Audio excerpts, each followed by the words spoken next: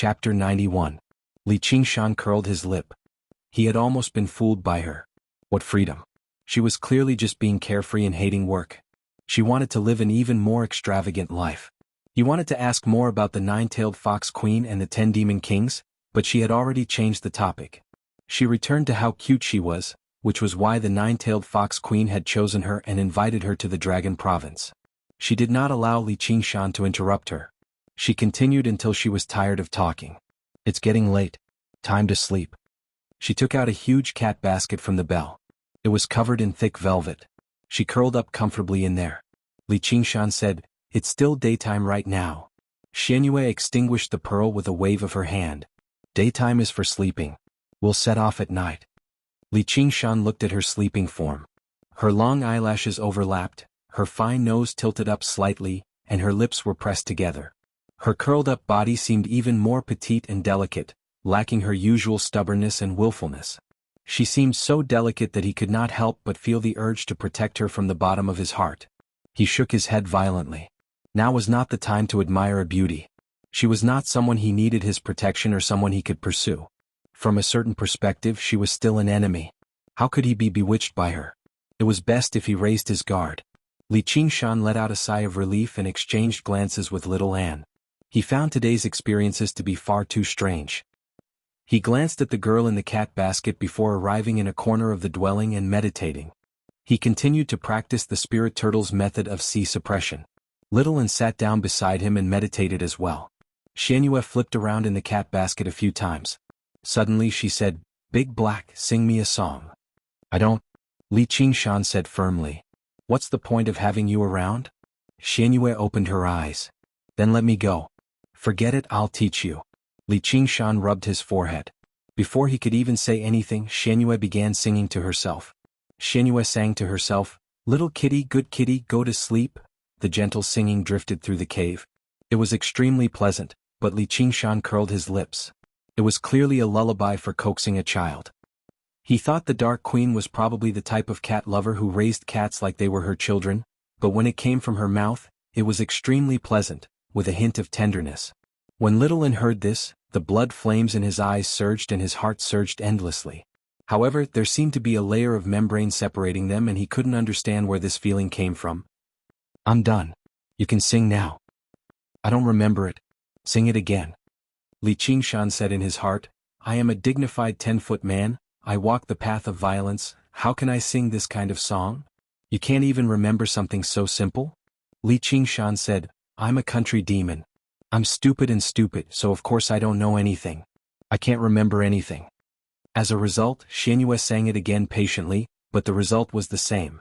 Li Qingshan still could not remember it. Xianyue wanted to lose her temper, but she changed her mind and held a pill between her fingers. She smiled. "If you sing you'll get pills to eat. Little kitty, good kitty, go to sleep."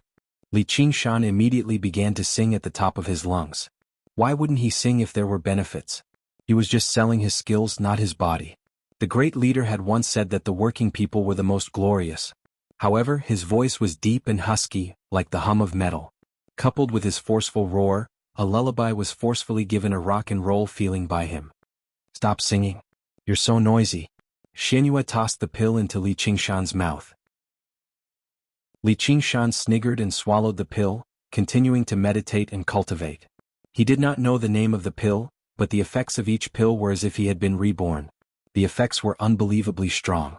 To ordinary people or even cultivators, these pills were probably treasures that were extremely difficult to obtain. Now that he only needed to shout a few times, it was a heaven-sent opportunity. Xianyue was no longer sleepy from his noise. She asked curiously, "What's with your appearance?" "Let me guess. Your mother is a tiger and your father is a cow?" Li Qingshan did not answer. It sounded like a curse no matter how he heard it. However, when he thought that she was also an animal, he could only bear with it. "How about your father is a tiger and your mother is a cow?" Li Qingshan reluctantly answered with a yep. Xianyue said, "I knew it. No wonder you can transform despite being so weak. Your parents are demons and not weak ones at that. Right, where did they go?" Li Qingshan said calmly, "Dead." He was thinking of his parents in this life. Xianyue fell silent. "I'm sorry." Then she said, "Me too." Li Qingshan looked over in surprise. Xianyue said, Go to sleep. She turned her back to him and said nothing more. Li Qingshan sighed gently. Suddenly he sang softly, "Little kitty, good kitty, go to sleep." Xuanyue's ears twitched and listened quietly as well. For a moment there were no other sounds in the cave. 50 kilometers away, an old man with a sword on his back descended from the sky, landing on the Dragon's Gate mountain. He looked at the collapsed buildings and frowned. His grayish-white hair was tied up in a bun, and he had a wisp of beard that was trimmed meticulously. His eyes shone brightly, but they were reserved and did not shine brightly. He actually resembled the soaring dragon swordsman that was worshipped. However, he was no longer a swordsman of the Jianghu in dire straits. Instead, he was the soaring dragon elder of the Sword Collection Palace. He closed his eyes and sensed, and his frown deepened. The Peachwood prayer sword he had left behind had actually failed to kill the enemy? The Peachwood prayer sword was a secret technique of the Sword Collection Palace. It required the Peachwood sword to be worshipped day and night, without a single day of rest. Over time, it would accumulate a tremendous amount of willpower and power of belief. Once it was used, its power would be unstoppable. The Soaring Dragon Elder decided to put this matter aside for now. The Dragon's Gate sect was only a connection he had left behind when he wandered the secular world in the past. In the blink of an eye, a century had already passed, so he did not really care about it. He would deal with his business first before finding that person and killing him in a single stroke. Just when he was about to move, his eyes suddenly narrowed. Gazing over sharply, he saw a white figure descend from above. Gu Yinying smiled. Soaring Dragon Elder, long time no see. However, she did not smile at all. The Sword Collection Palace had actually sent a golden core elder. It really was rather troublesome. The two concubines of the Green Province, the Dark Queen and the Ming Queen, were like sworn enemies, while the Ming Queen came from the Sword Collection Palace. She would never let the other party have an easy time as long as she had the slightest opportunity. The Soaring Dragon Elder said, "So it's famed Constable Gu. Why have you come to such a remote place?" He was also cautious inside. Among the White Hawk commanders of the Green Province, she was the most difficult to deal with, and she had always been on close terms with that damned woman, the Dark Queen. She just happened to have a powerful background, so he could not fall out with her so easily. Gu Yenying said, "I've come under the Dark Queen's request for a small matter, but I never expected to run into you, Soaring Dragon Elder. I just happened to want to invite you to a drink." She immediately made up her mind. As long as she could keep this old man busy, she could let the cat escape to the Dragon Province. Over all these years, the cat had already caused her so much trouble. She really did not want to see it again. Chapter 92. I don't have that kind of free time. After you, Commander Gu. The Soaring Dragon Elder was about to take off on his sword. With a flash, Gu Yenying blocked his path again. Her smile had already vanished. "Soaring Dragon Elder, you're already so old, so why must you lay your hands on a cat?" After the Dark Queen lost her child, she completely relied on the cat to console herself. Does the Sword Collection Palace really want to wage war against the Umbraline sect? Our Sword Collection Palace has always followed the principle of purging demons and protecting the righteous. Demons and monsters are all people who have the right to slay them. The Soaring Dragon Elder said firmly. He wanted to kill the cat demon this time and crush the wretched woman's willpower. And the cat demon should be carrying a large number of pills or even arcane artifacts on her. It was a tremendous sum of wealth, so he refused to let it slip by. Before he set off, he had performed a divination with the Divining Elder. The divination indicated that this trip would definitely be a success, and he would be able to end his grievances along the way. He was basically confident in victory. In the end, the provincial lord would step forward to mediate, and the Umbraline sect might not necessarily have the resolve to wage war against the Sword Collection Palace. Why would two human sects start a war over a cat demon? Gu Yenying's expression changed. Golden light flashed through her eyes and she sneered. If the Sword Collection Palace is so impressive, why don't they slay a dragon in the Ink Sea and kill the greatest demon king of the Green Province? All they do is bully the weak and fear the strong. The Soaring Dragon Elder said, "Our palace master has his own plans for this." Before he had even finished speaking, he had merged with his sword and turned into a streak of light, shooting through the air with lightning speed. The golden light in Gu Yenying's eyes vanished. After a moment of hesitation, she did not strike in the end. She sighed gently. The swordsmanship of the Sword Collection Palace pursued the extremities of the path of the sword. It did not rely on external objects, and its power was extraordinary. It was far beyond what regular golden core cultivators could contend with. Unless she had no other choice, she did not want to clash with him. Now all she could do was find the cat before him. She could only hope that her 6 lines divination was a little effective and that Mou could help her out a little. In the boundless mountains, as long as any demon saw the cat, she would be the first to learn about it. It should not be a problem for her to beat the soaring dragon elder. After an unknown period of time, when Li Qingshan opened his eyes again, the cave was completely dark. There was no luxurious carpet or exquisite incense burner, it was completely empty. Everything that Bai Qin had experienced during the day seemed unreal. The sound of the waterfall was close at hand. It was deafening and emitted moist water vapor and brilliant light. It seemed strangely tranquil. He called out to Little N and walked out of the cave. Passing through the curtain of water hanging down from the waterfall, a bright moon hung in the sky. Xianyu sat on a big rock and looked up at the moonlit night. Her entire body was enveloped in a layer of moonlight and the crescent moon on her forehead flickered. She suddenly looked back and smiled. "Dehei, you're awake.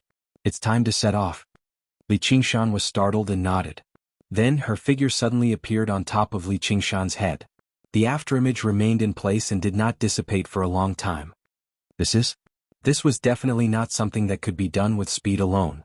It's shadow shift, idiot. The voice came from above, but when Li Qingshan looked into the water, he couldn't see her. This is the moon concealment technique, idiot. Li Qingshan came to a realization. It was no wonder she could flee so far despite being surrounded and intercepted. Teleportation and concealment. Just how many people could catch her with these 2 moves? Can't you just conceal yourself and head north? Once I use my demonic energy, I'll be discovered. Otherwise, why would I bring you along? Are you leaving or not? Xianyu was impatient. Li Qingshan leaped out of the pool and chose a direction to head north.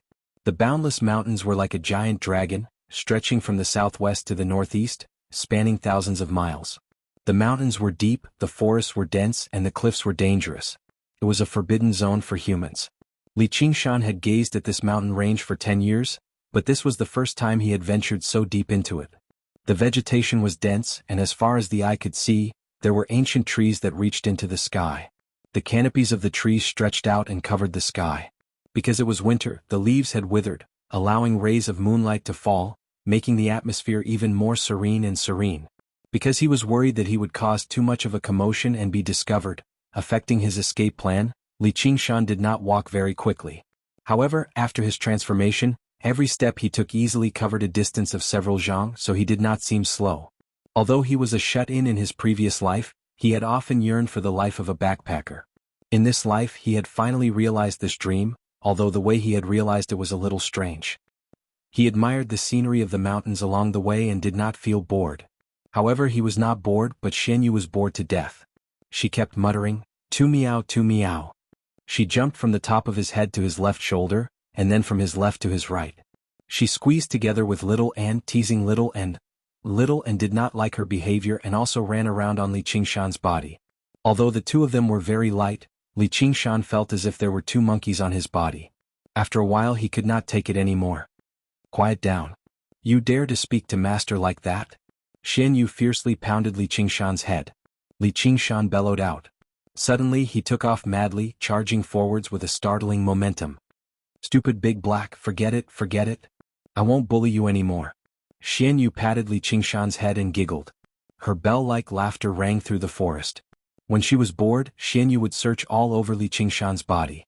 Soon she found the cursive sword calligraphy that Li Qingshan had hidden in his thick, crimson hair. Before Li Qingshan could stop her, or rather, it was useless to stop her. He opened the scroll and a spiritual light appeared.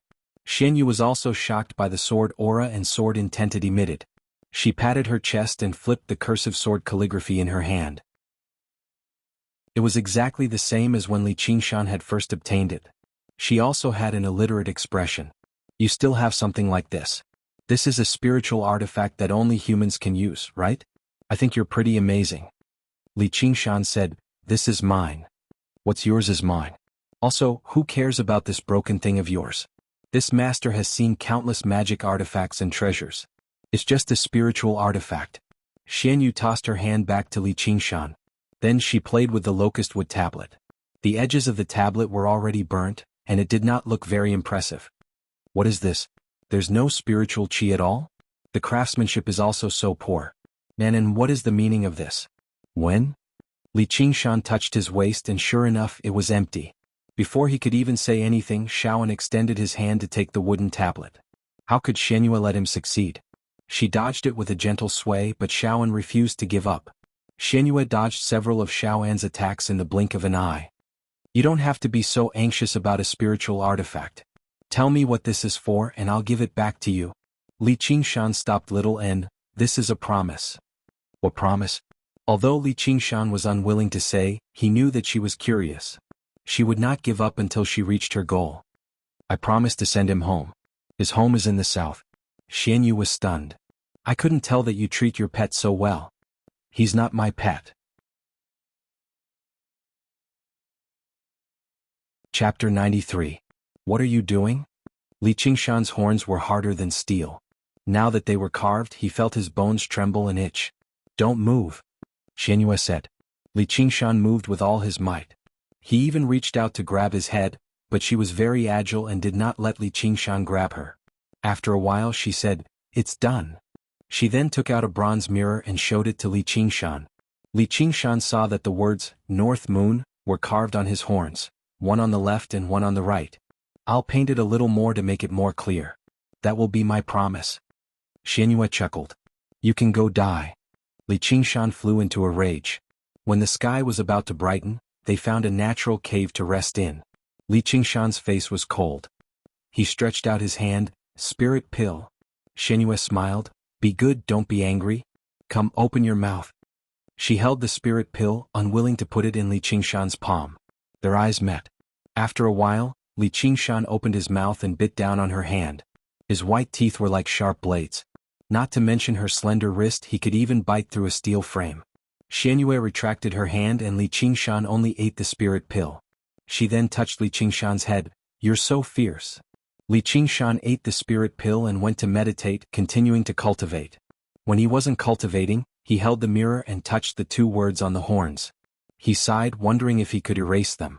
At this moment he still did not know that these two words engraved not only a promise, but also the name of the demon king of a generation. Therefore for several days the three of them went out at night. Xianyue was bored, so she bullied Li Qingshan for fun. Although Li Qingshan tried to resist, it was useless. In the end he could only let it be. After all, as long as he ate the spirit pill, his cultivation would increase day by day. There would be a day when he would become the master. Over the past few days, Li Qingshan had learned a lot about demons from Xianyue. Demons that had yet to refine a demon core would often have low intelligence. They could only be regarded as powerful wild beasts, which was why they were called demons. Only those that had formed their spirit pill could be called demons. Demons were also divided into different levels. Like humans, they were based on passing the heavenly tribulation. After passing the heavenly tribulation, they were called demon generals. After passing the heavenly tribulation, they were called demon generals. After passing the heavenly tribulation, they were called 10 demon kings. The 10 demon kings each occupied a region and had countless demon commanders and demon generals under them. Although the division of territory was slightly different from the administrative divisions of humans, there were still similarities. The demon king of the Azure province was the dragon king of the sea. Xianyue was a demon at the level of demon general. She had just stepped into the realm of the strong in this world, but she was already so powerful. Li Qingshan could not imagine what realm the demon commanders and demon kings above her were at. However, a flame seemed to burn in his heart. Be it as a human or a demon, he had to be the strongest so that he could not be trampled on by others. At this moment, Xianyue was humming a song as she stood on Li Qingshan's head. She grabbed Li Qingshan's horns and looked into the distance. Li Qingshan could not help but imagine the scene of holding her in his palm and listening to her call him master. A flame surged in his lower abdomen again, but it was not just his fighting spirit. Li Qingshan was filled with ambition and desire. Just as he was fantasizing, a gust of wind rushed down from the treetops. A bloody mouth opened wide and swallowed him. Xianyue, who was invisible, was the first to bear the brunt of it. She casually waved her hand. Your reaction is too slow. She drew a silver arc in the air. A snake head the size of a water tank fell to the ground. Blood spurted out. It was a patterned python that had been hiding in the forest. Li Qingshan avoided the blood and looked up to see the snake's body coiled around the tree trunk. It was dozens of feet long and had the same color as the tree trunk. If one did not look carefully, they would not be able to see it. It was a living python disaster. Although he had seen many strange things, he could not help but be amazed that there were such strange and terrifying creatures in this world. If it came to a human village, it would be able to easily slaughter everyone. Li Qingshan smelled the demonic qi on the snake and knew that it was a so-called demonic beast. He had read many Wuxia novels and immediately climbed up the tree to retrieve the snake's gallbladder. Only then did he discover that the snake's skin was extremely tough. Without the infusion of demonic qi, he still spent a lot of effort to break it open. One could imagine how terrifying this demonic beast would be if it was alive. It was only because it had chosen the wrong target that it was killed by Xianyue. Grabbing the greenish-black snake's gallbladder, Li Qingshan, in the spirit of not being afraid of pain, closed his eyes and swallowed it in one gulp under little Anne's shocked gaze. "Why did you swallow the poison sac?" Xianyue asked curiously. "What? Poison sac?" Li Qingshan's expression changed. His originally pale face became even more ashen. His heartbeat sped up as the poison attacked his heart. To put it bluntly, Li Qingshan had never done something like retrieving a snake's gallbladder in both of his lives. How could he become a wilderness survival expert after just one transmigration? Meow ha ha ha. Xianyue fell to the ground laughing. Seeing that Li Qingshan had fallen to the ground from the poison, she took out a round ball from the snake's body and stuffed it into Li Qingshan's mouth. "Here, this is the snake's gallbladder." Li Qingshan's body had already stiffened. He forcefully swallowed the snake's gallbladder, but the poison only eased slightly. Xianyue then took out a spiritual medicine from the bell. "This is a poison-dispelling pill." Li Qingshan lay down for a while, waiting for the medicine to take effect. Only then did he sit up. He said to the worried little Anne, "I'm fine." Xianyue then took out another spiritual medicine and gave it to him. "This is your reward." "What reward? This is really too funny. In the future, you must continue to work hard to make this master happy." Thus, Li Qingshan accepted the pill with a pale face. Little Anne spat out the corpse incineration blood flame, and quickly incinerated the giant python demonic beast. This could be considered as revenge for Li Qingshan. The blood flame burned the python until there was nothing left but a snake skeleton. It spun in the air and returned to his mouth. These demonic beasts' blood energy was strong and vigorous. Even 100 people's blood energy couldn't compare to it. It was extremely beneficial to him. Xianyue was stunned. "So this is what you eat, little white." Li Qingshan saw this and thought about how he should help him find some more food. As they went deeper into the boundless mountain range, the trees grew taller. Li Qingshan, who was more than 10 feet tall, often felt small. Along the way they met more and more demonic beasts. All kinds of creatures that only existed in legends and imagination appeared in front of him. Giant birds with wingspans of more than 10 feet and surrounded by wind and lightning flew across the sky. Spiders the size of tables with ghost faces on their backs weaved a spider web the size of a football field between dozens of towering ancient trees.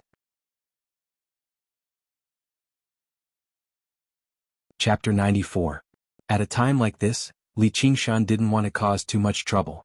The demonic beasts that dared to attack Li Qingshan were all shockingly powerful. Xianyue also became more and more cautious. She didn't attack casually and carefully retracted her demonic qi. Li Qingshan often had to go through a bitter battle before he could continue on his journey. As he fought, he became more and more skilled in battle. Against these terrifying demonic beasts, he didn't have many tricks up his sleeves. Most of the time he had to use brute force against brute force and fight his way through. But he also encountered many demonic beasts that were extremely difficult to deal with. It was all thanks to little Anne's blood corpse incineration flame that he performed miraculous feats, burning many demonic beasts to death. He was even more ferocious than Li Qingshan. This divine ability didn't show itself at the start, but the further they went, the more powerful it became. And as more demonic beasts were burned to death, the blood corpse incineration flame also became more and more ferocious. Wherever it went, it was invincible. Even Xianyue kept glancing at it. She didn't know what divine ability or dharma art he cultivated, but it seemed to have a suppressive effect on all living beings with flesh and blood. But little Anne couldn't speak, so she couldn't ask him anything. Li Qingshan could only say that he already knew how to use it. And then little Anne couldn't reconstruct his fleshly body. It seemed that he needed humans as sacrifices. There was nothing he could do about it. He could only wait until he regained his human form. But along the way they never encountered a demon general or a demonic beast with a Yao core. It wasn't that Li Qingshan was lucky. Many times as Li Qingshan was walking forward, Xianyue would suddenly give the order to stop or turn around. And demonic beasts were like wild beasts. They also had their own hunting grounds that ordinary people wouldn't be able to detect. Xianyue could keenly sense the changes and strength of the demonic qi. Then, she would circle around some dangerous areas. Most of the time, she would be moving along the borders of the invisible territory. Meanwhile, Li Qingshan was in charge of controlling the general direction.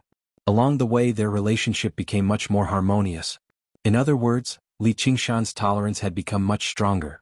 As he practiced the spirit turtle's method of qi suppression, he could feel his irritable heart gradually settle down.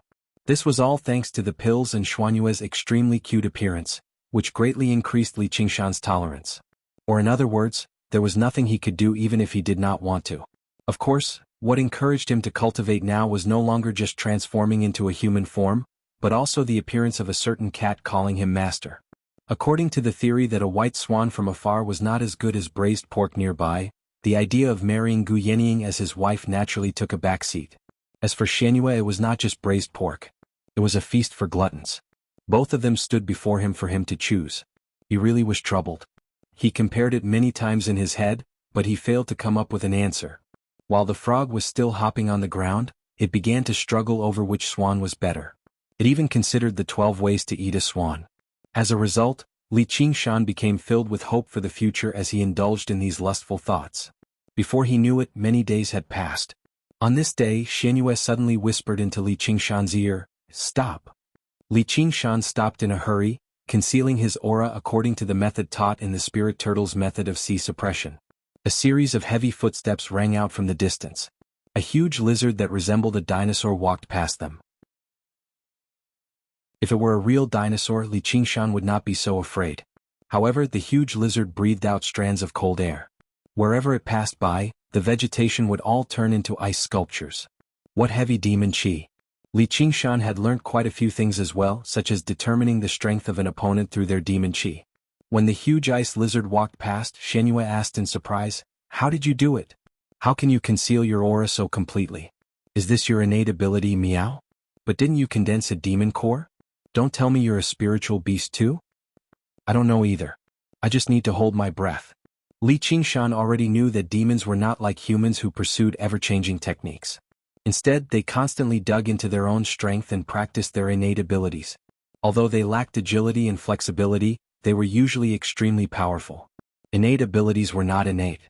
They could only be awakened after condensing a demon core, and they would grow stronger as they grew stronger. They might even awaken even more innate abilities. Shadow displacement and moon concealment were Xuanyue's innate abilities. They were extremely rare abilities for movement and concealment. She was probably not a regular cat demon, but some kind of spiritual cat. Diske. Li Qingshan's insincere words made Xianyue feel disdain. However, she did not probe further. Demons were often unwilling to tell others about their innate abilities. However, in her eyes, Li Qingshan seemed more and more mysterious. Suddenly, a beam of light streaked across the sky, and a sword-like gaze swept across the land. Li Qingshan's eyes were sharp, and he saw the figure in the beam of light at a glance. The soaring dragon elder also saw Li Qingshan on the ground. "Demon General? But your demon aura is too weak." It was still rare to see a humanoid demon. "What is that?" He also saw little and beside Li Qingshan. Li Qingshan met the sword-like gaze and his heart was filled with fear. It was as if a divine sword was hanging above his head, about to behead him the next moment. This was a sword immortal. Although he had seen Gu Yenying's graceful figure, he was still filled with shock when he saw the legendary sword immortal. Who had not dreamed of flying across the sky on a sword? Afterwards, he suddenly remembered his current identity and appearance. He was a demon. If the sword immortal descended from the sky, how was he supposed to deal with it? Only when the streak of light shot past him without stopping did Li Qingshan let out a sigh of relief. The soaring dragon elder personally believed he had important matters to attend to, so he would not waste any effort on a puny demon like him. As for Xianyue, she even held her breath just now. Only then did she say, "Oh no, it's someone from the Sword Collection Palace. Fortunately, my moon concealment is powerful or I'd be done for. Of course, it's all thanks to that cat of yours. I'll reward you with a pill later." She rubbed Li Qingshan's head. If she had been in a hurry, she would have been discovered already. "What Sword Collection Palace? That person's coming for you?" Li Qingshan sensed an ill omen. This mission was much more dangerous than he had imagined it to be. Xianyue did not hide anything either. She roughly explained the conflict between the Dark Queen and the Bright Queen, which made Li Qingshan's expression even uglier. Even holding the pill made him feel like it was scalding hot. That was an important figure renowned across the entire Green Province. Someone as insignificant as him really would not be able to survive even if he had several lives if he was dragged into a vortex like that.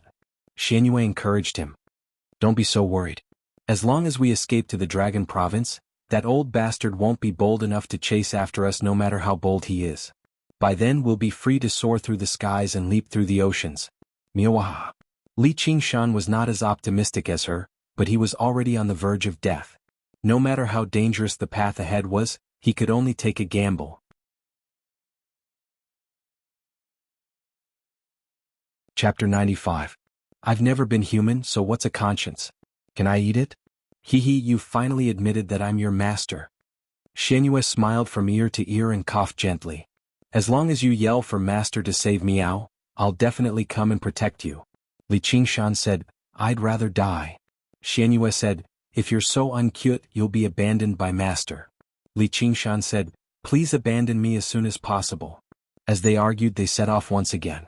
However, as if a shadow had shrouded his heart, Li Qingshan became much more careful with his subsequent movements. He did his best to travel through the dense forests and mountains.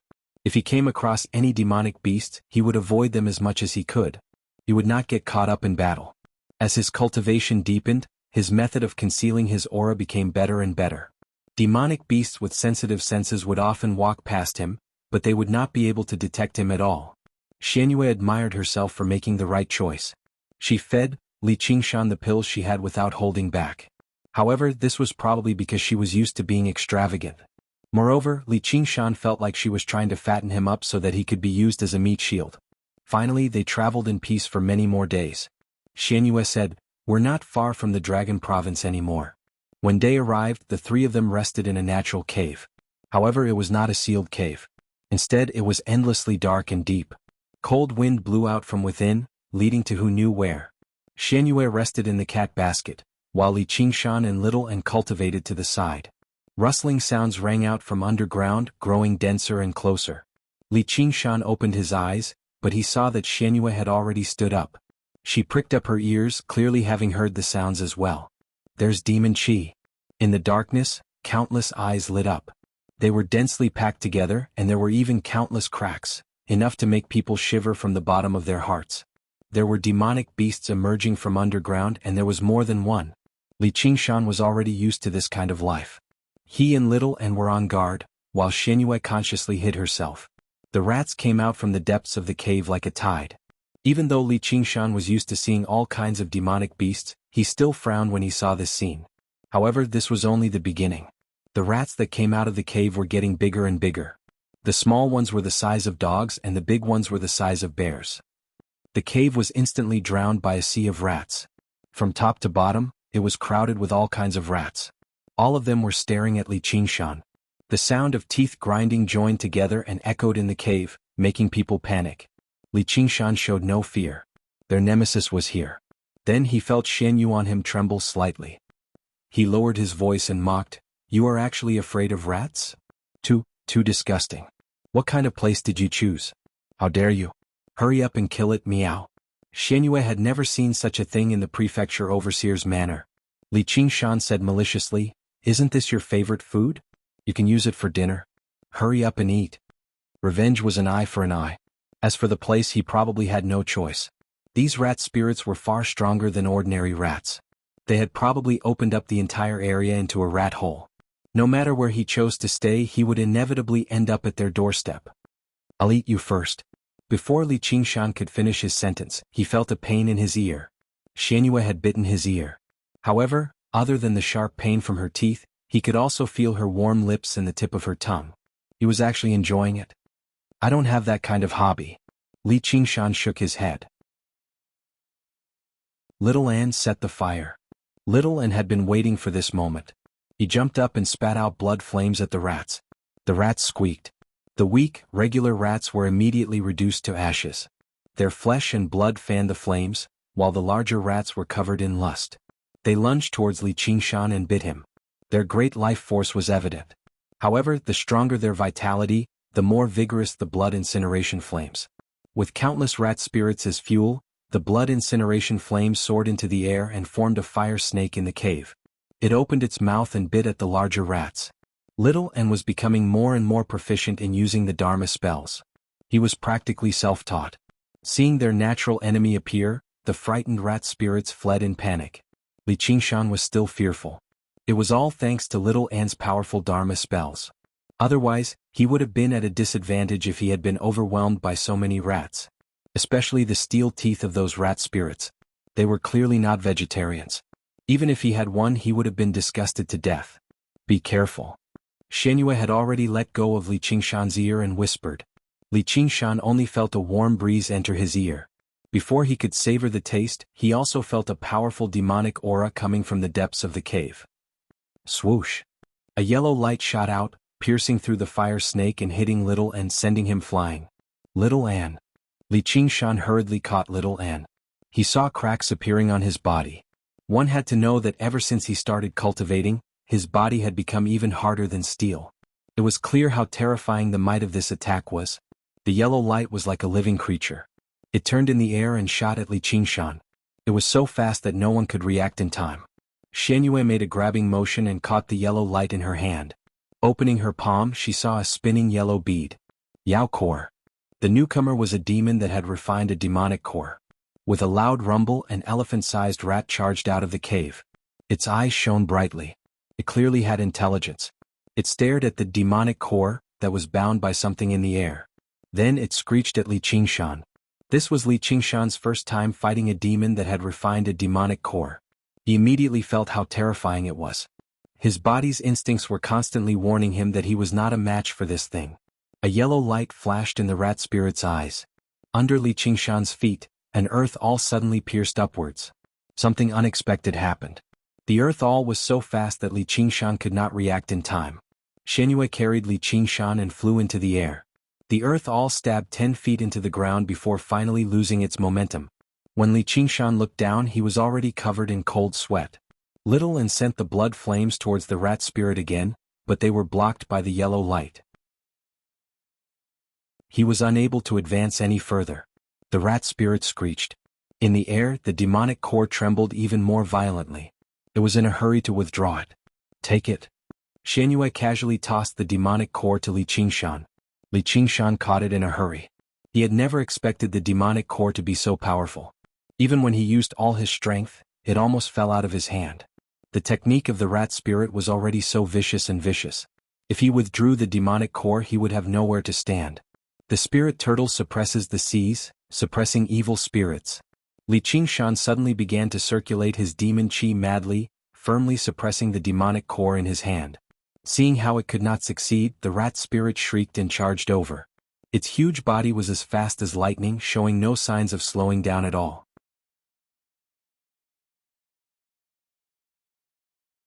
Chapter 96. Dang. The horns and teeth clashed, sounding like metal clashing. Boom. There was a loud sound and the cave shook. The rat spirit pushed Li Qingshan into the stone wall. Li Qingshan's feet left 2 deep marks on the ground. The strength that he was most proud of was not this rat spirit's match at all. A demon with a spirit core and a demon without one were 2 completely different things. Li Qingshan was alarmed. He saw the rat spirit's eyes shine with a cunning light. Another earth all pierced the immobilized Li Qingshan from the stone wall behind him. Little An held his sword with both hands and chopped at the rat spirit's neck. A long rat tail swept it away like a steel whip. Xianyue attacked again. For sharp lights shot out from her claws, and the rat spirit's eyes filled with fear. The sharp lights easily tore through the rat spirit's protective layer of demonic chi. The unstoppable rat spirit was sliced into several pieces, dying on the spot. No matter how strong it looked, a demon general-level demon could not withstand a single blow from Xianyue, who had already undergone one heavenly tribulation. Li Qingshan kicked the rat spirit's corpse away. The spirit core in his hand was no longer beating. He touched his back and saw a bulge on the stone wall. If he had been any slower, he would have been severely injured even if he did not die. Too stupid.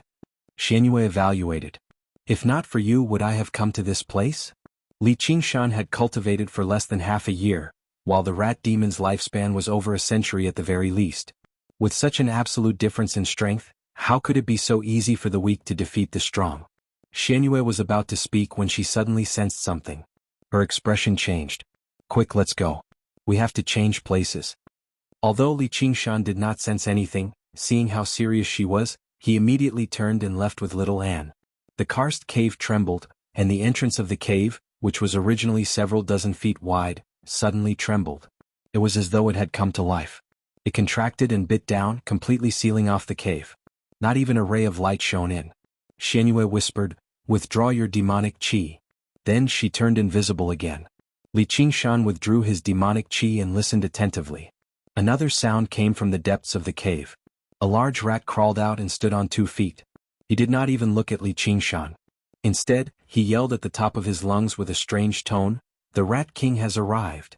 Li Qingshan was stunned. He was not only surprised that the rat could speak, but also surprised that a group of monsters could be so arrogant. Then, 16 rats that stood on 2 legs walked out from the depths of the cave, carrying a throne on their shoulders. On the palanquin sat a fat man with a golden crown on his head. He looked like a king. He had a shifty-eyed face, revealing long rat teeth and dragging a rat tail behind him. Behind it were 2 female rats that looked like maids. He raised 2 large fans.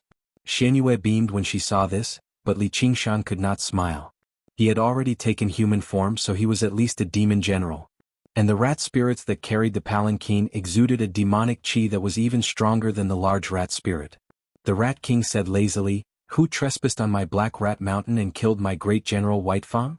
He completely ignored Li Qingshan, who stood over 3 meters tall in front of him. If it were not for the fact that his voice was far too shrill, he really did have the demeanor of a king. The rat that looked like a eunuch shouted, "King, it's this guy." All the rats said in unison, "Wise king." Only then did the Rat King act like he had just seen Li Qingshan. He studied him up and down. "What kind of demon are you?" He saw how Li Qingshan had assumed human form and became fearful. Usually, only demon generals that had survived heavenly tribulations could do this.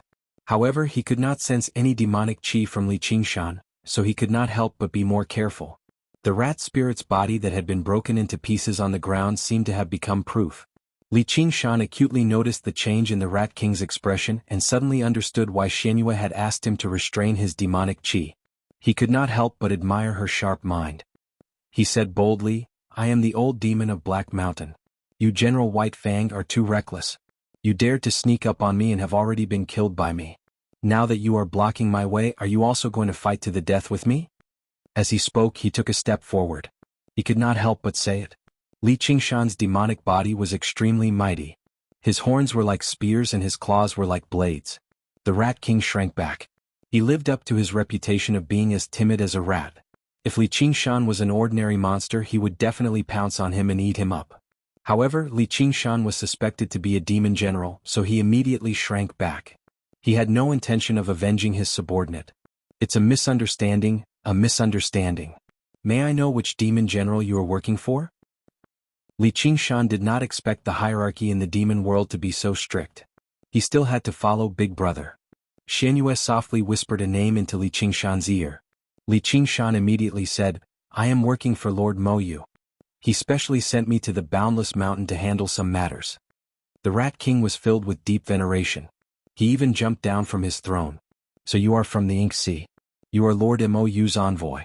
Could it be because of that cat demon?" Li Qingshan was stunned, but he nodded on the surface. "Yes." The Rat King said, "Didn't I already tell you? As long as we see it, we will definitely capture that cat demon. We will not disappoint Lord Mo Yu." He thought to himself, no wonder he sent this person here. He can conceal his demonic qi so well. He is indeed suitable for tracking. The corner of Li Qingshan's eye twitched. No wonder Xianyue was so careful deep in the mountains, maintaining the state of moon concealment at all times. It turned out that not only humans but even demons were searching for her. She really did not have a foothold in the green region. The danger of this mission far surpassed what he had imagined at the start. If she were to reveal herself now and engage in a chaotic battle, even if she could win, it would alarm all the demons in the Boundless Mountain. They would come together to capture her, causing their escape to fail completely. Li Qingshan became even more careful. He carelessly said, That would really be like a flood rushing against the temple of the Dragon King. But you are a rat and she is a cat. Aren't you afraid of being eaten? Xuanyue's hand pinched fiercely on Li Qingshan's back. Why would I eat such a filthy thing? The Rat King said to the eunuch rat in charge of passing on the message. Tell me, what is this king's nickname? The eunuch rat said, Cat-eating mouse. The rats then said, Wise king. Xuanyue gritted her teeth in hatred. Her hand pinched Li Qingshan's back. The Rat King laughed proudly. Seeing Li Qingshan's face twitch, he asked, What's wrong? Li Qingshan gritted his teeth and said, It's nothing. Keep your guard up. I still have important matters to attend to, so I'll take my leave first. With a wave of the Rat King's hand, the cave returned to its original state. Sunlight shone in. Li Qingshan turned around and left. The Rat King stroked the rat whiskers under his nose. I keep feeling that something's not right.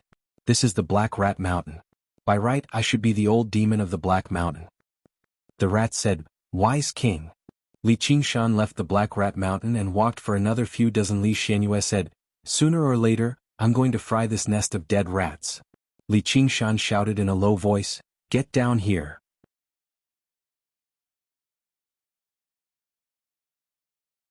Chapter 97. Xuanyue widened her eyes. How dare you be so rude to me, your master? Her eyes widened even further. Li Qingshan stared at Xuanyue. You've never mentioned this before. You're clearly hiding it on purpose. Under his intense gaze, Xuanyue panicked for some reason. She changed the topic. Haha, there's a meow? You didn't even ask.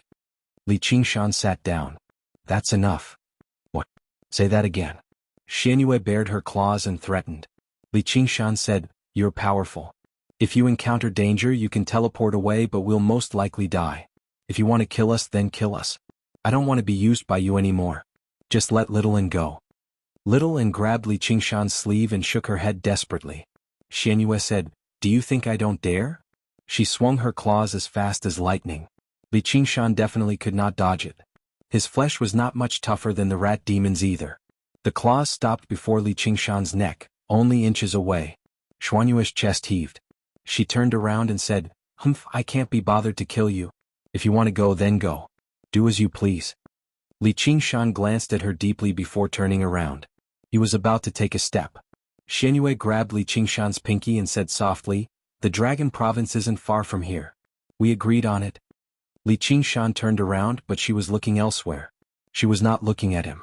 The sunlight fell on her eyelashes, casting a shadow over her lake-like eyes. It seemed to reveal a hint of sorrow and weakness, which tugged at his heartstrings. After a long silence, Li Qingshan said, All right then. I'll send you off again. I'll just treat it as fulfilling our agreement. Xuanyue's complexion immediately cleared up. She stuck out her tongue and smiled slyly. How easy to coax. She no longer seemed sorrowful or weak at all. Li Qingshan's head fell to the ground.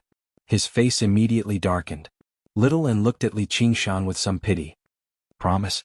Promise? Xuanyue gleefully jumped around Li Qingshan, and finally leaped onto his head. She urged, Let's go. Li Qingshan glared at her. They continued to move forward. It had been a long time since he walked under the sun. The winter sun was warm and warm.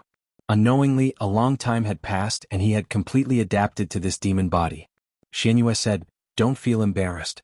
There's nothing embarrassing about losing to my ultimate move. Ultimate move? Xuanyue said, Actually, I wanted to leave a long time ago, but once the Dark Queen revealed an expression like that, there was nothing I could do. Li Qingshan said, But in the end you still left. Xuanyue said proudly, That's because I'm more ruthless, meow. Li Qingshan said, This isn't something to brag about. If you are cruel to others, others will also be cruel to you. Is that meow? In the Black Rat Mountain, the Rat King lay on the ground, completely burying his head in the soil. All the tiny sounds within 5 kilometers or even 50 kilometers reached his ears through the soil. Li Qingshan and Xuanyue's conversation obviously did not escape his ears. The innate abilities of demons. Most of them focused on offense and defense, but he knew an extremely rare earth-listening technique, which suited his cautious and cowardly nature. He suddenly pulled his head out. His face ashen, he said, As expected, something's wrong. The rat said, Wise king. Cut the nonsense, Chase. Xuanyue's ears suddenly perked up. Crap, they're coming, let's go. Li Qingshan took off with his feet and rushed forward madly. With each step he would leave behind a deep footprint. With his next step he would travel several dozen meters. Too slow. Xianyue still found it too slow. Li Qingshan said, "Try carrying me while running." Xianyue took out a spirit herb and threw it into Li Qingshan's mouth, then took out a talisman. The color of the talisman was not the usual yellow, but crimson red. The spirit herb dissolved and a light aura rose. Li Qingshan felt his body lighten by half. The talisman shattered, and a gust of wind wrapped around Li Qingshan's body, making him feel weightless. Li Qingshan took a step and his body shot up into the sky. The sky was a dazzling blue, and the tall ancient forest was under his feet. The undulating curves of the mountains in the distance seemed like they were about to fly. He looked back and sure enough there was billowing smoke and dust rushing over. When he landed on the ground again he had already adjusted his posture. He leaned forward and charged forward. Every step he took covered a distance of 100 meters, and the small mountains were no longer an obstacle. He leaped over them. Xianyue stood on his shoulder and laughed, "Charge! Meow ha ha." The billowing smoke and dust swept over at an astonishing speed. Among the smoke and dust the Rat King was leading. He stepped on a wave formed by countless rats, and when he saw Li Qingshan he shouted, "Stop!" Xianyue knew that she had been exposed and did not hide any more. She made a face, "Only an idiot would stop, stupid idiot." Yellow light flashed through the Rat King's eyes, and earth spikes suddenly stabbed out. Whether it was in terms of speed or strength, they were 10 times more vicious than the Rat General. They would always stab at the spot where Li Qingshan was about to land. Li Qingshan darted left and right, constantly changing directions. As soon as he tilted his body to avoid a stab, there was movement below his feet again. He bellowed out, "The ox demon stamps its hooves," stepping on the spike that had just emerged and using it as a foothold to rise into the air. The pain under his feet was unbearable, but fortunately, his feet had become tough ox hooves, or he would have been crippled. He flew up to 100 meters in the sky, and the blue light dazzled his eyes. He could not care about the pain under his feet. Xianyue pointed at the sky, "Blacky little white, do you see that? The ice sword cliff is right in front of us." A towering, unbroken ice cliff spanned across the boundless mountain range. It was as if a deity was holding an ice sword, and with one strike, he had cut the dragon-like boundless mountain range into two. That was the boundary between the Azure and Dragon prefectures. Li Qingshan's heart was suddenly filled with hope, as if he had finally seen the end of his journey. Although he understood the principle of looking at a mountain will lead to a dead horse, he knew that the ice cliff was still very far from here. However, he had a feeling that if he could cross that ice cliff, he would definitely reach an unprecedented realm. When he lowered his head, he saw that the originally hard rock layer where he was about to land had become a quicksand field with a radius of 100 meters. His entire body was stuck in the quicksand.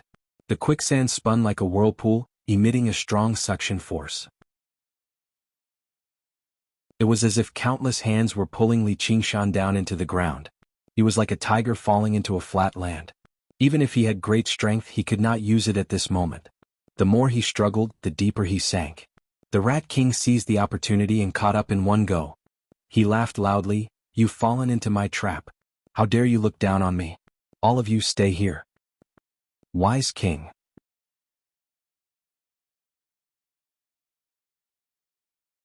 Chapter 98. Great King, it's a cat. The rats were all shocked. They all wanted to flee into the ground in a panic. The cat-eating Rat King had finally found the cat he was looking for. After careful consideration, he came to the conclusion that a regular cat could eat regular rats, so a demon general cat could obviously eat demon general rats. Afterwards, his legs weakened. He said calmly, "Move. Wise be the great king." The rats said. They immediately dug a hole. As a result, a large group of rat demons arrived aggressively. As soon as they saw the cat Xianyue, they immediately fled in a panic. Xianyue let out another great burst of laughter. Li Qingshan was stunned. How cowardly. The terrifying suction force of the quicksand immediately vanished, and he leapt out of the sandpit. Xuanyue's expression changed. "We've been exposed. Let's go." Li Qingshan suddenly looked back. A streak of light shot over from the distant horizon to the south. He only glanced at it from afar, but the sharp aura seemed to pierce his eyes. He dared not stay any longer. He charged towards the ice sword cliff. The landscape receded madly. Originally, Li Qingshan felt like he was as fast as the wind, but every time he looked back the streak of light would get closer. It was within 50 kilometers of him in just a while. Li Qingshan said to Xianyue, "We can't continue like this. You should go first." Xianyue said, "What are you talking about? We're almost there." Li Qingshan said, "If we continue like this we'll be caught. You should go to the Dragon Province yourself." Xianyue glanced at Li Qingshan and nodded firmly. "Then Big Blacko, be careful. Don't get killed." In the next moment she vanished. Who knew where she had moved off to? Li Qingshan immediately concealed his aura and changed directions. He ran towards the east. He did not have any intention of sacrificing himself for the greater good. Sword immortals were very powerful.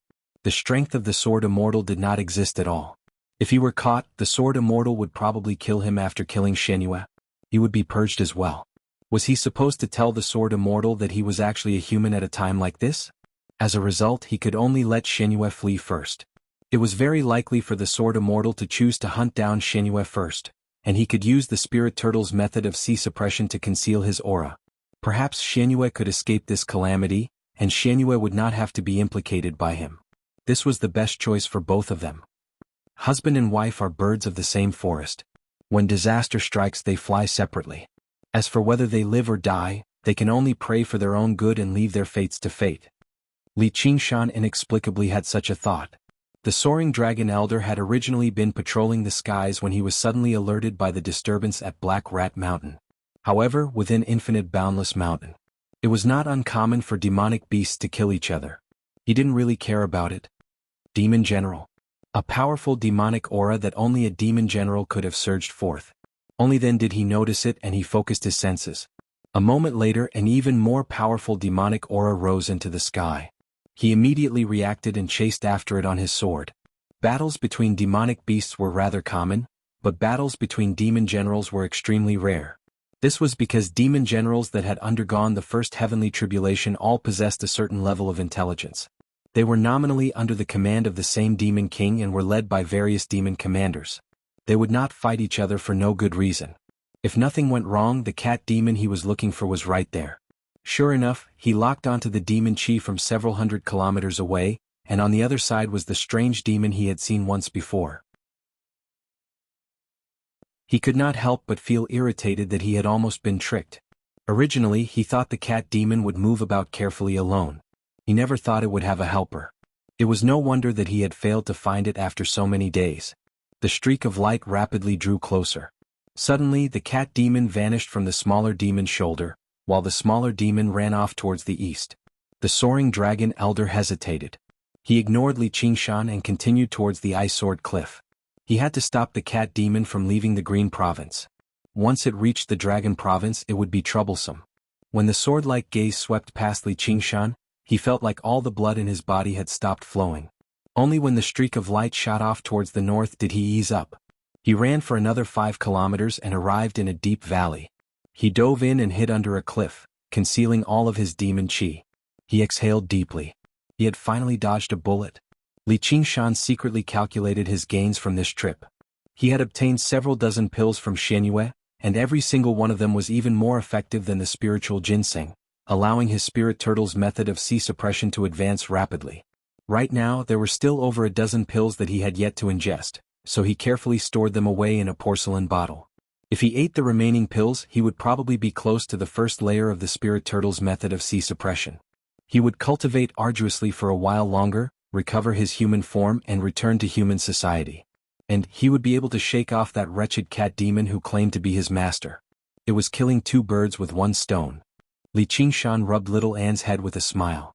"I'll be able to complete my promise with you very soon." Li Qingshan did not move at all, allowing time to pass by slowly. Suddenly he felt the ground shake but it vanished very quickly. Then it shook again. The sky slowly darkened. Dark clouds filled the sky again and it began to snow heavily. It was accompanied by whistling winds, blanketing the surroundings. Li Qingshan felt even more at ease. In such weather, it would be even more impossible to find him. It would be easier for Xianyue to escape too.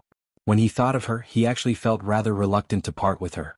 However, she must have arrived in the Dragon Province already. She would be able to live the free life she wanted very soon. Let's just hope that we're fated to meet again. Myriad Sword Technique. In the snowstorm, a bellow boomed out like a clap of thunder. shattering the snowstorm and interrupting his thoughts. Boundless killing intent enveloped him. Oh no! Li Qingshan leaped up with little N in his arms. When he looked back in midair, he saw thousands of streaks of light crisscrossing in the snowstorm. They tore apart the cliff he had been hiding in, causing it to collapse with a rumble. Li Qingshan fell onto a dried-up stream. Just as he raised his head, a 3-foot-long sword pointed straight at his forehead. It was only 3 inches away. The soaring dragon elder wielded his sword in his right hand and stood on a rock. He stared at Li Qingshan coldly. "Speak. Where did that cat demon run off to?" "You're the soaring dragon swordsman?" When Li Qingshan saw the sword immortal's appearance, he was instantly stunned. The portrait in the Dragon's Gate sect's ancestral hall appeared before his eyes again. The Dragon's Gate sect had been around for several generations. It was at least a century old, while the soaring dragon swordsman only seemed slightly older than the portrait. If he considered the fact that the Dragon's Gate sect had purposefully drawn him younger to protect their venerables, then there was basically no change. Apart from the word, immortal, there was no other word that could describe him. However, he was currently being pointed at the head by a terrifying immortal.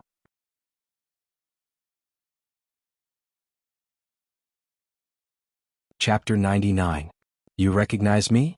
Soaring Dragon Elder was able to form a golden core, so his mind was incredibly sharp. You were the one behind the Dragon's Gate sect's incident? Elder Divining's words about severing old ties with him happened to refer to this. Li Qingshan cursed his bad luck. He felt that the mysteries of the heavens were unfathomable. There seemed to be a pair of hands controlling everything, karma and retribution. He had destroyed the Dragon's Gate sect, and now he met the founder of the Dragon's Gate sect in such a place and in such a manner. However, when he heard that the Soaring Dragon Elder had failed to find Shenyue, he inexplicably relaxed. At least he had not been wiped out. Therefore he said honestly, I was the one behind the Dragon's Gate sect. The Dragon's Gate sect ran amok in the village, doing whatever they wanted. In order to steal my spirit ginseng, they tried to harm me and kill me. I destroyed them. The world is fair. The Soaring Dragon Elder was slightly taken aback. Li Qingshan's eloquence surprised him. He was not as ignorant as ordinary fiendish demons. However, when he heard the end, he raised his eyebrows. There was a flash of sword light, dazzling Li Qingshan's eyes. Only when blood spurted from his shoulder did he realize that he had been injured by the sword. It left a terrifying wound that stretched from his shoulder to his chest. A mere fiendish demon dares claim to be fair. A spiritual item is not something a fiendish demon like you deserves to possess. Slaying fiendish demons is the way of justice. Little and spewed out the blood corpse incineration flame, but before it could reach a meter away from the Soaring Dragon Elder, it was forced back by the spiritual energy. The Soaring Dragon Elder glanced at him. What a pity. You have a good physique, but you have fallen to the demonic path. I will send you to hell. Then he said coldly to Li Qingshan, cut the crap. Tell me where the cat demon went and I'll give you a quick death. I'll let you reincarnate. Don't be a demon in your next life. Otherwise I will destroy your soul. He headed north in pursuit. However, he had lost Xuanyue's aura. He used the myriad sword art to shatter dozens of mountains and wreaked havoc in the boundless mountains. However, aside from demon commanders who could stop him, in the end he failed to force her out. Xuanyue's 2 mystical abilities were too suitable for concealment. The Soaring Dragon Elder was in a terrible mood. Since Elder Destiny said that this trip would be a success for sure, he might even be able to fulfill his destiny. Most likely it was going to happen to this little demon. Li Qingshan said, I don't know. Before his voice died away, blood spurted from his right shoulder. He lowered his head, clenched his fists and crushed a handful of pebbles. Fiendish demons are all heartless. You're just a pawn abandoned after being used. It's a waste of time for me to interrogate you. The Soaring Dragon Elder's face was filled with pity and mockery. The sword light exploded, and with a horizontal slash, it slashed towards Li Qingshan's neck. However, Li Qingshan still didn't have the time to react. Even if he had 1,000 tricks up his sleeves, he couldn't use any of them. There was no continuous chatter. His moves were clean and precise, showing no mercy. This was what a sword immortal was like. A beam of silver light descended from the sky and shot towards the Soaring Dragon Elder's head. The light was so serene and divine. Li Qingshan felt like he was hallucinating. It was as if a crack had opened in the dark clouds in the sky, allowing the moonlight to shine through. However, it was just a hallucination. The dark clouds remained as thick as ever, and the snow fell even more violently. Instead, A smile of joy appeared on the soaring dragon elder's face. He abandoned Li Qingshan and twisted his wrist. The light from his sword rushed into the sky.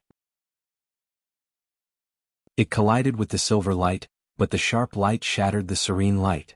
It shot straight down, leaving behind a crescent-shaped hole in the ground. The soaring dragon elder fled with the light, and Li Qingshan raised his head. At the top of the valley, within the endless wind and snow, was a rather small figure. The silver light shone from the crescent moon on her forehead. Meow. Ah. A familiar laughter pierced through the wind and snow, reaching his heart. Immediately, something indescribable surged through Li Qingshan's chest. However, he said, "Idiot, why did you come back? Go to your dragon province."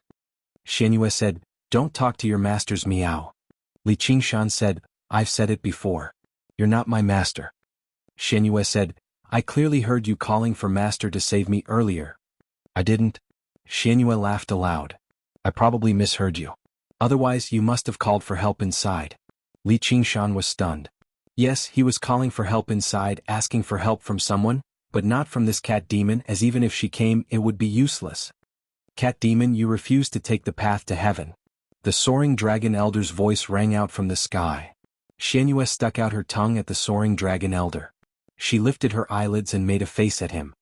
"Damned old man, come after me." With a turn of her body, she vanished. The cliff she stood on had already been torn to pieces by the light, and her demon chi vanished once more.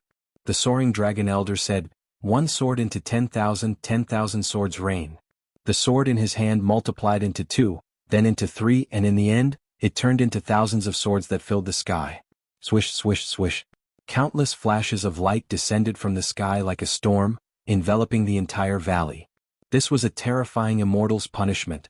Before such a terrifying move, demons were like pigs and dogs while mortals were like ants. All tricks were useless and all schemes were futile. Li Qingshan raised his head and gazed at the flashes of light that flickered like stars. It was unstoppable. There was only death. The rain of swords pierced through and shattered everything, but Li Qingshan did not die. A petite figure moved and blocked his way. The crescent moon on her forehead shone with silver light, blocking the rain of swords. Within the howling blizzard, the silver light and the rain of swords collided violently, illuminating the gloomy valley like it was daytime. The soaring dragon elder said, "This must be a life-saving move that the Dark Queen, that wretched woman, left for you. I'd like to see how long you can last." He formed a seal with his hand and pointed down. The rain of swords seemed endless. The silver light retreated inch by inch, but Xianyue gritted her teeth and endured. Li Qingshan looked at the petite figure and called out, "Go." It's useless like this." Xianyue said, "Shut up. How can a master not protect his pet? Who treats you as a master?" Meow. "I'm not discussing this with you." In the blink of an eye, the silver light was pressed to a foot before him, about to shatter.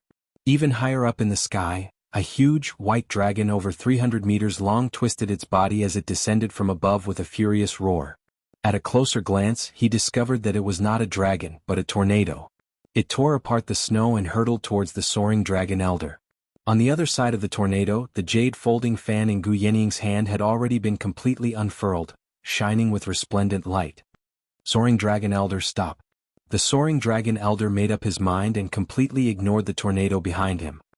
He formed a seal with his hand, and the rain of swords retracted, rapidly condensing together. It shone with dazzling light, vaguely shaped like a ball. It was like an extremely dazzling star, lighting up in the pitch-black sky. Myriad swords returned to one meteor falls. Gu Yaning said, "Be careful." However, her voice was unable to match the speed at which the huge sword fell.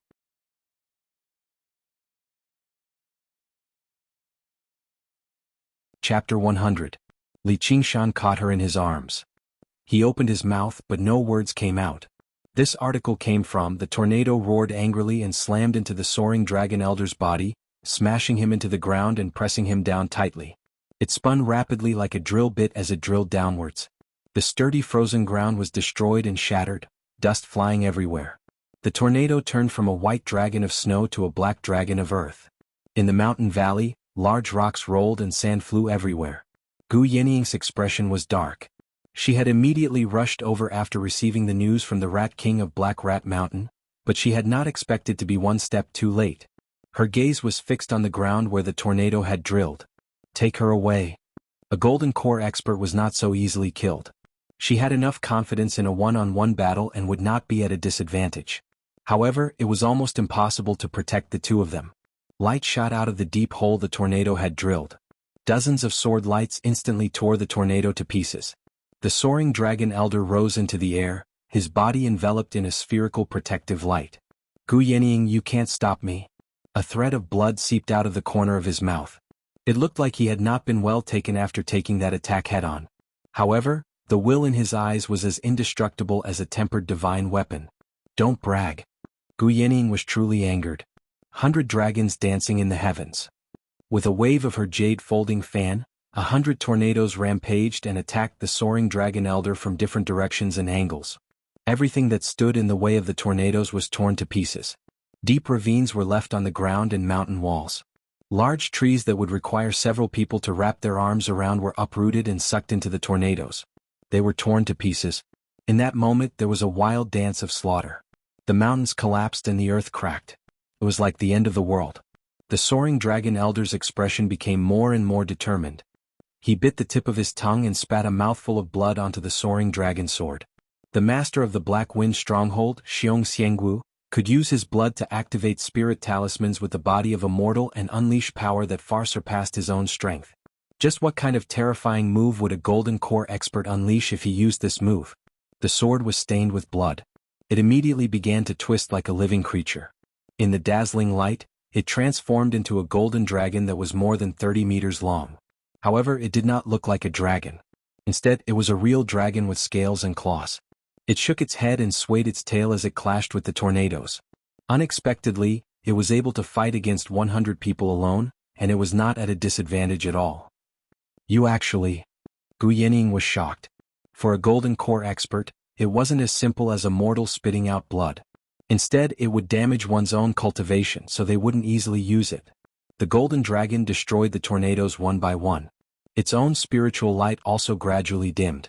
The flying dragon elder took out a magic talisman from the Sumeru ring on his finger and said, Elder Destiny has calculated that there will be some obstacles on this trip. Purple amulet.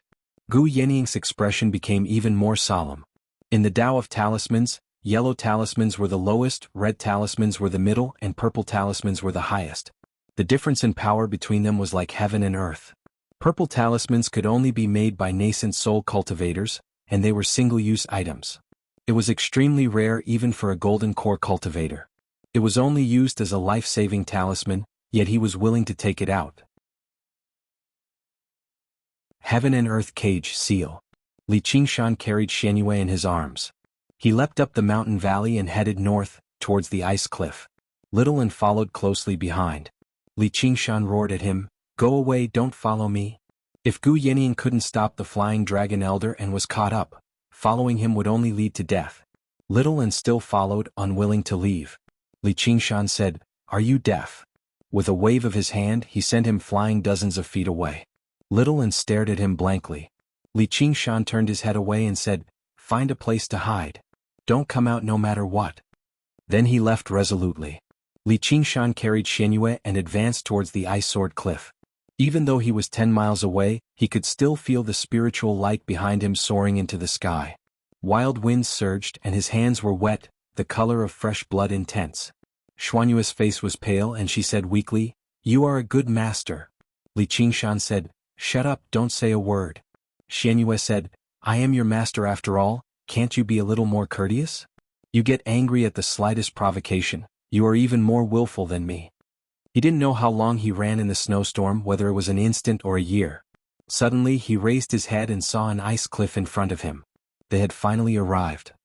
Looking at it from afar was already shocking. When he stood at the bottom of the ice sword cliff, he was almost stunned by the uncanny workmanship of nature. He couldn't see the top of the cliff when he looked up. It was tens of thousands of feet high, as if it was about to topple over. Li Qingshan gritted his teeth and reached out to touch the ice cliff. A cold chill seeped into his bones. His sharp claws that could cut through metal and jade only left faint scratches on the ice. It was definitely not ordinary ice. Xianyue opened her eyes and said, We have finally arrived. Legend has it that this ice sword cliff is a divine sword dropped by a deity. From the day it appeared, it did not melt at all. Instead, it kept freezing and growing. It is very difficult to climb, and you alone won't be able to reach it. Li Qingshan said, "Shut up and hug me."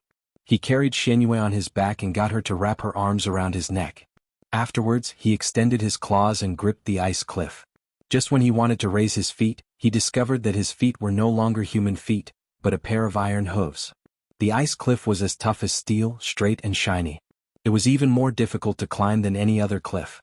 Without a pair of feet, it was impossible to climb. Miawahaha. Xianyue laughed heartlessly, just like how she used to bully Li Qingshan in the past. However, her laughter became weaker and weaker, easily drowned out by the wind and snow. Thump. Li Qingshan punched the ice cliff heavily and knelt on the ground. He had come here after so much difficulty, yet he was unable to take another step forward. The ice sword cliff was truly like a huge sword, severing all of his hopes. I refuse to accept this. The spirit turtle's method of sea suppression circulated madly in his body. Almost miraculously, his feet actually recovered. Although they were much larger than regular feet and his nails were sharp, they were actually a pair of feet, not hooves. Originally, he could only recover his human form after reaching the first layer, but he forcefully recovered his feet with a thought in his mind. Xianyue said in surprise, "How impressive!" However, Li Qingshan could not be bothered with joy. He leapt onto the ice cliff. "Let's go." In the snowstorm, Li Qingshan climbed up step by step with Xianyue on his back. His claws dug deeply into the ice. The coldness constantly seeped into his skin, freezing his bones. He could not see the sky, nor could he see the ground. It was as if the two of them were the only people left in the world, working arduously. What's so good about the Dragon Province? Is the nine-tailed fox empress beautiful? Is she even more beautiful than the Dark Queen? Li Qingshan rambled on. Originally, he constantly told Xianyue to shut up, but now he actually chattered away endlessly. This was because he had to do everything he could to remain clear-headed, to prevent the coldness from stealing his mind, to prevent despair from crushing him. This was because Xuanyue's body gradually grew colder and she gradually fell silent. She closed her eyes and leaned against Li Qingshan's back. She answered half-heartedly, "Of course, she's beautiful." Perhaps because her voice was too weak, it was swallowed by the wind. "Hold on. I'll definitely take you. I'll take you to the Dragon Province," Li Qingshan said constantly.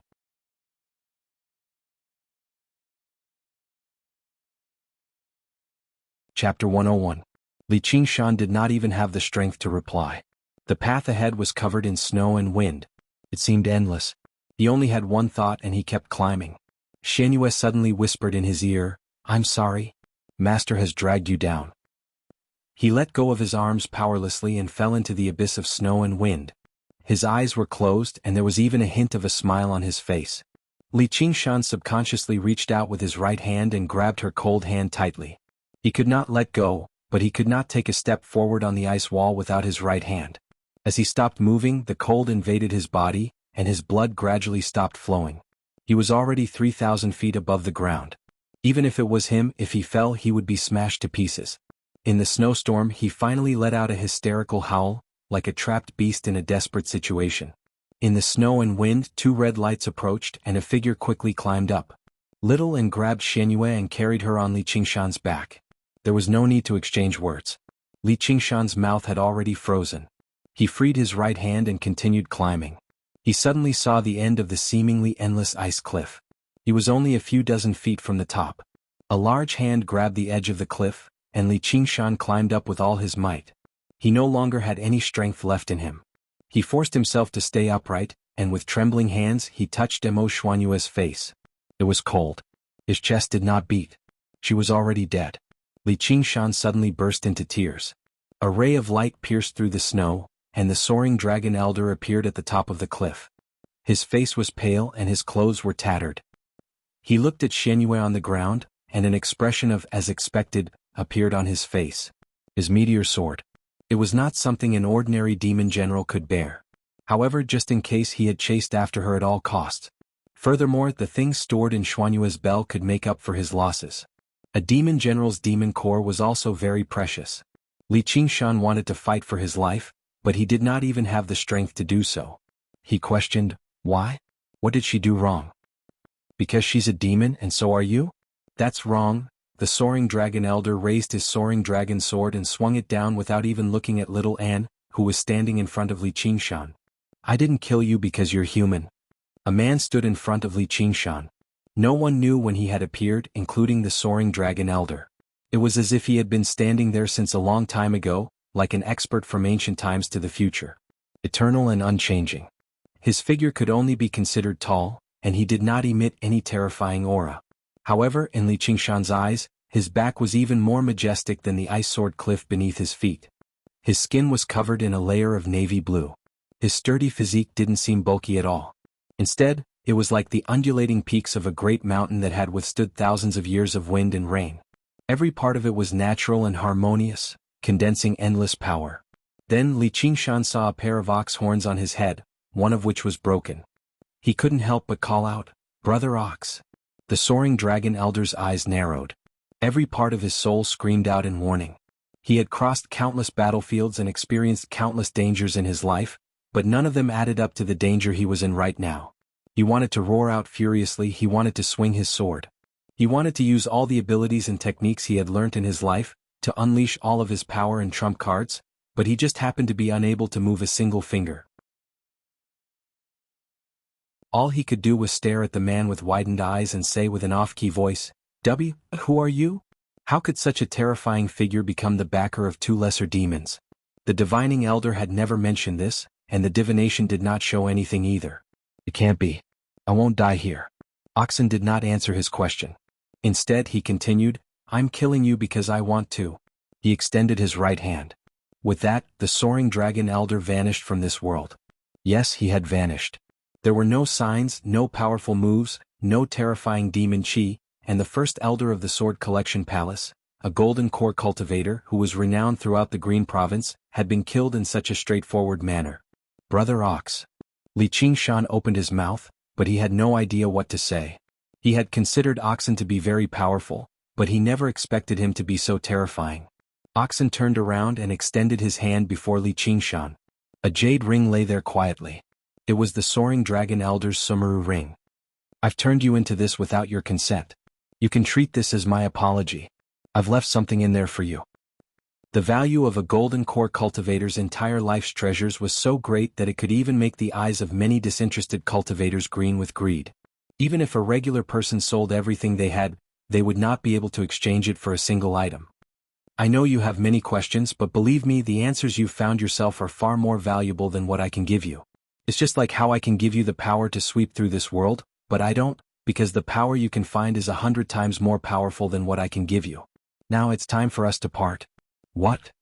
My existence has already been discovered by a certain person in the heavens. You'll have to walk your own path in the future. These days might have been short, but they've been very pleasant. Remember, don't lower your head to anyone or anything. You've once ridden on my back. As he spoke, Oxen's figure gradually faded. His voice was like a great bell, shaking up mountains and thunder, shaking up Li Qingshan's soul. Hold on. Li Qingshan extended his hand, but he only grabbed the ring. Oxen vanished from the world as if he had never existed in the first place. It was as if all these years and days were just a dream. Only his final words constantly echoed in Li Qingshan's heart. I'll wait for you above the heavens. I'll wait for the day when we stand shoulder to shoulder. The sky above Ice Sword Cliff was completely barren. There was not a single blade of grass, only ice and snow. The clouds hung low over his head, and the snow that had yet to form beautiful snowflakes fell. The wind whistled as if it was crying. On the border between the Dragon Province and the Green Province, would people sometimes feel like they had nothing? Apart from an extremely distant, unreachable dream, there was only an ice-cold body in their arms, their tears frozen, and their souls numb from the bitter cold. The loneliness of the entire world surged into his heart. Something gently touched him. He looked back and saw little Anne. The two blood-red flames burned in the endless snow, wanting to give him some warmth, to tell him that he was not alone. Gu Yenying stepped out of the wind and snow and said in surprise, "What's happened?" She took out a purple talisman and forcefully broke through the soaring dragon elder's cage of heaven and earth, rushing to the cliff. However, just now, the soaring dragon elder's presence had completely vanished. It had vanished completely. Li Qingshan held Xuanyue's cold corpse in his arms. He did not reply, nor did he know how to reply.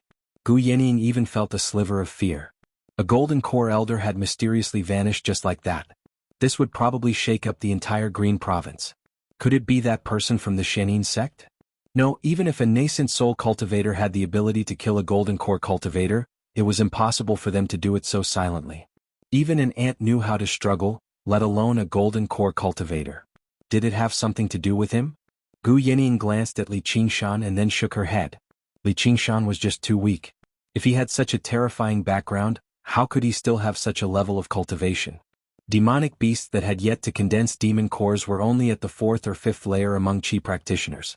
Even though she was far more intelligent than ordinary people, her mind was still a mess. Tonight's events were really too strange. Leave her to me. Li Qingshan said, I promise to take her to the Dragon Province. Gu Yanning said, that's not a good place to go. You should return her to her master's side. Li Qingshan said, that's her final wish. Final wish? She's not dead yet? The corner of Gu Yanning's lips twitched. What? Li Qingshan was shocked. He checked Xuanyue's pulse in a hurry, but it was no longer beating. He looked at Gu Yanning in question. Gu Yanning waved the fan in her hand towards the sky, and a tornado rushed into the sky. The thick clouds that were originally extremely low above their heads were pierced through by the tornado. The silver-blue moonlight was like a waterfall, or a searchlight that fell from the sky. It shone on the ice-sword cliff and landed on Xuanyue. The surroundings were still surrounded by the howling blizzard, but this small region was so quiet and peaceful. Her body glowed with silver-blue light. Gradually, it grew brighter and brighter. Her eyelashes seemed to tremble. Under Li Qingshan's shocked gaze, Xuanyue slowly opened her eyes. Where is this? She blinked and looked around. This is the ice-sword cliff. Li Qingshan felt the body in his arms gradually regain warmth. He said in surprise, what's going on? Gu Yanning said, the 9 lives cat demon's innate trash ability. Xuanyue said, the one with the surname Gu, you're the trash. Gu Yanning said, there's no way to resist in a dead state. Most people would cut open their stomachs and take out their demon cores. If it's not trash, then what is it? This time it's all thanks to this guy. She didn't know how to address Li Qingshan. He might not want others to know his human name after becoming like this. Xuanyue said, Blackie, you really brought me up here? Blackie? Gu Yanning's lips curled. Li Qingshan was silent for a while, then roared, scoundrel, why didn't you say so earlier?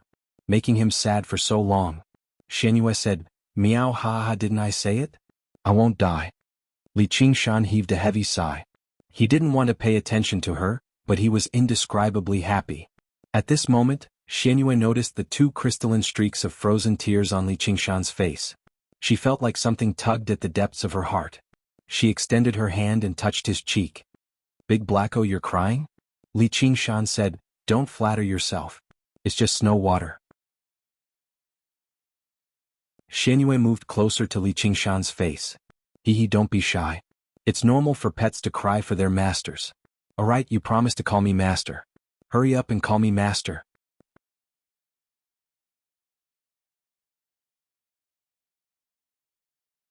Chapter 102. Li Qingshan looked at his hand. It was a bottle of pills. Gu Yanning acted like she did not see it. With a wave of her hand, she kicked up a whirlwind, taking her and Xuanyue along the path of the moonlight and flying into the horizon. Xuanyue glanced back at Li Qingshan again before turning her head away. Her smile vanished and tears flowed out of her eyes that were like lakes. Wait for me. I'll definitely go, Li Qingshan roared at the sky as loudly as he could. Xuanyue suddenly looked back and said something loudly, but her voice was swallowed by the wind and snow. However, the shape of her lips could be vaguely seen. I'll wait for you. Gu Yanning was surprised as well. The clouds closed up beneath their feet. The final sliver of moonlight vanished from the ice-sword cliff. Li Qingshan maintained his posture of roaring at the sky. That roar was a promise to Oxen, to Xuanyue, and more importantly, to himself. I'll definitely go beyond the 9 heavens. I'll definitely take you to the Dragon Province. I'll definitely find the answer. I'll definitely possess power. The waterfall flowed down, and Li Qingshan stood before the waterfall once again. The overbearing oxen was no longer beside him, nor was the girl bathing in the waterfall before him. He rubbed little Anne's head. At least you're still by my side. Without Xuanyue's guidance, he followed the original path with his memory and returned here once again. Although he had the spirit turtle's aura concealment, who knew how many dangers he encountered along the way before finally returning to the waterfall. Winter had already passed and spring had begun. It felt like a lifetime had passed. In the short 3 months, someone had told him that the Green Province spanned 15,000 kilometers. Someone had told him, "My goal is to leave the Green Province." In the end, someone had told him, "I'll wait for you beyond the 9 heavens." Li Qingshan lowered his head and smiled. He said to little Anne, "Let's see how far I can go." Afterwards he leapt into the pool. In the water, the first thing Li Qingshan did was not cultivate. Instead, he summed up his experiences and lessons, weighing the pros and cons. It was very difficult for a small shrimp to have a good ending when it was involved in a battle between sharks. The minced meat that was exposed between the teeth of the sharks could greatly increase the strength of the small shrimp, but it would also cause it to die a violent death. He could survive. It was all thanks to the protection of oxen, but this big sea monster had already left him, leaving him the target of such a huge sea monster. If he wanted to achieve this goal, he couldn't rely on luck to survive and take risks that he couldn't control. No one had an immortal halo, and even if they did, they would be easily crushed under absolute power. Not only did one have to possess the fortitude of an ox and the bravery of a tiger, but they also had to possess the depth and forbearance of a spirit turtle. He was not a coward who swallowed humiliation. Instead, it was to have lofty ambitions, to endure what others could not, to achieve what adults could not. The reason why oxen didn't kill the Soaring Dragon Elder right from the start was that the Soaring Dragon Elder had been killed by the Soaring Dragon Elder. Perhaps it was to let him understand these principles. Anyone could talk about the big principles, but only after experiencing them would one truly understand and carve them in one's heart. If he hadn't heard the despair of the screams on the precipice, how would he have understood the value of strength and the meaning of friendship? He longed for even greater strength. There was no time in the mountains. The tender shoots turned into green leaves and the flower buds bloomed with flowers. The water volume of the waterfall also became greater than in the winter, and the sound became even louder. Li Qingshan sat under the waterfall. All of these sounds, all of these changes entered his ears, but they didn't affect his mind in the slightest. Between extreme stillness and extreme movement, he was no longer just cultivating, but also experiencing the sounds and changes of nature. Perhaps to him, these two things were the same thing in the first place.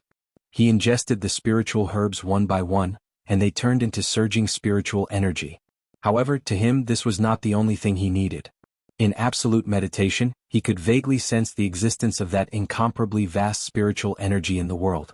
It was everywhere, and it ruled over all the sounds and changes of the world. When he was like a spirit turtle hiding in the deep sea, forgetting his own existence, the spiritual energy no longer repelled him, and naturally merged into his body.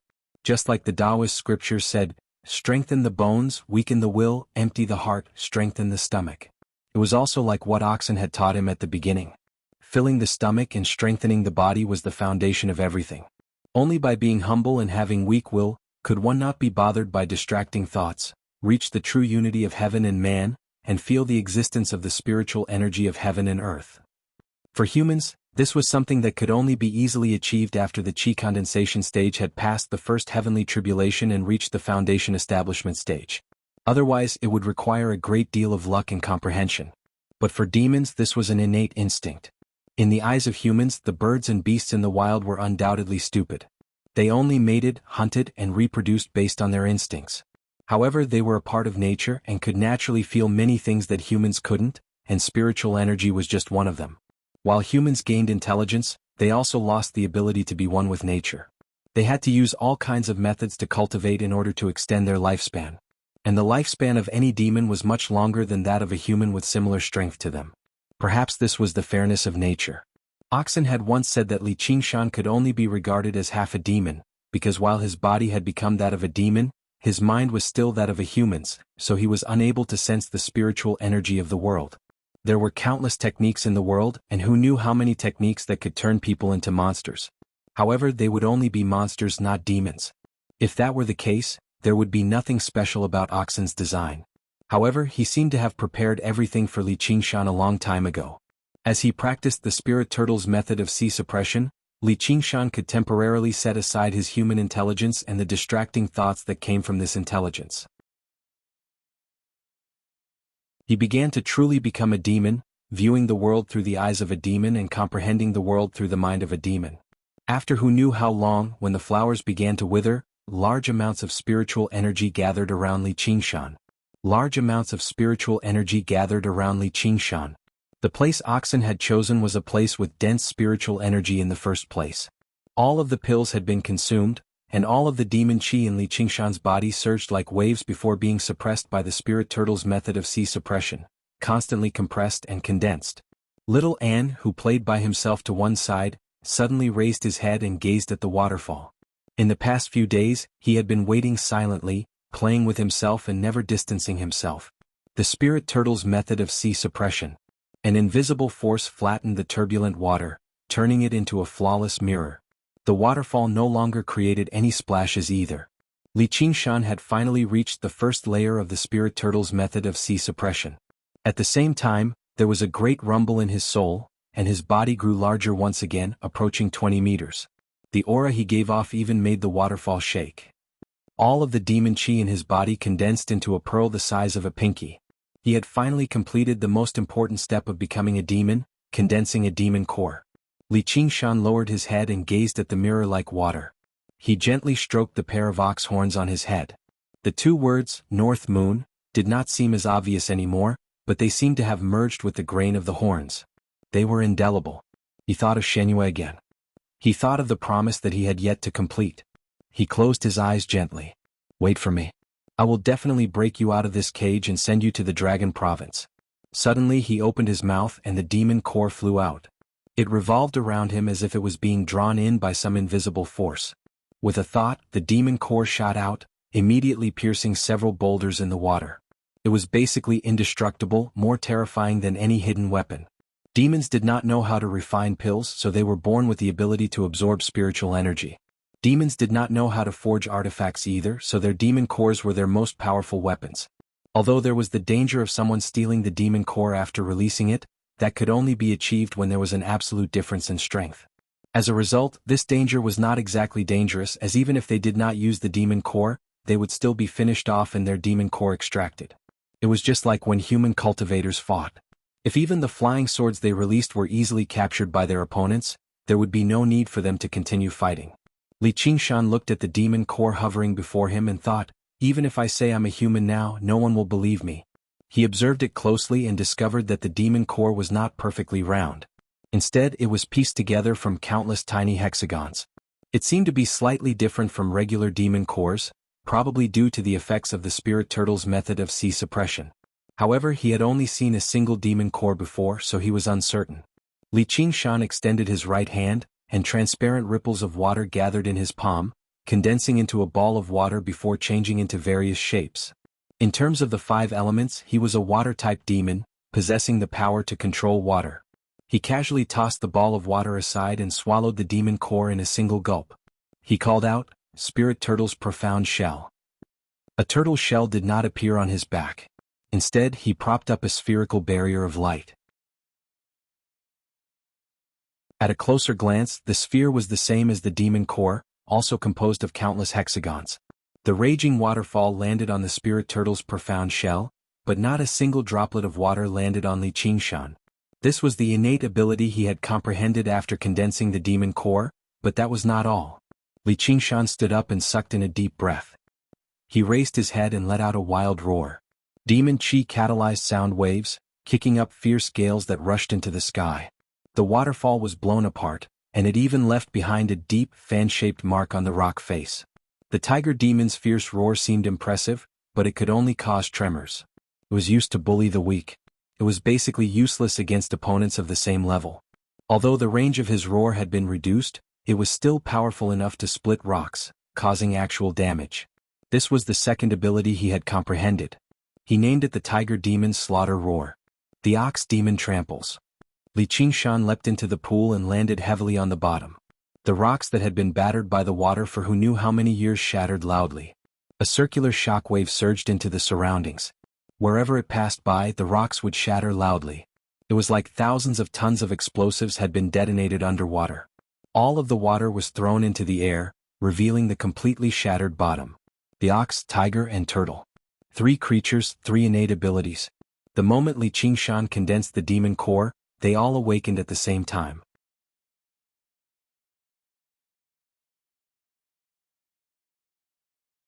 Chapter 103. Returning to the world, the pond water turned into a rainstorm and fell. Under the sunlight, it formed a rainbow. Li Qingshan's eyes were tightly shut and his expression was solemn. In his body, the demon core had retracted all of its aura and kept sinking. It was like a spirit turtle retracting into its shell and sinking into the deep-sea trench. After 1,000 years of hibernation, it was no longer noticed by anyone. Its existence had become a legend.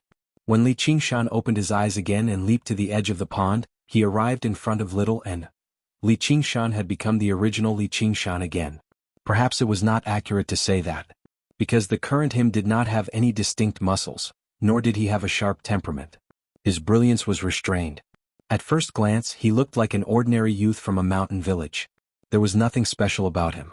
However, deep in his eyes, there was a calmness and depth like the deep sea. He looked at his human hands and suddenly remembered that he was already 16 years old. When he was a demon, his concept of time would become blurry. After returning to his human form, it suddenly became clear again. He had been in this world for 16 years. What he experienced in this half a year was more exciting than the previous 15.5 years combined. From human to demon, and from demon to human. All of the demon aura on his body had been completely restrained into the demon core. It did not leak out at all. Even other cultivators would not be able to tell that he was actually a demon. It was funny to say that after he comprehended the true path of the demon, he had regained everything of a human. There were billions of living creatures in the world. Why could humans not cultivate to become demons? It was said that when a cat cultivated to become a demon, it was called a cat demon. When a tiger cultivated to become a demon, it was called a tiger demon. What was the name of a human cultivated to become a demon? Transvestite? Li Qingshan felt a chill run down his spine. He decided not to think about this question anymore. He called out to Little Anne and said, "Sorry to keep you waiting. We can go now." Little Anne's eyes also lit up with joy. He snuggled up to Li Qingshan. Li Qingshan then took out the Sumeru ring that Oxen had left for him. He did not know what material it was made of, but it was crystal clear and did not emit any spiritual light. Now all the true chi in his body had been transformed into demonic chi and restrained, so he could not open it at all. Although he was curious about what Oxen had left for him, he could only endure it for the time being and slowly think of a way. He tied the ring around his neck like a necklace and hid it in his clothes. He touched the charred locust wood tablet and said, "Let's go. Compared to those distant goals, I'll help you recover your human form first. But now you have to hide again." Li Qingshan always remembered his responsibility towards this child. It was Little and who worked hard to help him at every critical moment. Even in the most dangerous of times, she did not abandon him. He wouldn't say any words of gratitude. He would just silently bury this feeling in the bottom of his heart. Moreover, the feelings and fetters between them had long since surpassed mere gratitude. He raised his head and looked at the rainbow. One figure after another appeared in his mind. Oxen Little and Gu Yenying Shenhua. Those expectations, those promises, those ambitions, he would fulfill them one by one. The mountain forest returned to its calm state once more. However, the deep pool no longer stirred up a whirlpool. It had been completely suppressed by Li Qingshan's demonic qi. This 16-year-old youth who possessed both human and demonic qi, once again stepped into the human world. How many dangers would he be able to overcome and how many storms would he be able to quell? Li Qingshan brought Little N to the ruins of the Black Wind stronghold. However, he could not help but frown. Since he was going to return to the human world, he naturally had to use gold and silver to pave the way. The silver notes he had on him had been destroyed in the battle at the Mountain God Temple and could no longer be used. He then thought of the wealth he had left behind in the Black Wind stronghold. Fortunately, he had foresight. Then, when he came to take a look, he discovered that there were traces of excavation everywhere. As expected, the secret room beneath Xiong Xiangwu's bedroom had been excavated as well. The items inside were obviously all clean. Li Qingshan sucked in a deep breath. What's this? A treasure raiding officer? In Qingyang City, Yi Dachuan ravished a transfer order in joy. Haha, I finally left this damn place. After destroying the Black Wind stronghold and adding the Dragon's Gate sect to the list of evil local organizations, he reported it to the Clear River Prefecture as a meritorious deed. After a series of investigations, it was delivered to the prefect's desk. The sacred church, even the prefect was rather surprised that Yi Dachuan could do something like that. Unable to withstand his beloved concubine's pillow talk, he finally approved a transfer order and transferred Yi Dachuan away from Qingyang City. Of course, returning to the noisy Clear River Prefecture was impossible, but he had been transferred to the most prosperous city in the surrounding several hundred kilometers, Jiaping City. How could Yi Dachuan not ravish with joy? The advisor said, "Congratulations, master. Congratulations, master." Yi Dachuan rejoiced for a while before saying gloomily, "I pity that brother Qingshan of mine. He was the kind of person who did not forget to dig a well." The advisor sighed. "My condolences, sir. This is all fate. No one can do anything about it." Yi Dachuan thought about it and emerged from the gloom very soon. "Don't forget to burn some paper money before you leave so that brother Qingshan can bribe the envoys of hell so that he can live a better life in the netherworld and join a good family in his next life." Join what good family? Li Qingshan leapt over the wall with a strange expression and landed in the courtyard. "Of course it's a ghost." Yi Dachuan answered casually. His voice gradually slowed down, and he made out the appearance of the newcomer. He finally cried out and hid behind the armchair in a flash. The advisor said, "Sir, calm down, calm down. It's broad daylight, so how can there be any ghosts? Sheriff Li has returned." Yi Dachuan glanced at Li Qingshan. All he saw was the blazing summer sun casting a long shadow beneath Li Qingshan's feet. Just now, he let out a sigh of relief and emerged from behind the armchair. He grabbed Li Qingshan's hand. "Brother Qingshan, you finally returned. Where have you been all this time?" As he said that, his eyes welled up with tears. Li Qingshan pulled his hand back. "I was slightly injured, so I went into secluded cultivation in the mountains for a while. Do you think I'm dead?" Yi Dachuan said, "As long as you're alive, as long as you're alive." Afterwards he told him the whole story. As it turned out, news of Feng Zhang leading a group of first-rate masters to surround and attack Li Qingshan had spread like wildfire. In the end, all of them vanished into the mountains together. In these few months, many people entered the mountains to search, but they could only find the mountain god temple that had been burnt to ashes. The remaining bones could not be distinguished at all, so rumors spread everywhere. Some said that after Feng Zhang obtained the spiritual ginseng, he killed everyone to silence them and then went into hiding. There were also people who said that it was another expert who killed all of them. But no matter which rumor it was, Li Qingshan was a dead man. No one thought that he could survive under such circumstances, so everyone thought that he was dead. However, they did not expect that in the end, Li Qingshan would actually walk out of the mountains and he was the only one to do so. "It's good that you're back. You can come with me to Jiaping. Look, what's this?" Yi Dachuan smugly slapped the transfer order, his fat face smiling so widely that it almost disappeared. He was happy from the bottom of his heart that Li Qingshan could return. Li Qingshan was his lucky general. When Li Qingshan saw the transfer order, he asked curiously, "Jiaping County's lieutenant. Doesn't that mean I've been demoted by half a rank?" Regular, smaller cities did not have county lieutenants. Only larger ones would have them, with some even having 2 or 3. They were below the district magistrate, so they obviously could not compare to the authority that the district magistrate wielded. Yi Dachuan said, "That's something you don't know. Better to beg in a gold nest than to claim yourself king in a dog nest. What kind of profit is there in a crappy place like Qingyang City? Even if you make money, you won't even be able to find a decent brothel to drink in." As Li Qingshan listened to the district magistrate talk about eating, drinking, whoring and gambling, he could not help but laugh. He felt a sense of realism from returning to the human world. Perhaps it was the 3 vulgarities, but weren't these the things that humans pursued? However, the 2 words Jiaping City made his heart skip a beat. He rubbed the Iron Wolf tablet in his bosom. The Scarlet Hawk commander, Old Wang, had once said that if he survived, he could report to Zhuozhibwa in Jiaping City and become a Hawk Wolf guard. However, he had not considered this thoroughly yet, so he was unable to make a decision right now. Since he had killed Feng Zhang, he might have some colleagues or acquaintances in Jiaping City. Zhuozhibwa, who had sent Feng Zhang to Qingyang, might not have a good opinion of him either. The advisor really was an advisor after all. Although he did not know so much, he had still thought of this step. He reminded Yi Dachuan that arrogant Feng Zhang came from Jiaping City, and even now we still don't know where he is. The reason for his disappearance was obviously because of Li Qingshan. He could not guarantee that the Hawkwolf Guard would not investigate this. Yi Dachuan's expression changed as well. "Yeah. Brother Qingshan, you have to be careful or you better run. Just pretend none of us have seen you return." With his identity, he still did not know that Feng Zhang had already been dismissed by Wang Pushi. The disappearance of a Hawkwolf Guard was a matter of great importance. Li Qingshan said, "Thank you for your concern, sir, but there's no need to worry about this. I have something I'd like to ask you about.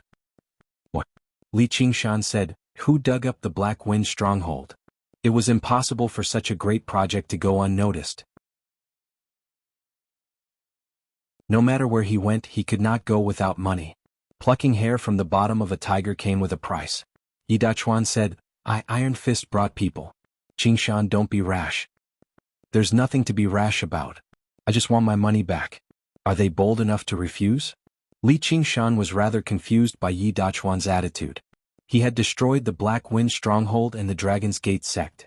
Would Iron Fist still be bold enough to make things difficult for him? Yi Dachuan said, a protector has come to Iron Fist recently. He seems to be investigating the whereabouts of that Bird Hall Lord. Lu Hong dug up those items to show his respect. I heard he's an innate master as well, so he might not be easy to deal with. Li Qingshan said, I'll be careful. With that, he vanished from the wall. He crossed over the many roofs and arrived in Iron Fist. However, he was in no hurry to show himself. Instead, he listened attentively. He withdrew his demon chi and assumed human form. Although his senses were not as sharp as a demon, they were still far superior to regular people. Within a range of 300 meters, he could even hear the sound of a mosquito. He immediately found Lu Hong's location.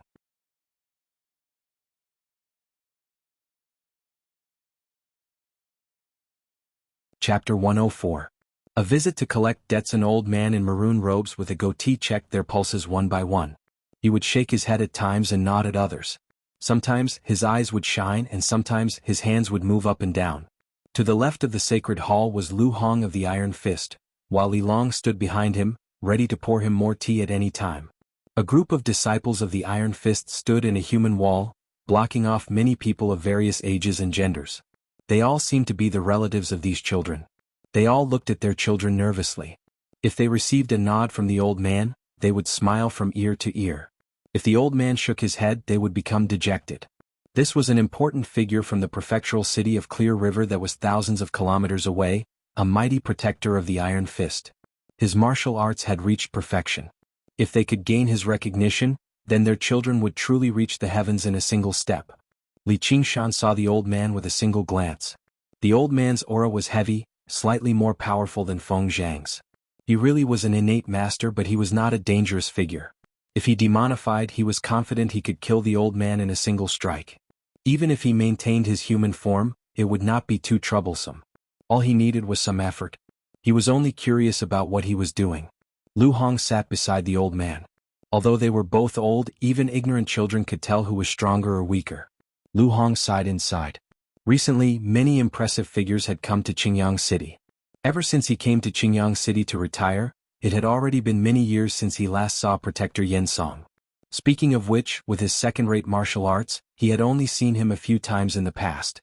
The last time he saw him was during the main branch leader's birthday banquet over a decade ago. Back then he was still in his prime and Protector Yen was like this. Now he had already become an old man, but Protector Yen did not seem to have changed at all. Lu Hong said, Protector Yen, rest up. Please have some tea. To his side, Li Long filled up the tea in a hurry. Although Hall Chief Wu had died, canceling his plan to leave Qingyang City, he was happy instead. He never liked that Hall Chief Wu very much in the first place. He had been rude to his master, so he deserved to die.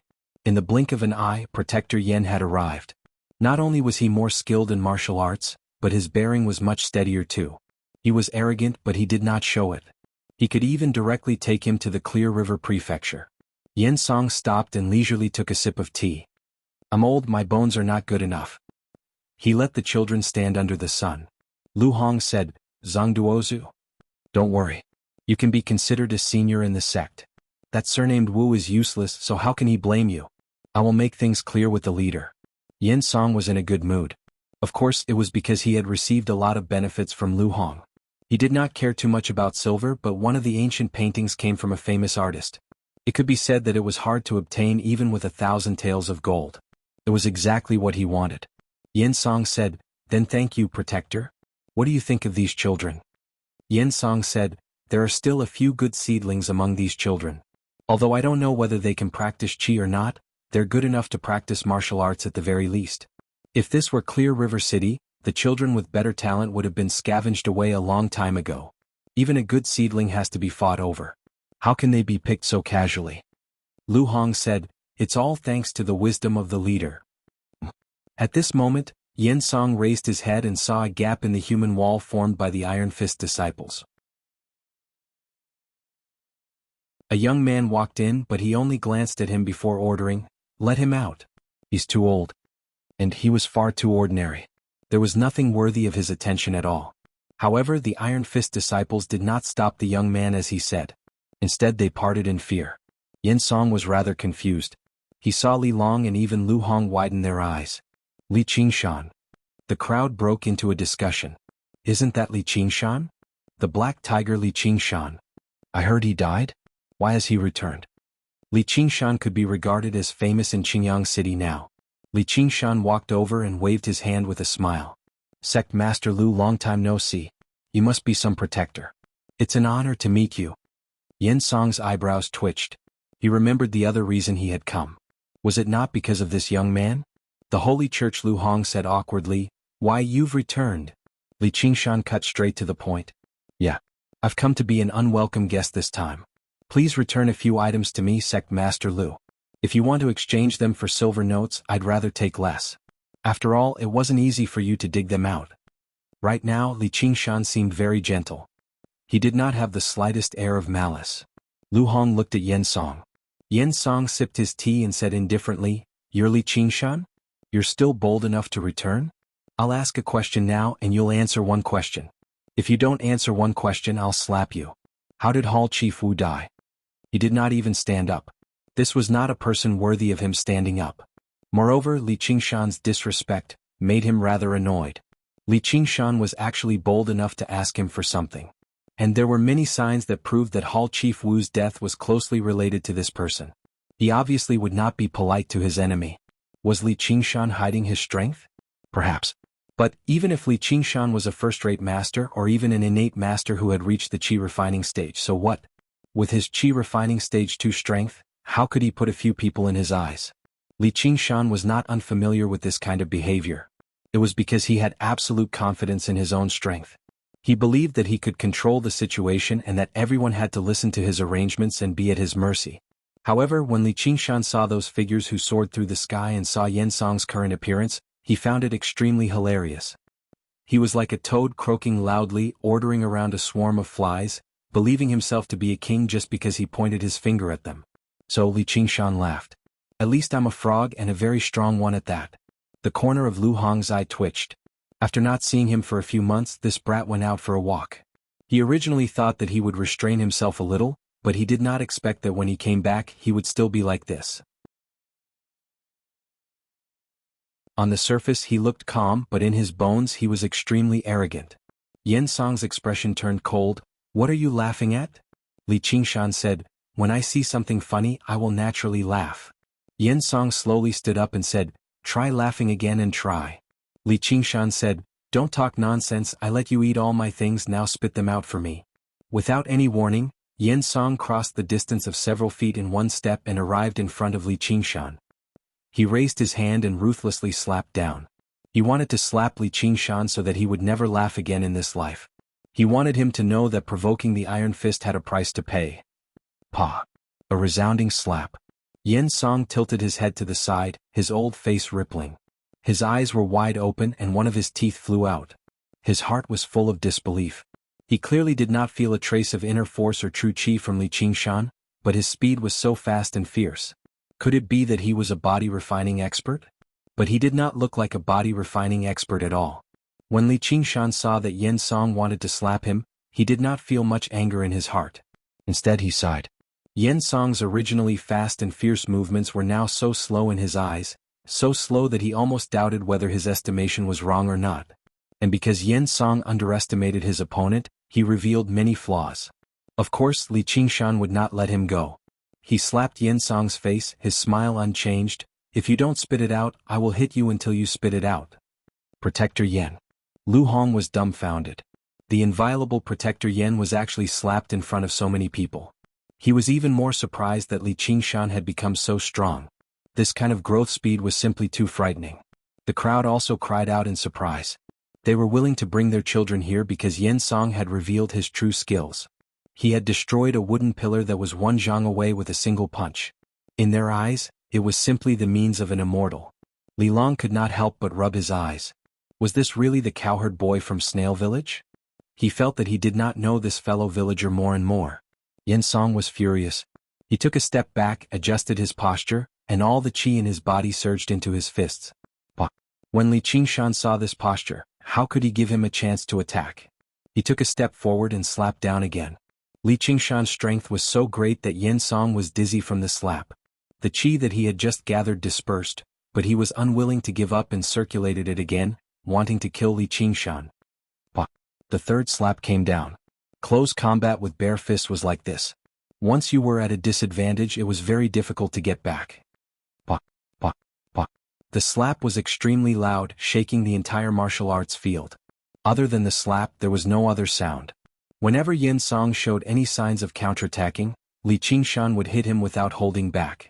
The reason why he chose to slap was not just to return a tooth for a tooth, but also because he did not have any killing intent, so he could not attack with great force. However, if he wanted to suppress Yen Song, hitting his head was the best choice. The slap was not fatal, and it could produce a concussive and dizzying effect, disrupting Yen Song's movements. It was truly the best method. Yen Song retreated step by step, and Li Qingshan advanced step by step. Clang. Yen Song sat back down on his armchair, protecting his head and face, and called out, "Stop hitting me." After taking a few slaps, he instead woke up from his rage and it turned into fear. Li Qingshan could kill him, and the older people got, the more they cherished their lives. As expected, Li Qingshan stopped. "Hand over my things." Yen Song's face alternated between pale and red, and he roared, "Lu Hong, what are you still standing there for?" At the same time, he quietly reached into his bosom. He also had a talisman as a trump card. In front of so many people, he had lost so much face. If he did not take revenge, he was not a man. Li Qingshan said, "I advise you not to use it." Yen Song's hand trembled. Li Qingshan said, "You want to slap my face, so I will slap your face. You want to kill me, so I can only kill you." Li Qingshan's words were calm and steady, and he did not even stop Yen Song from taking the talisman. Yen Song pinched the corner of the talisman, and his expression changed even more. For a moment he could not take it out.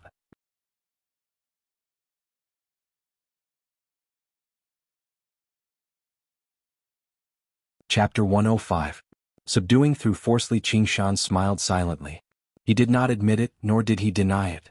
The sacred church Yen Song said, "Black Wolf Guard Feng Zhang also died to your hands?" Originally, he never would have believed something as ridiculous as that.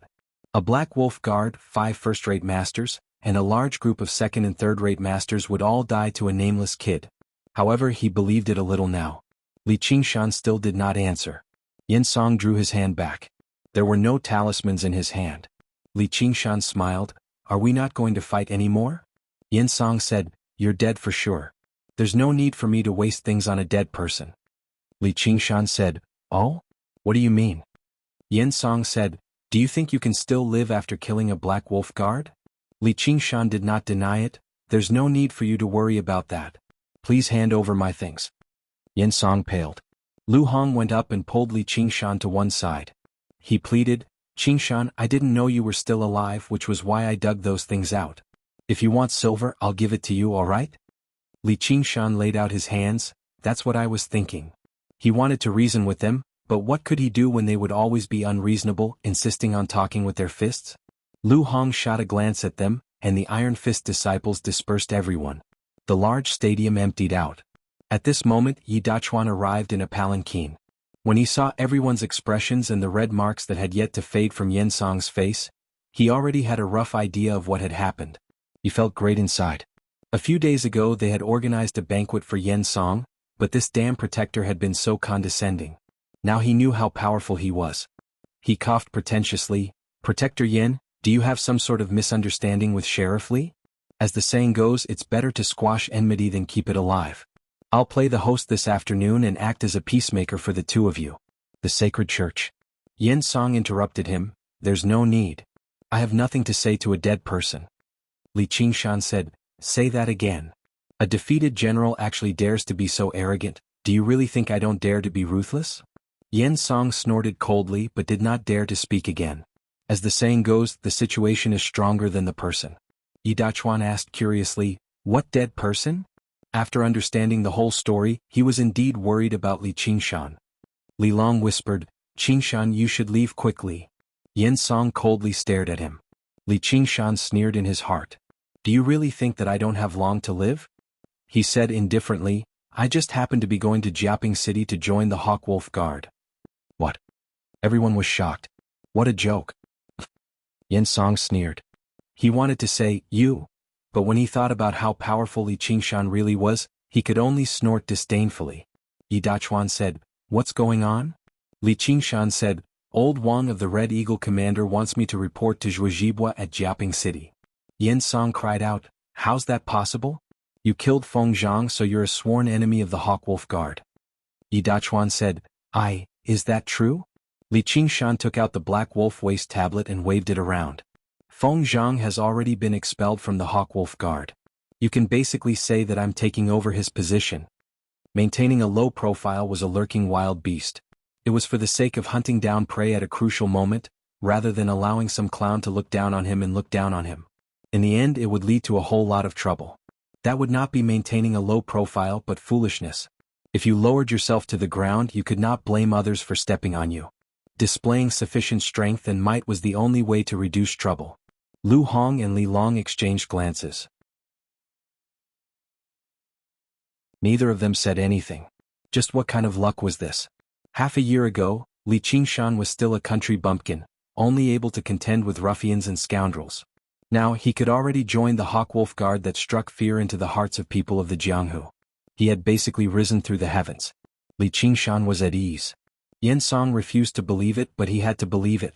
After coming to Qingyang, he asked around and also learnt that the person who took away Li Qingshan in the restaurant that day was the Scarlet Wolf commander, Hua Sengzan. He took Feng Zhang and Li Qingshan to see Wang Puxi. He could not understand why the two of them would come to such a crappy place, but the outcome was very clear. In the end, Li Qingshan returned, but Feng Zhang died a violent death. The two of them did not help their own man, Feng Zhang. The meaning behind this was thought-provoking, but it was very clear now. Wang Puxi had actually expelled Feng Zhang on the spot, while Li Qingshan actually referred to Wang Puxi as Old Wang. Was he connected to Wang Puxi somehow? When he looked at Li Qingshan again, his gaze had already changed. Originally, he thought that even if the Hawkwolf Guard did not come looking for Li Qingshan, he would still find a way to protect him, but he could not help but give up on this thought now. In this world, only the Hawkwolf Guard would take revenge on others. Who would be bold enough to take revenge on the Hawkwolf Guard? The more he thought about it, the more he regretted being too rash. The other party was so young, yet he was already so powerful. Furthermore, he was able to escape from such a dangerous situation. Who knew what kind of person was standing behind him? How could he really treat him like an ordinary kid? Fantastic. Yi Dachuan was overjoyed. I was originally worried that you wouldn't be able to go to Jiaping. You can come with me now. Li Qingshan said, I'm still considering whether I should go or not. Yi Dachuan said, why wouldn't you? Joining the Hawkwolf Guard is great. You don't even have to pay to go to the brothels or gambling dens. Li Qingshan sweated slightly. So this was the benefit of joining the Hawkwolf Guard? If Old Wang were here, he might just smack you to death with a metal ruler. Yi Dachuan said, it's getting late. Let's go. Let's talk while we eat. Why would Lu Hong let Yi Dachuan make the arrangements? He had already made his disciples prepare everything. Yen Song's expression changed for a while before he actually sat down as well. He no longer said anything. I have nothing to say to a dead man. Afterwards, Yi Dachuan and Lu Hong mediated between the two. After a few cups, Yen Song used his tipsiness to find a way out of the situation. He clinked his cup with Li Qingshan and said awkwardly, Oh, young hero Li. He could no longer pursue the matter regarding Hall Chief Wu.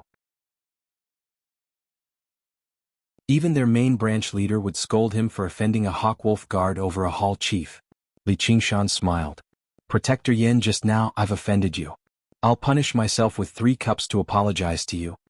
He downed all the alcohol in his cup before drinking 3 more. He had no reason, nor did he want to fall out with others. It would obviously be for the best if it could be resolved. There was a series of praises from the table, and Yen Song's complexion eased up a lot. Lu Hong said, we're all people of the Jianghu, so we're all hot-tempered. Bumping into each other is completely normal, but as the saying goes, it's better to squash enmity than to keep it alive. Isn't it better to make friends than to make enemies? I've lived for so long, and although my martial arts are nothing special, I've relied on this cultivation method to live out my remaining years in peace. Yi Dachuan said, Yeah. That's the principle. They all secretly praised Li Qingshan's sense of propriety. He relied on his strength but did not intimidate the weak. His conduct was nothing like a 16-year-old teenager. The two of them were both experienced in battle, so they were first-rate at livening up the atmosphere. With Li Qingshan's attitude, they chimed in one after another, and the atmosphere became harmonious. Yan Song shamelessly asked about Li Qingshan's relationship with Wang Puxi, which was also something everyone was curious about. For a moment, none of them said anything, only looking at Li Qingshan. Li Qingshan did not want to assume the might of a tiger. So that old Wang is called Wang Puxi. I'm not familiar with him. Everyone was disappointed, but Yan Song refused to believe it. Wang Puxi doesn't know you, so why would he take such good care of you and expel Fengzhang for you? Then he asked, the two of them are usually elusive in Qingyang City, so why have they come to Qingyang City? Li Qingshan had no intention of hiding anything either. He roughly explained the matter of Gu Yenying, but he hid the topic of the Dark Queen and the Cat Demon. The White Hawk Commander. The Bodhi Brew. Yan Song gulped. To him that was a figure of legend. Their power and authority were so great that he could not even imagine it. And the renowned Bodhi Brew. Only their main branch leader was fortunate enough to drink a cup of it. The slight doubt he originally had was completely dispelled. He could completely imagine just how furious he would be if an insensible subordinate held him back when he wanted to curry up to the main branch leader. Qingshan, your future prospects are limitless now that you've caught the eye of Commander Gu. Just now, his resentment from being slapped in the face by Li Qingshan was immediately swept away.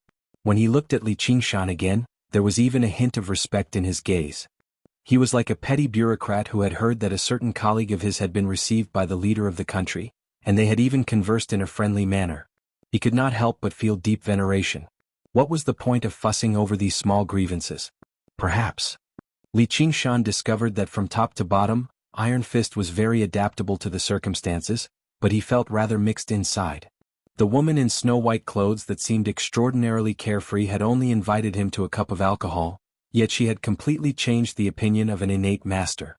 It also made him realize the difference between them. Yi Dachuan sucked in a deep breath. That's one of the 3 pillars of the Rui Commandery. He had spent many years in the prefectural city of Clear River. Although he was neither skilled in the arts nor in the martial arts, he was very familiar with the gossip and rumors on the streets. Li Qingshan asked in surprise, what are the 3 pillars of the Rui Commandery? Yan Song said, the Marquis of Rui Jianghu, the White Hawk Commander, Gu Yenying, and the Great General Han Anghua. They belong to the schools of Moism, legalism, and the military respectively. Jianghu manages government affairs and commands the 9 prefectures. Gu Yenying manages the Hawkwolf Guard and is in charge of punishment and supervision. Han Anghua commands the army of the Han family and is in charge of military authority. Every single one of them is a figure of great authority. They're commonly referred to as the 3 pillars of the Rui Commandery. I heard that among them, Commander Gu has the greatest background. Yi Dachuan said, even if we don't compare their backgrounds, the Hawkwolf Guard is responsible for supervising the officers of the army. This Commander Gu is the one that no one dares to provoke the least. Qingshan, if you can get a promotion from her, you'll immediately rise up. Li Qingshan silently memorized this information. As it turned out, the Hawkwolf Guard belonged to the school of legalism.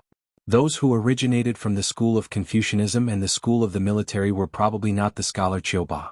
How could someone who stood on par with Gu Yenying be a regular person? The waters of this world were basically unfathomable. But of course, most people would never have the opportunity to come into contact with any of the 3 in their entire lives. At the same time, he also felt that reconciling with Yan Song was the correct decision. Although having more friends did not necessarily mean having more pats, he definitely knew a lot of information that he did not know about since he came from the prefectural city of Clear River.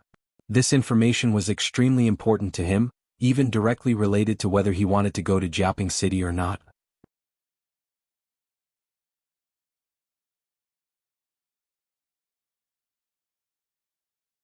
Chapter 106. The 10th layer of Qi practitioner Li Qingshan gained a better understanding of the structure of the government. This was basically a separation of 3 powers. Although it seemed very crude, that was because it was just too vast, so it was impossible to govern it in a meticulous manner. The Holy Church among them, The Hawk-Wolf Guard was rather similar to the Ming Dynasty's 2 ministries and 1 guard. They even possessed a little more authority. He could not help but say, "So the Hawk-Wolf Guard is actually so impressive." Yi Dachuan said, "Yes, so don't hesitate. A great future awaits you." Yen Song said, "Eating, drinking, whoring and gambling for free is a small matter. If you become a Hawk-Wolf Guard, you'll still lack that bit of money, Qingshan. You don't seem like someone who craves power either, but the Hawk-Wolf Guard has many spiritual artifacts, spiritual stones, pills and cultivation methods. There probably isn't a single Qi practitioner who wouldn't be interested." Li Qingshan said, "Qi practitioners? Then what are innate masters?" Li Qingshan asked for guidance modestly, so Yen Song calmed down even more. He was willing to be a beacon of light. Moreover, this was only common knowledge. As it turned out, there were extremely few people in the world who could cultivate true Qi right from the start. They were so-called Qi practitioners. However, the requirement for talent to become a Qi practitioner was extremely high. Most people could not take this path. However, there was another path which was to cultivate inner force. Inner force basically had no rigid requirements for talent. As long as they were not idiots and were willing to put in the effort, basically anyone could cultivate inner force. The inner force that regular cultivators practiced was equivalent to a simplified, weakened version of Qi methods. It lowered the requirement for talent, making it easier for them to grasp the basics. Basically anyone could practice it, but the inner force they produced was nowhere close to the effects of true Qi. That was because they had not truly opened up their meridians. Inner force would be bound by the meridians, unable to nourish the organs, much less leave the body. However, as long as they cultivated their inner force to the limit and made a breakthrough, they could convert it into true Qi and become a Qi practitioner, which was also commonly known as an innate master. The path of practicing Qi was divided into 10 layers in total. Moreover, it was not as crude as the division between first-rate and second-rate in Jianghu. Sometimes it was very difficult to accurately say whether someone was a first-rate or a second-rate expert. This was because the martial arts they practiced were different, and the effects of their martial arts varied greatly. The paths they took were also very different.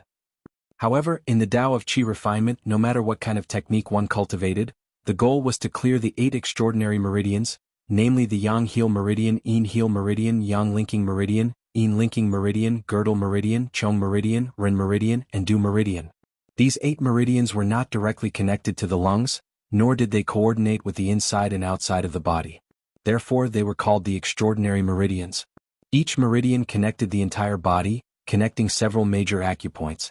With each meridian connected, one's Jinqi would grow a little stronger, and that would be a realm higher. Once the 8 extraordinary meridians were completely connected, one would reach the 9th layer of Qi refinement. If he wanted to reach the 10th layer, it would be even more difficult.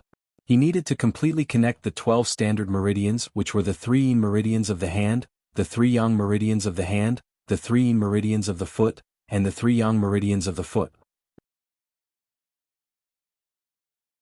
These 12 meridians intersected with one another, connecting the hands, feet, lungs, and the 5 elements. It was extremely easy for him to suffer from Qi deviation and damage his lungs. However, if he could overcome this, he would reach the great perfection of the 10th layer of Qi refinement and reach the peak of Qi practitioners. However, Li Qingshan had not even connected a single meridian as he walked the path of the demons. There were no such things as meridians at all. There were all sorts of demons and there were very few that were similar to humans. Could you ask a snake or a piece of bamboo to have the 8 extraordinary meridians? However, when he thought up to there, another thought appeared in his head. After suppressing the ox demon and tiger demon with the spirit turtle's method of sea suppression, he was truly a human now. He had returned to his original state. Was it really impossible for him to practice Qi? As it seemed, he needed to find a method for practicing Qi and try it out. With this thought, he embarked on an even stranger and unique path. When he reached there, Yen Song even grumbled about how the status of people who practiced martial arts was just too low. This was because when he reached the innate realm and could practice Qi, he was already quite old. Although he had converted his profound inner force into true Qi and opened his Yang Heel Meridian, breaking through to the 2nd layer, he was unable to take another step forward and open his Yin Heel Meridian, breaking through to the 3rd layer. Everyone comforted him. Yen Song said, "Practicing the body is powerful, but it's not the right path at the end of the day. Qingshan, you're so young, so you'll definitely be able to reach the 3rd layer or even the 4th or 5th layer. If you can open your girdle meridian and condense a sea of Qi, reaching the 6th layer, you'll have the right to be promoted to a Scarlet Wolf Guard. You'll be able to hold a post in the prefectural city of Clear River. Yen Song's insight was sharp. He could tell that it was impossible for Li Qingshan's true qi to reach the second layer, yet he was able to defeat him so easily. That meant Li Qingshan had taken the path of practicing the body. From a certain perspective, the external martial arts of the Jianghu were simplified versions of practicing the body. However, practicing the body was the same as practicing the external martial arts of the Jianghu. It was powerful in the early stages, but it had no future. It was very difficult to reach higher realms of cultivation, so it was not valued. Li Qingshan said, "Thank you for your warning, Protector Yen. I will pay attention in the future." However, as a demon, it was impossible for him not to practice the body. However, with that, the situation before him became much clearer. He wondered what layer of qi practitioner he could rival as a demon. As a Black Hawk commander, Zhuozhibua of Jiaping City was roughly at the level of a low-level Scarlet Wolf Guard. He was roughly at the 6th layer and had condensed a sea of qi. Although he did not know whether a human who had condensed a sea of qi or a demon who had refined a demon core was more powerful, the difference should not be too great. At the very least, he would be able to escape. As a result, he made up his mind to pay a visit to Jiaping City. As the saying went, cultivation in the 6 doors of fans was good. The resources there were indeed tempting him. Li Qingshan then asked, "Protector Yen, do you have any methods for practicing qi?" Yen Song said awkwardly, "Methods for practicing qi are a secret among the sects and clans. They are not taught to outsiders." Li Qingshan also knew that his question was rather abrupt. He had just reconciled with someone, so asking for a method for practicing qi was rather inappropriate. He smiled and said, "My apologies for being abrupt." He drank a cup of wine and said no more. Yen Song thought about it for a while, troubled. "However, if you really want it, then I can only reluctantly accept it." Li Qingshan was overjoyed. He toasted Yen Song a few more times, while Yi Dachuan and Lu Hong congratulated him as well. Li Long revealed an extremely envious expression. He thought, sure enough, the strong are revered in this world.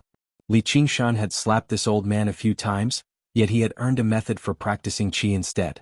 After the meal, Yen Song passed on a method for practicing qi to Li Qingshan in a quiet room for practicing qi.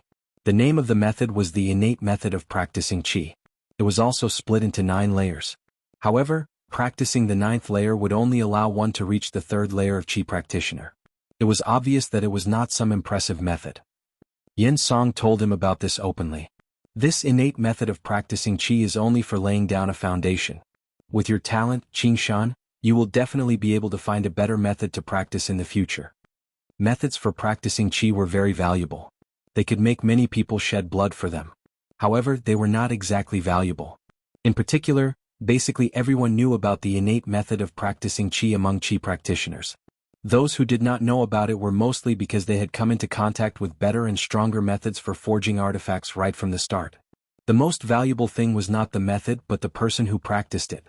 Basically, as long as you had the talent for practicing qi, there would be countless people in the world who would be willing to teach you this basic method for forging artifacts. As long as Li Qingshan joined the Hawkwolf Guard, he would obviously be able to obtain it. Yen Song could tell that Li Qingshan's future was limitless, so there was no harm in doing him a favor like this. "Thank you, Protector Yen." Li Qingshan's main objective was to see whether he could practice qi or not. The quality of this cultivation method was a trivial matter. Moreover, although the power and advancement of a basic cultivation method like this would not be particularly great, it probably had the characteristic of being easy to grasp, which instead suited him the most. He had some other guesses. Were all abilities and cultivation methods divided into 9 layers? All the abilities and cultivation methods he practiced right now were all standard 9 layers. He had asked Little N before, and even the path of White Bone and Great Beauty was the same. Yen Song bid farewell and left, continuing to choose disciples. He left Li Qingshan to cultivate in the quiet room. In the quiet room, incense that could calm the mind burned. Li Qingshan sat with his legs crossed and his eyes closed. He silently comprehended the wonders of the innate method of practicing qi. He had the experience of practicing qi in the past, and he had even managed to condense true qi to a relatively strong level. However, in the end it was all for the sake of converting true qi into demon qi. Its final objective was to turn him into a demon. It was not a proper method of practicing qi at all. Only now did he truly come into contact with the cultivation methods of human qi practitioners. After comprehending it, he discovered that it was much simpler than the abilities that Oxen had taught him. In particular, the first 3 layers did not even touch on any meridians.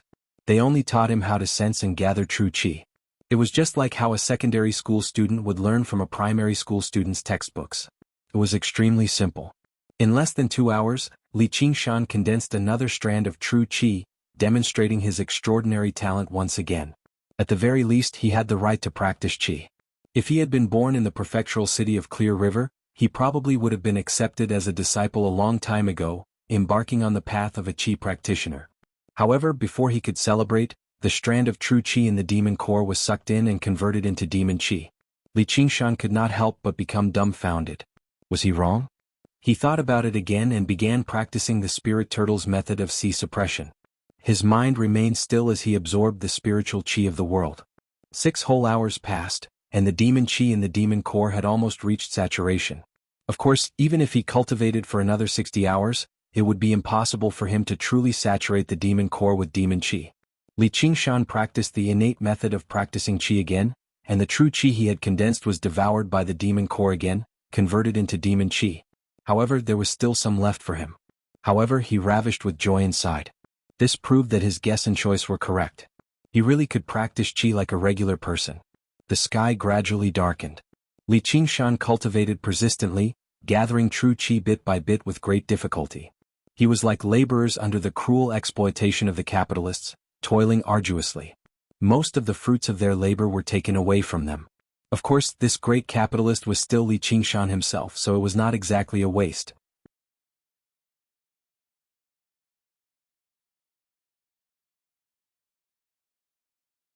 Chapter 107. Sumeru Ring Lu Hong said, Qingshan is cultivating. Don't disturb him. Yin Song said, Xiaolong, you need to cultivate properly too. Although you don't have the talent to directly practice qi, as long as you break through to the innate realm, your inner force can be converted into true qi. It'll be very easy for you to break through to the second layer. You won't necessarily lose to others. After Li Qingshan finished off Hall Chief Wu, Lu Hong begged Yen Song to take Li Long to the headquarters of the Iron Fist in Clear River City.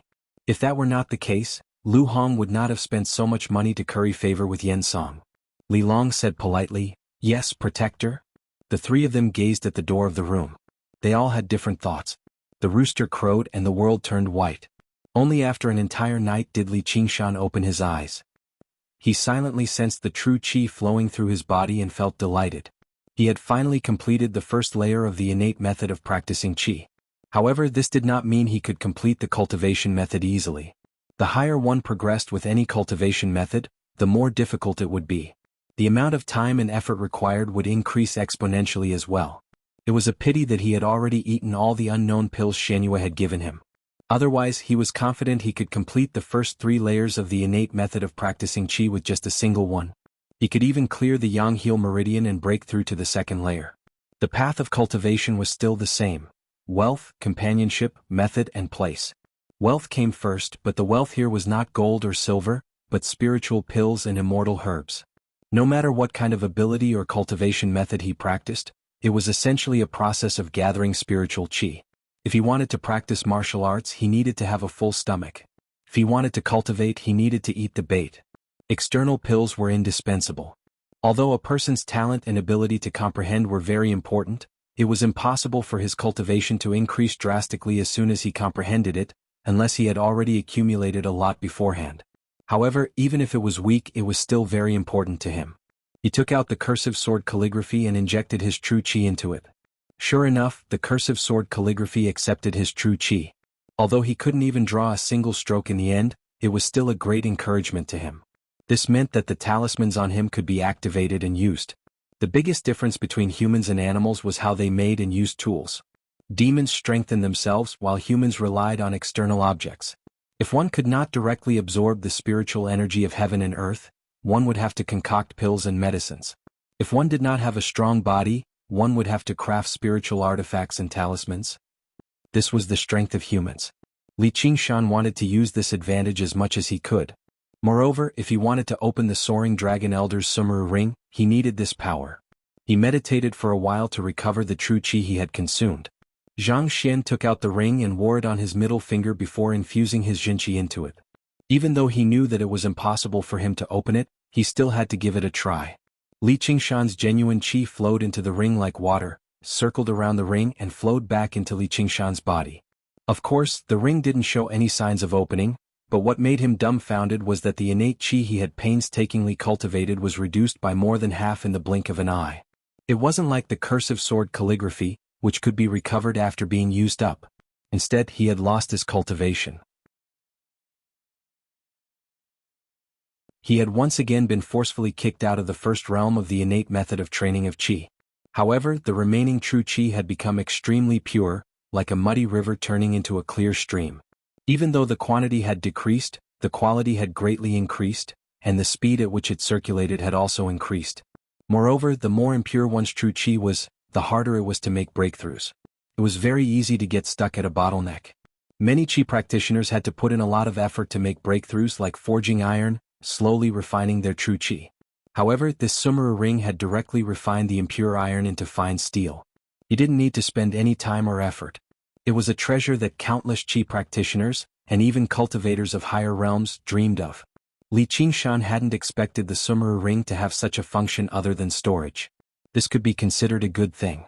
However, Li Qingshan smiled bitterly. Was it easy for him to painstakingly cultivate a bit of true qi? Not only did he have to be exploited by the Yao Core, but he also had to go through the refinement of the ring. It was simply killing him. He felt as if he had gone through decades of hard work, only to be liberated overnight.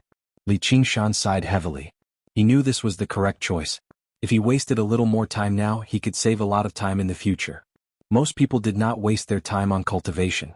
Instead, they were stuck at bottlenecks, unable to advance any further. Just like Protector Yen, who had reached the second level of qi cultivation long ago, but couldn't break through to the third level no matter what. He was stuck at this stage for so many years. Even though he wanted to refine true qi, he was completely powerless. The true qi that was transformed from inner force was simply too impure. Li Qingshan closed his eyes and began to cultivate again. This time he didn't take off the ring. Yen Song had already chosen his disciples and was ready to set off. However, he waited until late at night and still didn't see Li Qingshan come out. He knocked on the door several times but no one answered. Lu Hong said, "Could it be that something happened?" However, he thought to himself, "Did Protector Yen purposefully give me a problematic method of practicing qi to drive Li Qingshan into qi deviation?" Yen Song frowned. He had no idea why either. If it were not for the fact that he could hear Li Qingshan's extremely slow and steady breathing in the training room, he would have suspected that Li Qingshan had died from qi deviation. Practicing qi was the same as doing other things. It was about a proper balance between work and rest. It was not just about wasting time. Otherwise, not only would it be pointless but it would even be harmful. He did not remind Li Qingshan of this as he could comprehend this during the process of cultivation. As time went on, the effects of practicing qi would worsen, and his mind would become more and more exhausted and anxious. Moreover, true qi was extracted from the body's origin, so it needed to be replenished through food and drink. Otherwise, it would be like water without a source, a tree without roots. Li Qingshan had indeed encountered this problem, but he switched to practicing the spirit turtle's method of sea suppression. The spirit turtle sank into the depths of the sea and slumbered for 1,000 years, but it constantly inhaled and exhaled the spiritual qi of the world. To Li Qingshan, meditating was not something that exhausted him. Instead, it was more like sleeping and resting. With a flash of inspiration, he began practicing the innate method of practicing qi again. In the beginning, it was extremely difficult. He would break out of his meditative state with the slightest carelessness, and his cultivation of the spirit turtle's method of sea suppression came to a halt. However, gradually he grasped the trick, turning the spirit turtle's method of sea suppression into an instinct.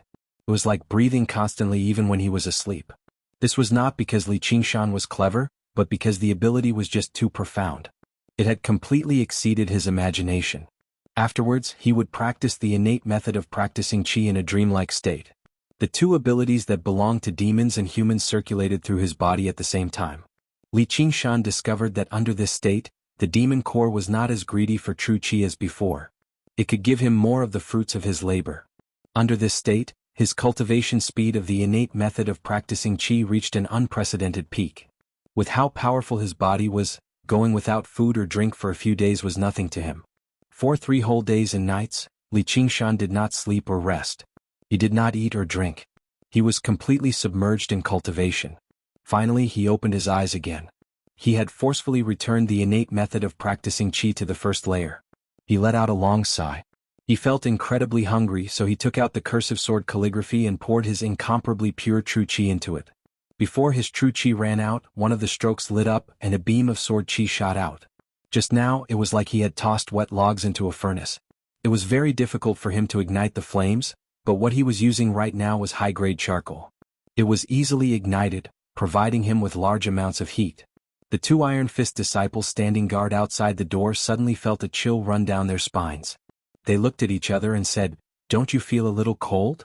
Li Qingshan put away the cursive sword calligraphy and took off his spatial ring, hanging it on his chest again.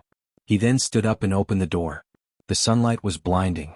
"Young hero Li, you're finally out," one of the Iron Fist disciples said while the other hurried to pass on the message. Not long after, Yen Song and Lu Hong rushed over. Lu Hong said, "Qingshan, you're finally out? I thought something happened to you and wanted to break in a few times." Li Qingshan smiled and said, "I'm sorry, the technique that Protector Yen gave me is too profound. I was so engrossed in comprehending it that I lost track of time." Protector Yen said, "Are you really refining qi? What layer are you at?" Li Qingshan said, "I just reached the first layer." Yen Song said, "That's not slow. But it definitely wasn't fast. The first layer of the innate training of qi was the easiest." He had personally seen a talented child master the first layer in 4 hours. Of course, Li Qingshan couldn't be considered fast. But it was unheard of to use 3 days for the first time to refine qi. Li Qingshan said, "I've made everyone wait for a long time. Can we set off now?" Lu Hong took out a stack of banknotes and handed it to Li Qingshan. Li Qingshan was originally here to collect debts. Li Qingshan said, "Sect leader Lu, you're looking down on me. Protector Yen is so generous, I'm not a stingy person. Don't mention money again." He never wanted to owe anyone anything in his life. Only when he felt that he didn't owe anyone could he be at ease. Although the innate training of qi was not an impressive collection of abilities, it was extremely important to him. It would be better if he could obtain it as soon as possible. Lu Hong rejoiced inside. He obviously could not make Yen Song hand over the money he had given him. This was his retirement savings. Yen Song admired him as well. He did not take 10,000 taels of silver seriously as he chatted. If he were the young master of a wealthy clan, it would have been nothing, but a young man from the mountains like him was far too rare. This child was born with an extraordinary bearing. It was no wonder that people would appreciate him. Only after a few rounds of refusal did Li Qingshan accept the 2,000 taels of silver as his traveling expenses. When Li Qingshan arrived outside the Iron Fist School, he saw that the Iron Fist School that had always been quiet was currently filled with a cacophony of gongs, drums, and firecrackers. There were even groups of dragon and lion dancers, completely surrounding the Iron Fist School. Of course, it was not to send Li Qingshan off. 4 children with reddened eyes were delivered before Yen Song. They were the children that had been chosen. They had the opportunity to leave this tiny Qingyang city and enter an even vaster world, but at the same time, they would have to leave their homes and distance themselves from their families. Li Qingshan watched on from one side with his arms crossed. Suddenly he heard someone call his name. Turning around, he saw village head Li and caretaker Lu in the crowd as well. Beside them were the 2 brothers, Li Hu and Li Bao, with a few villagers from the Crouching Ox village behind them.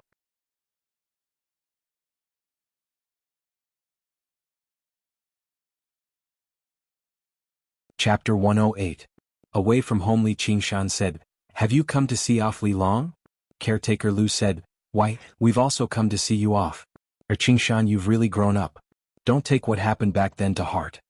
The current Li Qingshan had already become an unreachable figure in his eyes. He could not even speak properly. The other villagers all squeezed over to congratulate him. They all carried local produce and shoved it into Li Qingshan's hands. Li Qingshan looked at these familiar faces and sighed emotionally. He had no idea where to start. The Crouching Ox village that he had always wanted to leave since he was young suddenly appeared before him with great clarity. Every single house, every single blade of grass was vivid in his mind. The deep well that had trapped him for over a decade, the mud and moss that he had always wanted to leap out of, the mud and moss that he had grown tired of, all became familiar in that moment. Village head Li hugged Li Long and wept. The scene was noisy and chaotic, but when it reached Li Qingshan's ears, it suddenly fell silent. Li Qingshan even discovered elder brother Li and sister-in-law Li in the crowd. They were cowering, hiding from the nobles in the city. They looked at Li Qingshan as if they wanted to go up, but they were also afraid. At that moment they were filled with regret. If they had not fallen out with Li Erlang, who knew how much glory they would be able to bask in right now. When they saw Li Qingshan look at them, their eyes all erupted with the light of hope. However, Li Qingshan immediately looked away. What needed to be done had already been done. What was done could not be undone. It was not that they could not let it go, but they were already in a completely different world. Moreover, they had no idea that being his family was even more likely to die a violent death than being rich and powerful. With Yen Song's order, everyone moved to the sides. A large carriage with 2 horses was driven over. Every single horse was extremely spirited. Li Qingshan, Protector Yen, Li Long, and the 4 children boarded the carriage together. The carriage moved slowly until it stopped in front of the county government office. Yi Dachuan and the advisor happily boarded the carriage.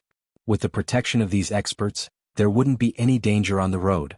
When Li Qingshan saw the item in Yi Dachuan's hands, his eyes lit up. Stone splitter bow.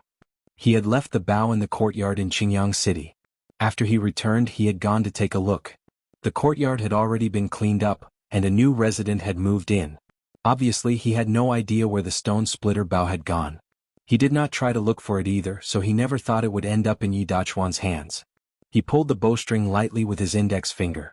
With his current strength, it was not a problem for him to shoot 100 arrows consecutively. In a pavilion 5 kilometers away from the city, Li Qingshan once again met the owner of the stone splitter bow. Huang Bingu said, "Congratulations, Qingshan. Your strength has improved again." He found that he could no longer see through this young man's strength. However, he was well informed. The only person who could defeat a Xiantian master head-on was another Xiantian master.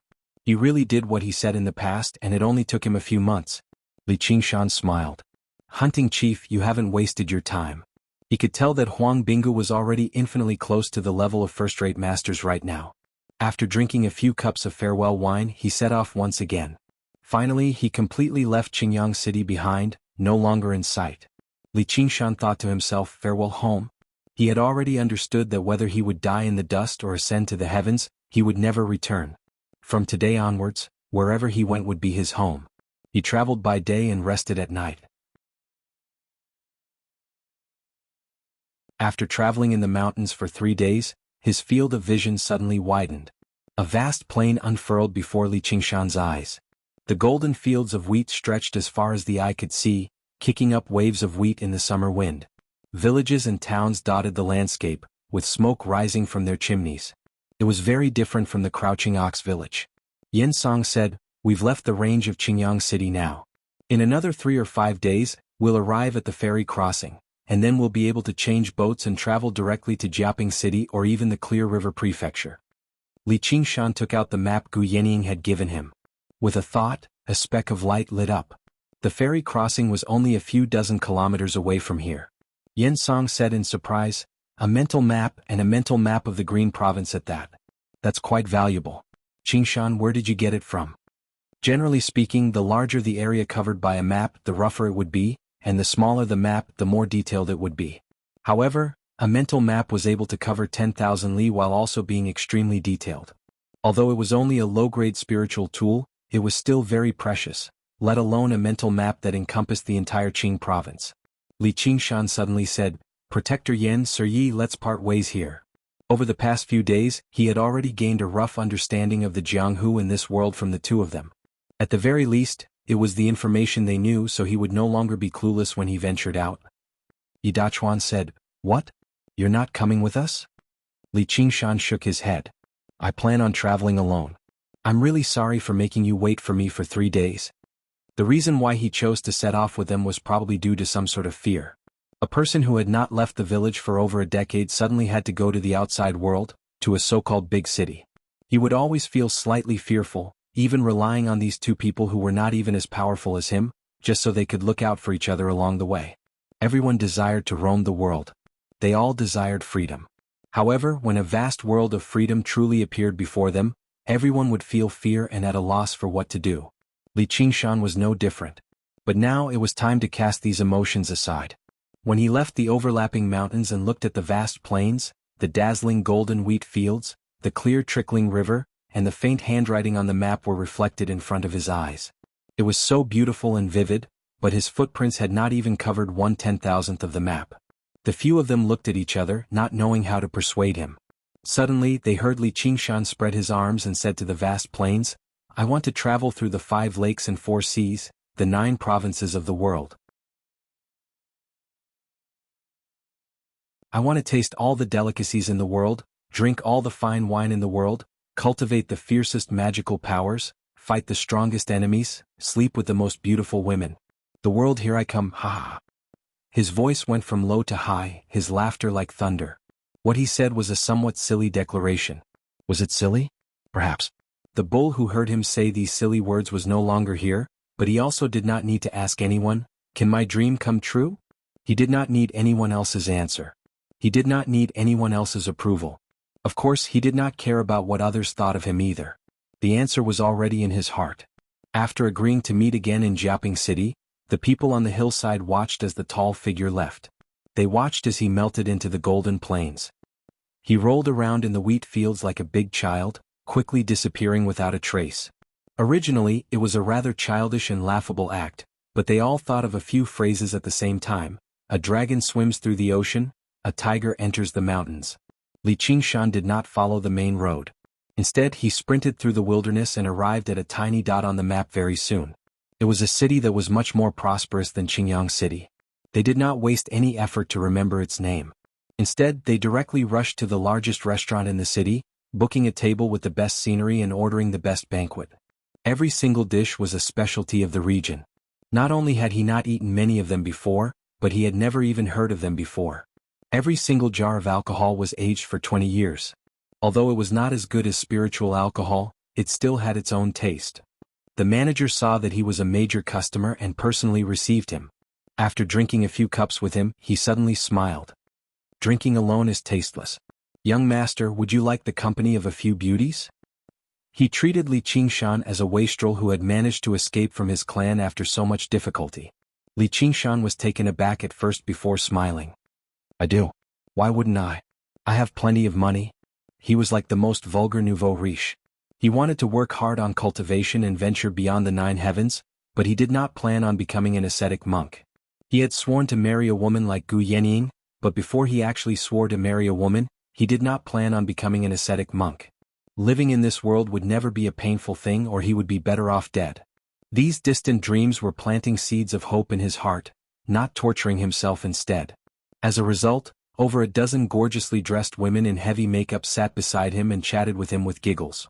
They constantly referred to him as Sir and Young Master. Some of them even extended their hands boldly into his bosom. At first, Li Qingshan felt rather uneasy as he was teased by a few women in the brothel, but he relaxed very soon. He hugged them without a care as he smiled from ear to ear. However, his gaze remained as clear as water the entire time, like a child playing an extremely novel game. However, it was easy for children to get bored. He did not really plan on doing anything.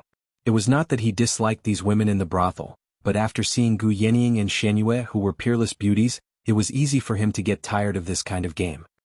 He did not understand in the past, but now he knew what it meant to look back and smile charms 100 women, and all the women in the 6 palaces are colorless. Bang! Suddenly, someone slammed open the door and shouted, "Lower your voice." It was a young master dressed in luxurious clothes, carrying a treasured sword, and wearing a crown on his head. He shouted at Li Qingshan. As the saying goes, 3 women make a play. It was inevitable that the table where they drank wine would be extremely noisy.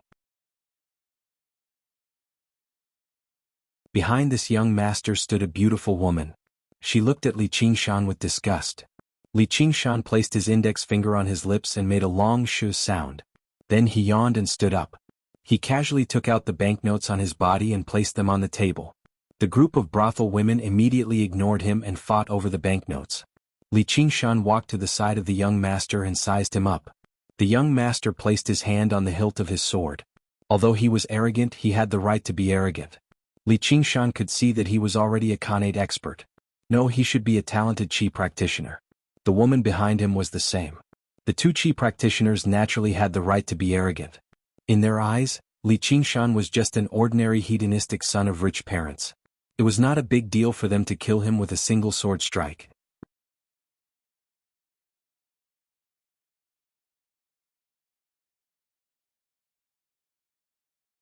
Chapter 109. A demon's visit. Li Qingshan said, "Please make way." Afterwards, he squeezed past the young master and gazed deeply at the scholar. He shook his head gently. She was a beauty. In his past life, he probably would not even be able to make a beauty smile even if he used everything he had. However, his target was much higher now. The sacred hall was a small joy for him to dream about. He walked past her and took in her fragrance. Dreams made people happy. The woman frowned even more. Perhaps it was because of Li Qingshan's rouge, or because of Li Qingshan's fearless gaze. Perhaps his final shake of the head had infuriated her the most. The young master was just about to draw his sword, but the woman shook her head and allowed Li Qingshan to go downstairs. Disdain filled her eyes.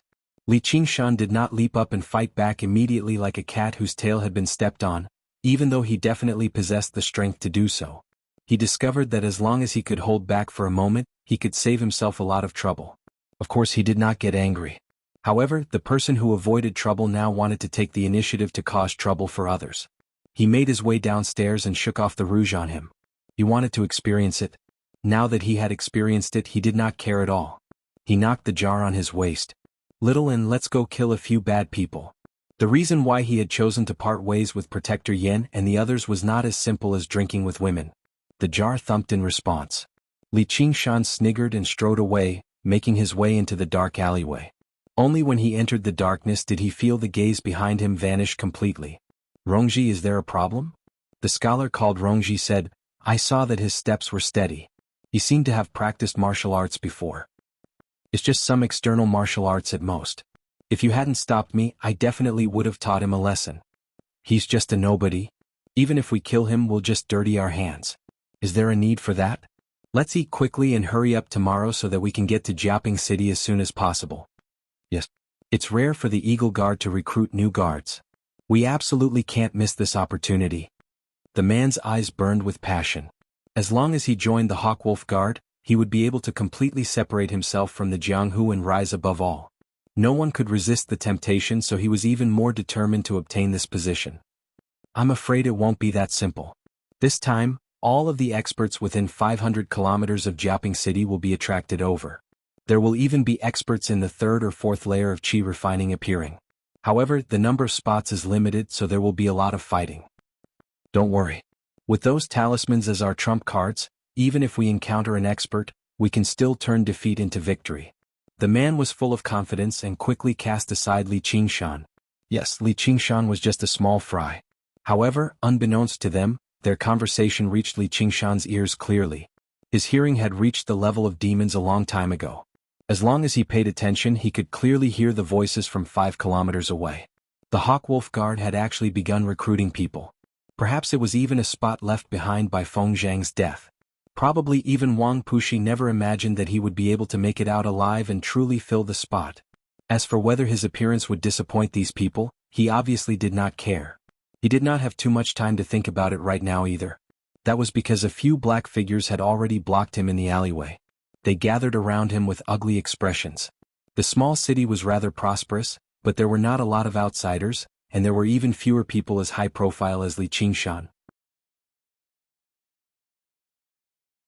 The news of a teenager in his teens carrying a large amount of money spread very quickly, yet he was actually bold enough to enter this world of darkness. If they did not rob him, it would be far too unjustifiable. Li Qingshan said softly, "You're pretty lucky." He knocked the jar. "Time to eat. Hand over the money." One of them drew a shiny dagger, but what he received in response was an even brighter blood flames of corpse incineration. There was basically no sound at all. The flames swallowed the people, and their flesh and blood turned into pure energy, merging with the flames. A lantern lit up the darkness, illuminating a wonton stall guarded by an old man. Although there was no business, only moths lingering around, it still managed to hold on with some difficulty. A young man strode over and called out, "Sir, please give me a bowl of wontons." "All right."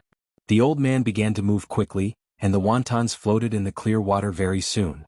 "It's already so late, so why aren't you resting? At your age, it's time for you to enjoy your old age." Li Qingshan began to chat casually. The old man sighed and grumbled. It was all because his children were unfilial, and he and his wife had nothing to live for. These were the most common miserable things in the world. Li Qingshan sat by the stall and ate the wontons as he comforted the old man with a smile. Sitting alone in a dark corner and eating the simplest food, facing an old man who had gone through many hardships, actually felt much better than drinking wine. It was quite strange. "Brother, you're not a local, so I'll give you a piece of advice. You better return to the inn after you finish eating. It's not peaceful here at night." Li Qingshan said, "Could it be that there are bad people here?" Then he heard more complaints and complaints. There was no lack of such things in any place. There were brothels who forced women into prostitution, unscrupulous merchants who gave usurious loans, and gangs who bullied the weak. Li Qingshan listened quietly and memorized everything. He casually inquired about the names and addresses of these people. After eating 4 or 5 bowls of wontons, Li Qingshan left all the money he had just obtained from the thieves and got up to leave. "This is too much." The old man was shocked. He raised his head, but there was no trace of Li Qingshan. A gust of night wind blew, and he thought of the stories of demons and ghosts that he had heard before. He decided to pack up his stall now. Tonight, there were demons and ghosts who came to his doorstep to help the weak and get rid of the evil. There was no such thing as evil magic in the world, only evil people. If he killed all the evil people in the world, it would be a great benevolence. Before the sun rose, Li Qingshan had already left the small town. In the wilderness he practiced the ox demon's fist of great strength. Last night he killed more than 10 people in a row. His chest was free and clear, and his fists were like beating drums breaking through the air. Shaoan refined the essence blood of over a dozen people on one side. The blood flames of corpse incineration surged around him, turning into various shapes, such as vicious beasts or venomous snakes. In the end, it actually formed a lotus pedestal, lifting him up. He soared through the wilderness, sometimes ascending and sometimes descending. He was impressive. Wherever he passed by, the lush grass would immediately wither and die, leaving behind a trail of death on the ground. If Little N wanted to kill a second-layer Qi practitioner like Yen Song, it would be as easy as pie. Li Qingshan felt both admiration and admiration. Right now, his strength was only greater than Little An's, but he could not fly either. However, Little N was nowhere close to the level where he could recondense his flesh and blood. The path of white bone and great beauty was terrifyingly powerful, but it was difficult to practice. It required even more blood sacrifices. Although he did not purposefully collect wealth from the massacre last night, Li Qingshan's wealth still easily reached several tens of thousand taels. If those people were wolves that ate sheep, then he was a tiger that ate wolves. Suddenly, he discovered that to Qi practitioners, the currency of the human world was no longer particularly meaningful, as they possessed strength that surpassed ordinary people.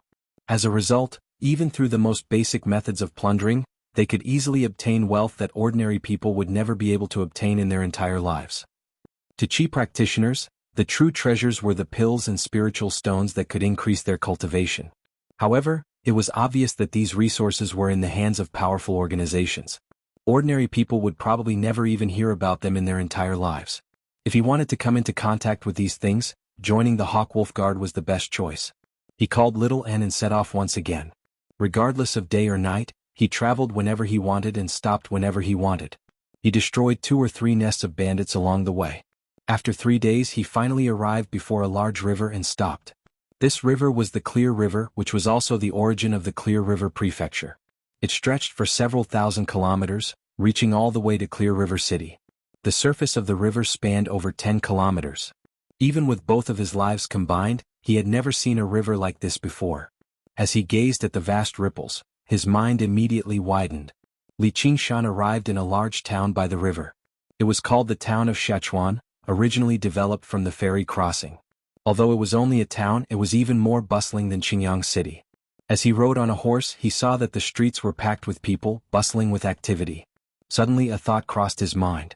If he killed all of these people, would he be able to refine Little An's flesh and blood immediately? Afterwards he shook his head. Wouldn't that make him a homicidal maniac? There were countless boats on the banks of the river, and people came and went from the docks. It was extremely busy. There were obviously plenty of passenger boats heading south too. Li Qingshan actually saw a huge dragon boat that stood several stories tall. The boat was richly decorated, like a luxurious restaurant that floated on the water. He immediately dismissed the thought of hiring a small boat and boarded a huge dragon boat. The rooms on the highest floor of the dragon boat had the best scenery as well as the most expensive. They actually cost several thousand taels of silver. Li Qingshan obviously did not lack silver. He took out a few silver notes and the caretaker immediately smiled from ear to ear. She ordered a female servant to lead him to the room on the highest floor. Before she left, she even hinted to him in a rather ambiguous manner that he could call her if he needed anything. The room was extremely spacious. Even if it could hold several dozen people, it probably would not be crowded. The decor was even more luxurious than the best Li Qingshan had stayed in along the way. He opened the window and overlooked the port and the town of Sichuan. He wondered when Yin Song and the others would arrive, but he saw two familiar people on the docks. They were the man and woman he had encountered in the restaurant 3 days ago. What? The rooms on the highest floor are already full. You want us to stay below? The man said in displeasure. The caretaker said in a troubled manner, there really is no other way. Young master, the second floor is very luxurious too, so please make do with it. How could people who could spend several thousand taels of silver on a boat lack money? Even if you gave them several tens of thousand taels of silver, they would not be willing to lose face. The woman said, we have never had the habit of making do in our lives. Caretaker, please think of another way. Money is not a problem. The man frowned and raised his head. He saw Li Qingshan.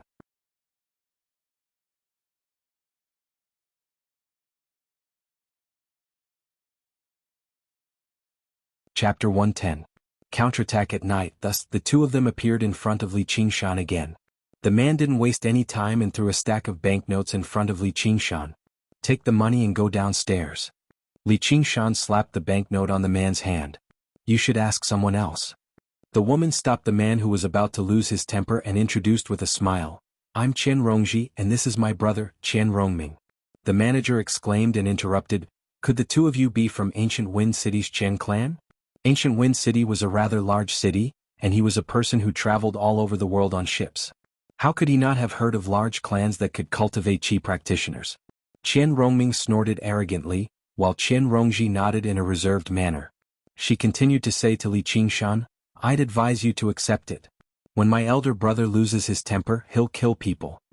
Since she was born in a big family, she had to pay attention to the appearance of a big family. She could not lose her elegance at any time. She preferred to subdue the enemy without fighting. Li Qingshan folded his arms and said, is that so? Then I'd like to see it for myself. This was the second time someone had bullied him, so his tolerance was limited. Qian Rongji's expression changed slightly. She came from a great clan and she was born with the talent to train in qi.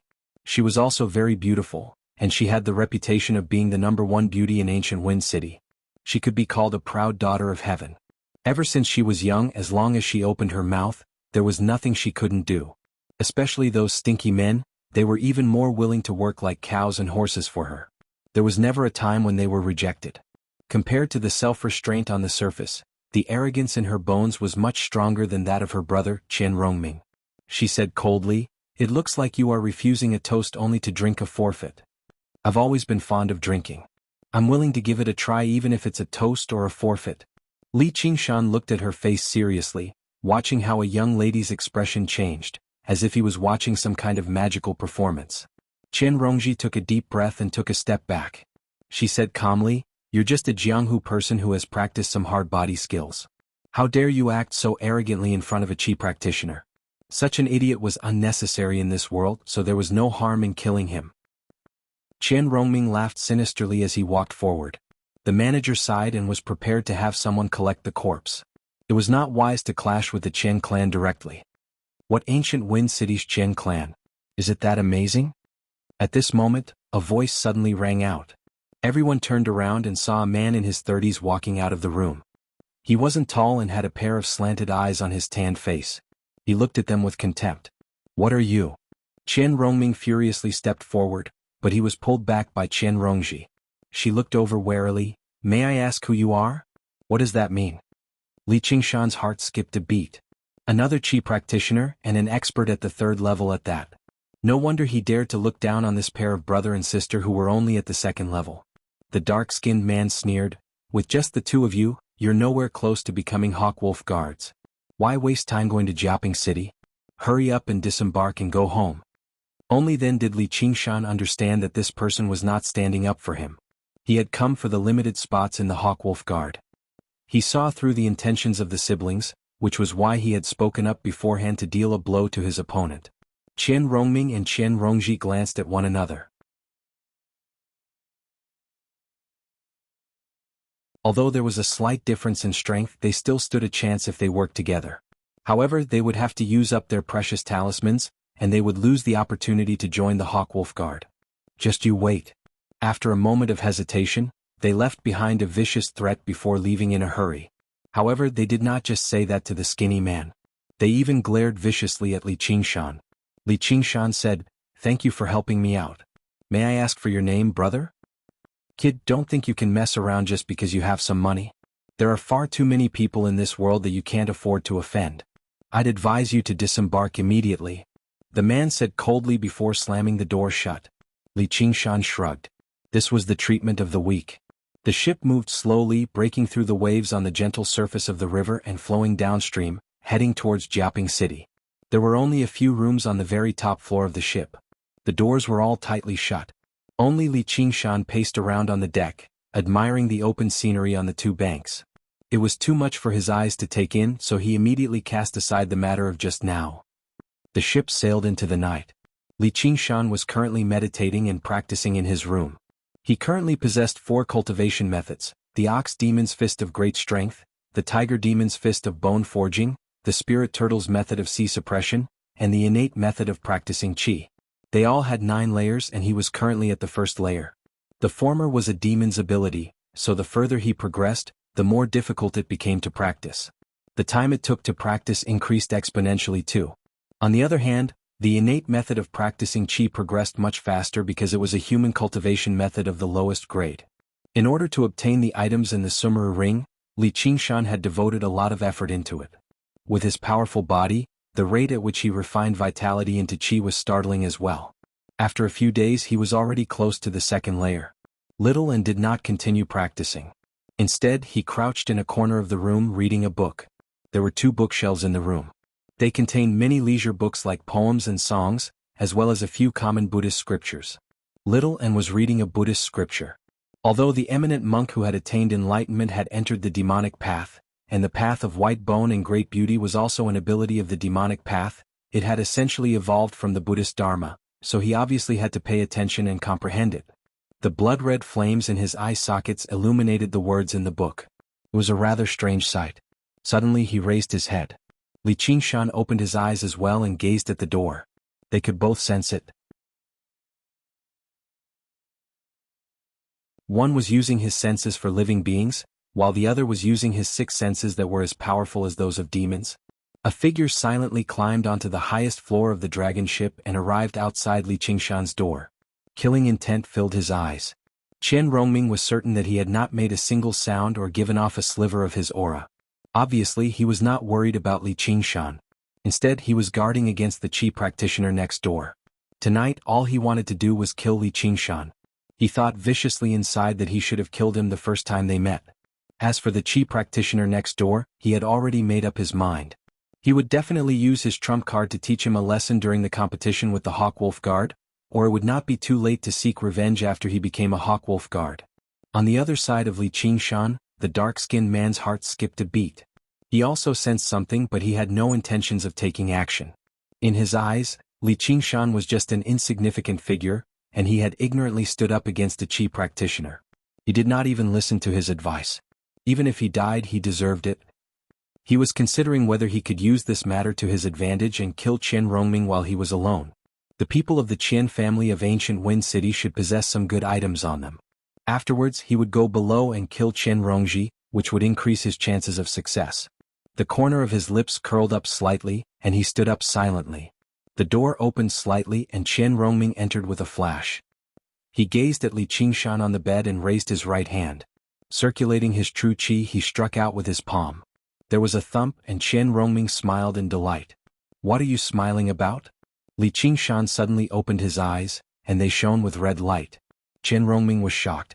His muscles tensed up, about to launch a series of attacks, but his body relaxed again. He stared at his chest in disbelief. The tip of a sword had pierced his heart. He struggled to believe that he had been ambushed. Even more terrifyingly, even now, he had not sensed the existence of anyone behind him. Unless that person did not breathe or their heart did not beat, they would not be breathing at all. Afterwards, he turned around with difficulty and saw the final scene of his life. A skeleton with burning pupils. The blood flames of corpse incineration spread through his entire body, turning him into a part of the flames. It was not because Chen Rongming was too weak or careless, but because Little An's current strength was at the third or fourth layer at the very least. Under the absolute suppression of strength and a sneak attack, it would be strange if he did not kill him in a single strike. Li Qingshan sighed gently. It was just a disagreement. Did you really have to reach the point of killing me? Are you too arrogant or am I too low-key? That day in the restaurant, Li Qingshan already had the strength to kill him, but he did not do so. It was not that he was afraid of trouble, but he did not want to kill indiscriminately. Those who killed because of a disagreement were just ordinary people. If Li Qingshan wanted to kill, he had to do it in a reasonable manner. However, others might not think so. Perhaps in their eyes all living beings were like ants. Of course they could step on them whenever they wanted. He casually checked the spoils of war, but he did not find the talismans or medicinal pills that he had imagined. Instead he found a black brocade pouch. It looked a little familiar, but it was worn out and dull. Many of its legs were broken. It really did not match with a young master like Chen Rongming. Li Qingshan's heart moved. He poured the meager spiritual qi in his body into the brocade pouch. Suddenly, a mysterious space opened up in his consciousness. He seemed to see a virtual little box with all kinds of things inside. There was naturally no lack of silver notes, but there were also a few small bottles and a few talismans. With a thought, the things inside appeared in his hand. Li Qingshan was overjoyed. So this was the legendary 100 Treasures pouch. In the past few days he had asked Yen Song about a lot of Qi practitioners' general knowledge. He knew that the Sumeru ring was something that only truly powerful cultivators could possess. The space inside was extremely vast. As for how vast it was, he had only heard of it but had never seen it. It was rare for a normal Qi practitioner to have a 100 Treasures pouch. The reason why he found this brocade pouch familiar was because he had seen it on Wang Pushi of the Red Eagle territory. However, Wang Pushi's 100 Treasures pouch was much more beautiful than this one. Presumably, the storage space was also much larger. Without thinking too much, he knew that the one on Chen Rongming's body was a standard substandard item. It could not even store a longer weapon. However, even a substandard 100 Treasures pouch was extremely rare. At the very least, Yen Song, a cultivator at the second level of Qi practitioner, did not have one. As expected of someone who came from a so-called family clan. He really had some talent. Li Qingshan checked the things in the 100 Treasures pouch. Among the bottles, there was a bottle of healing medicine and 3 bottles of Qi concentration pills. They were not the inferior pills that ordinary people of the Jianghu refined, but real spiritual pills. Of course, compared to the spiritual pills that Shenyue had fed him, they were worlds apart. However, they were real pills for Qi practitioners, and they were exactly what Li Qingshan needed the most right now.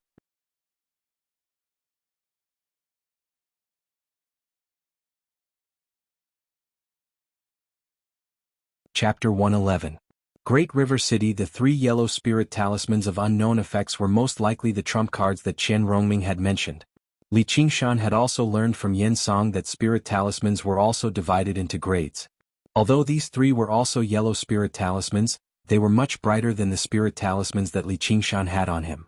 They were at least low grade or mid grade. His eyesight was still not good enough. Holy Church. The spirit talismans and spirit artifacts that ordinary people of the Jianghu could obtain with money were mostly inferior goods. They were made by novices who had just learned how to forge artifacts or create talismans. Even if ordinary people obtained true grade spirit talismans and spirit artifacts, they would find it difficult to use them. At the very least, if they bit the tip of their tongue and spit out blood, it would be very difficult to activate a low-grade spirit talisman. Finally, he no longer had to carry those miscellaneous items on him. Other than the Sumeru ring, which he could not put into it, Li Qingshan placed all of his possessions into the 100 Treasures pouch. He checked his own belongings. Including the silver that Chen Rongming had brought, he had a total of 70 to 80,000 silver notes, several spirit talismans, 3 bottles of Qi gathering pills, and other small items like healing pills. However, other than the Sumeru ring, the most precious thing on him was not these but a demon core. He had taken it from the Rat General in Boundless Mountain. Of course, Shenyue did not think much of it and had left it for Li Qingshan. Li Qingshan did not know how to use it and did not dare to eat anything, so he kept it in a small bottle. He took it out to admire it and then placed it into the 100 treasures pouch. Finally, he put the 100 treasures pouch back into his robes. The feeling of having a great increase in his wealth was really quite good. Li Qingshan's murderous nature was aroused, and he wondered if he should go all out and find that Chen Rongji and cut the weeds by the roots. It had to be said that killing and robbing was addictive. Why did humans incessantly wage war? It was because stealing from others was always much faster than creating for oneself. However, he immediately suppressed this thought. It was not that he was soft-hearted, but that he was worried that if he did this, his murderous nature would be aroused, and he would kill the black-faced man next door as well, taking his things. He definitely had the strength to do so. He didn't even need to release his demonic power. As long as he joined hands with Little Anne, he could do it. On the one hand, the other person had something you wanted, and on the other hand, you had the strength to take it without paying any price. How many people could suppress their greed and desire?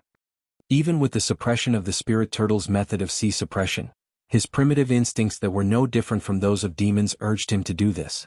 However, acting on instinct was not the path he wanted. While he was constantly obtaining great power, he was also constantly learning how to control this power so that he wouldn't lose himself. At the same time, he also realized something else. When a person had great power, they would become very terrifying. Chen Rongming probably thought this way. He killed Li Qingshan without paying any price. He could easily breathe a sigh of relief. It was as natural as eating and drinking. The dangers of the cultivation path of the human world were probably even greater than the boundless mountains. Li Qingshan dismissed these stray thoughts. If Chen Rongji did not come to provoke him, then so be it, but if she did, then he would kill her as well. There was no need for him to go through the trouble of looking for her right now. He picked up the bones on the ground with his clothes and made his way to the door, planning to toss them into the river and destroy all evidence. However, as soon as he opened the door, he saw the black-faced man next door staring at him in disbelief. He stared at the bones in his hand. What a coincidence! Li Qingshan was slightly surprised before greeting him with a smile. Afterwards, he made his way around the black-faced man and tossed the bundle into the pitch-black river. He was so relaxed that it was like he was not tossing a corpse, but admiring the night scenery. This was not because his mental fortitude far surpassed ordinary people. Instead, it was because of his fearless composure from his strength. The black-faced man stiffened all over. He clenched and unclenched his fists. His gaze towards Li Qingshan was no longer scornful. Instead, it was filled with caution and even a sliver of fear. He had been waiting in a dark corner outside the door the entire time, ready to launch a sneak attack when the opportunity presented itself. However, the person who emerged from the door was not Chen Rongming, but Li Qingshan, who he thought would definitely die. There was no need to ask who the gloomy white bones belonged to. However, even if he launched a sneak attack, it would be very difficult for him to kill Li Qingshan in a single strike. That was not a chicken or duck, but a chi practitioner that was 10 times more ferocious than a lion or tiger. He was very tempted to ask how Li Qingshan had done it, but when he saw Li Qingshan's smile, he was unable to say anything. Even more terrifyingly, he could not sense the existence of chi on Li Qingshan right now. Just like how the unknown was the most terrifying. The sacred church. After successfully tossing the corpse away, Li Qingshan asked the black-faced man, "What's your name?" The black-faced man no longer showed any disdain. He said carefully, "Diao Fei." He felt like the current Li Qingshan was slightly different from how he was during the day. This teenager seemed to be hiding something terrifying on him. Of course, it might just be a false impression. Li Qingshan said, "Are you going to Jiaping City to join the Hawkwolf Guard as well?" "Yes." "What a coincidence." "Me too." Diao Fei tensed up, ready to deal with any attacks. However, Li Qingshan clearly had no such plans. He continued, "How many people will the Hawkwolf Guard be recruiting this time?" 3. "So few." Diao Fei fell silent. Originally, Li Qingshan wanted to ask for more information, but when he saw how cautious he was, he shrugged and returned to his room. Diao Fei suddenly asked, "May I ask for your name, sir?" Once he arrived in Jiaping City, this teenager might become a powerful opponent. Li Qingshan. He felt like he had heard this name somewhere before. Diao Fei thought about it, but he was unable to remember where he had heard it before. He returned to his room as well. Afterwards, he did not sleep for the entire night, remaining vigilant at all times. As soon as Li Qingshan returned to his room, he sensed something. He opened the window and gazed into the distance. All he saw was a figure leaping off the ship when it was relatively close to the shore. She landed on a sandbank and quickly vanished into the jungle. From the figure he could tell it was Chen Rongji. Li Qingshan could not help but sigh. This woman really was quite decisive and cunning. She must have realized something was amiss when Chen Rongming did not return. She did not investigate or question him, directly leaping off the ship and fleeing. Shaking his head and casting this matter aside, Li Qingshan took out a bottle of qi-gathering pills. He opened it and took a look. There were only 3 in there and each one was the size of a longan. He took one out and ingested it, beginning to cultivate. As expected, with the assistance of the external pill, his cultivation speed increased slightly. The medicinal effects replenished his true qi, and true qi circulated through his body. As he inhaled and exhaled, time flew. Very soon, a qi-gathering pill was refined in his body. Li Qingshan took out another qi-gathering pill and ingested it. If other practitioners had seen this, they would have been dumbfounded. Who would eat elixirs like jelly beans? Although external elixirs could greatly increase the speed of cultivation, it did not mean that a person could easily become an expert with elixirs and miraculous elixirs. Talent, hard work, a teacher, and even luck were all indispensable. Furthermore, there was a limit to how many medicinal pills one could take. It was not as simple as eating as much as one could and then converting it all into power. Otherwise, alchemists would all be unparalleled experts. For example, Chen Rongming's 9 qi-gathering pills were originally used for 3 months. One pill was taken every 10 days to slowly refine the medicinal effects. This was when the family valued it more. The normal speed was to take 1 pill every half a month to ensure that the medicinal effects were not wasted. Who would eat it like Li Qingshan?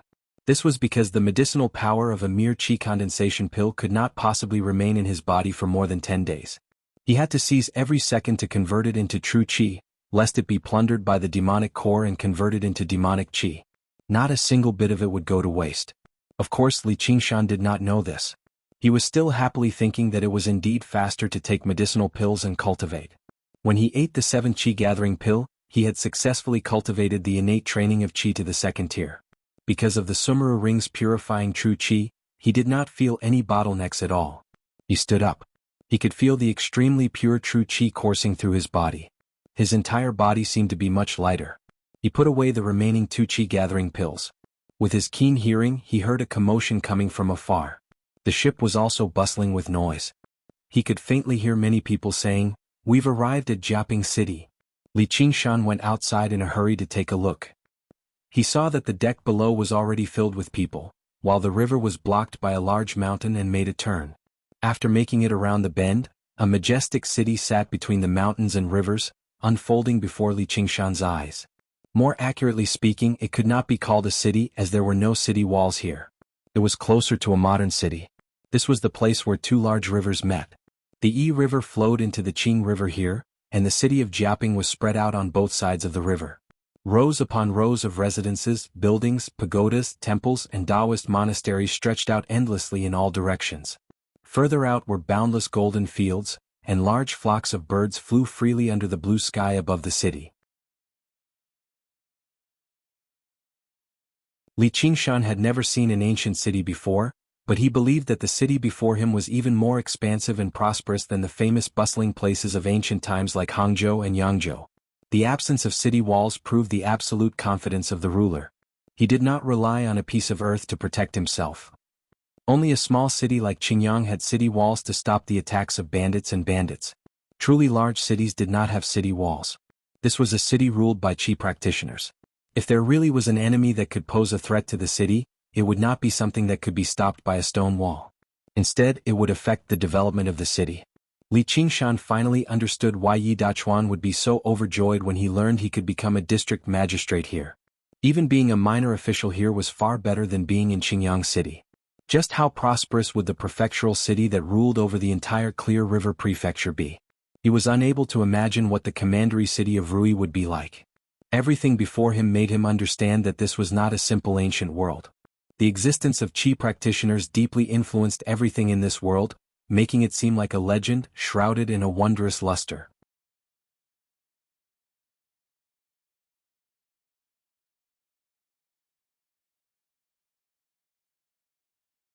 Chapter 112. First time at the Hawkwolf Guard on a mountain peak to the north of the city, An iron hawk forged from black iron unfurled its wings that spanned over 30 meters. It stood on a stone platform that stood several meters tall, overlooking the entire Jianghu city. It had no intentions of hiding at all, as if it was announcing arrogantly that the Hawkwolf Guard was responsible for monitoring and protecting the city. Whether you were a person of the Jianghu or a chi practitioner, you all had to be careful under the gaze of the hawk. Li Qingshan disembarked from the ship and said nothing more. He directly made his way towards the mountain peak.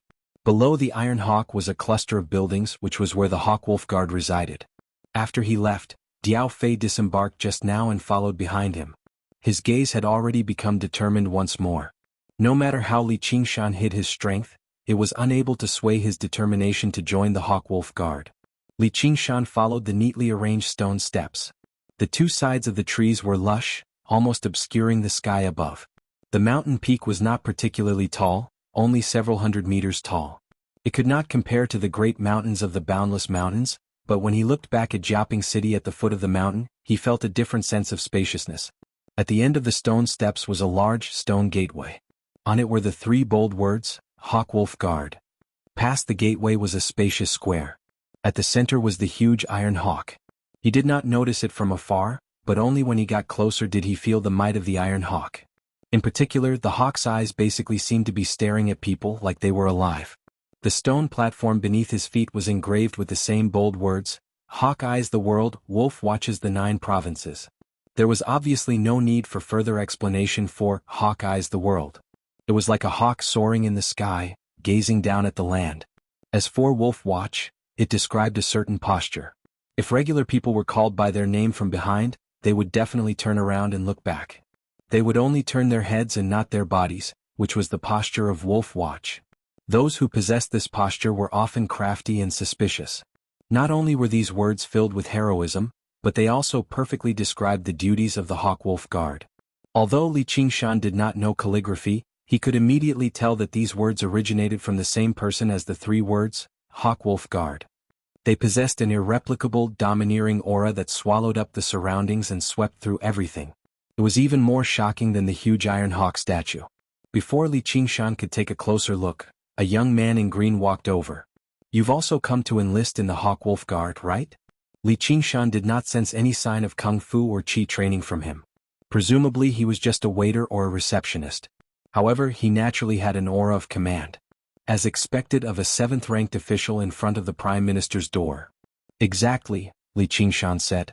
The green-clothed attendant looked at Li Qingshan in puzzlement. Seeing Li Qingshan's calm expression, he said indifferently, "Follow me." He led Li Qingshan to a large hall. "Go in.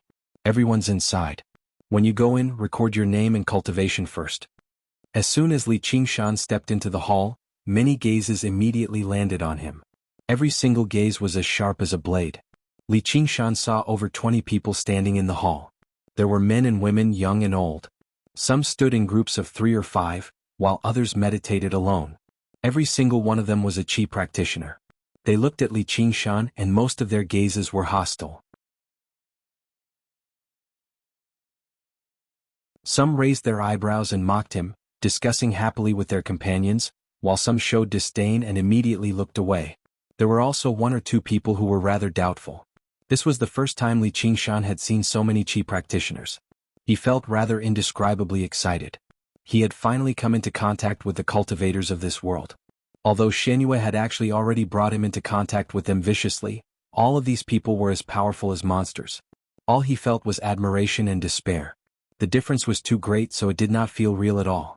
Only when he looked at these people now did he truly see them as equals or even look down on them. Li Qingshan saw several dozen wooden plaques hanging on the walls of the hall, with names written on them. After a glance, he arrived before a long table in the corner of the hall. An envoy in black leaned against the table and wrote on it. He said without even raising his head, "Name, origins, master, cultivation. Remember, you can't hide anything or they'll find out." The envoy did not continue, but the threat was self-explanatory. Only then did Li Qingshan understand why these people had remained here.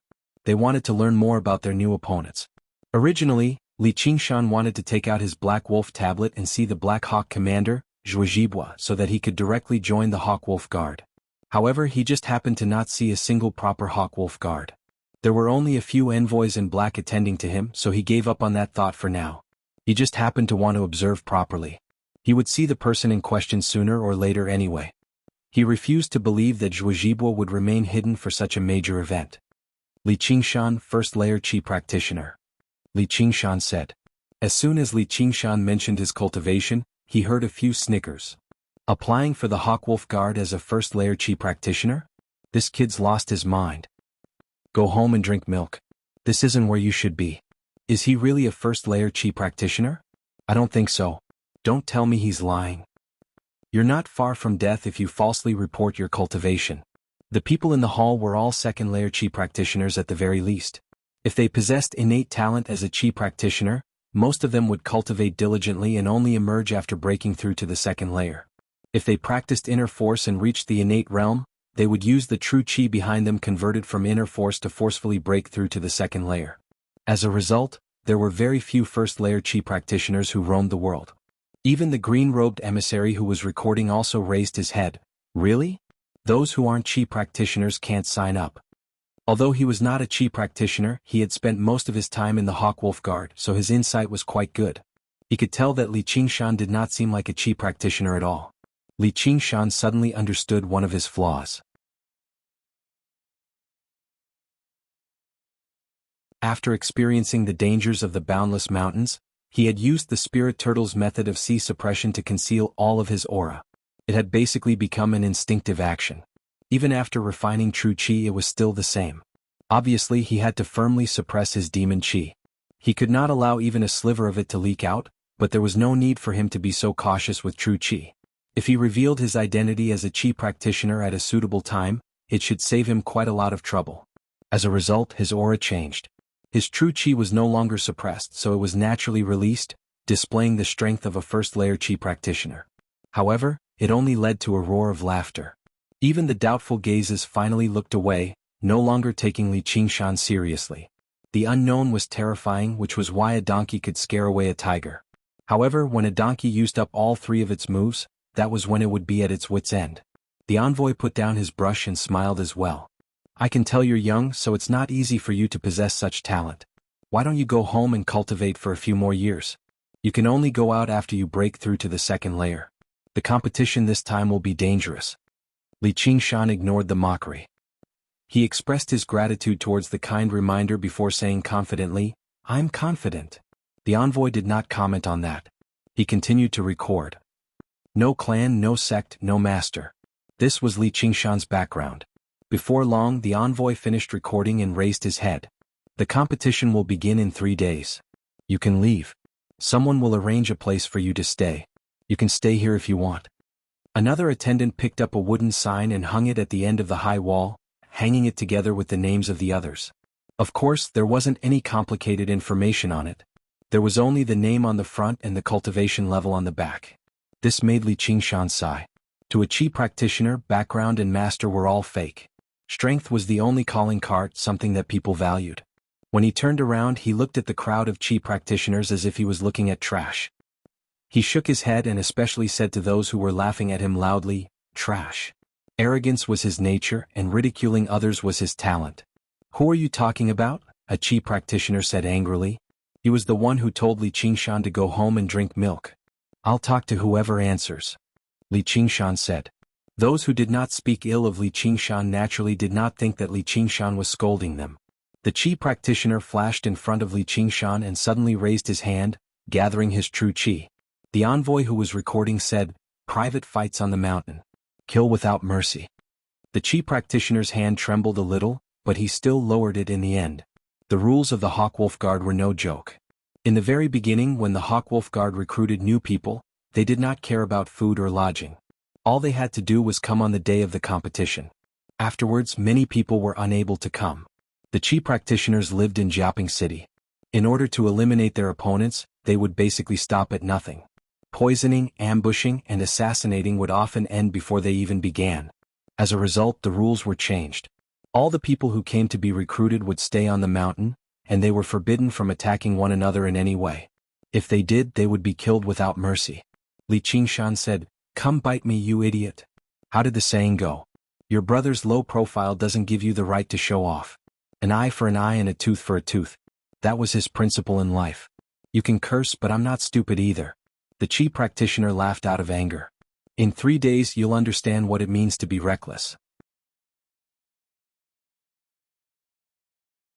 A few other Qi practitioners sneered as well. At this moment, Diao Fei walked into the hall. He glanced at Li Qingshan before looking at the wall. He let out a sigh of relief. As it seemed, Li Qingshan's cultivation was indeed at the first layer. He had just used some sort of method to hide his cultivation, which gave him quite a fright. However, the method Li Qingshan had used to kill Qian Rongming remained a mystery to him. He dared not be careless. When the other people in the hall saw Diao Fei, they immediately stopped paying attention to Li Qingshan. A third-layer Qi practitioner would be a powerful opponent in the competition this time. They needed to observe him properly. Compared to him, Li Qingshan was just a clown. He was close to death, so there was no need to pay attention to him. Li Qingshan didn't stay in the hall any longer. As soon as he exited the hall, another attendant led him up the mountain. He walked past the lush greenery and fragrant flowers.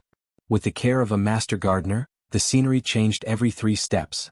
It was too beautiful to behold. When they arrived at a house, the green-robed messenger pointed at a room and said, "This is your residence. You already know that no private fights are allowed on the mountain. You can eat 3 meals a day in the hall. If you need anything, you can call us. As long as it's not too much, we'll try our best to satisfy you." Although their attitude was very ordinary, their service was absolutely thorough.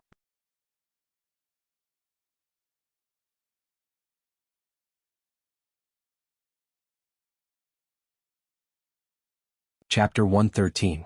Pearl Dew Pills. Li Qingshan entered his room and ingested the remaining Qi-gathering pills as well. However, the innate method of practicing Qi became more difficult the further he progressed. After ingesting the 2 pills, he felt like his growth was no longer very obvious.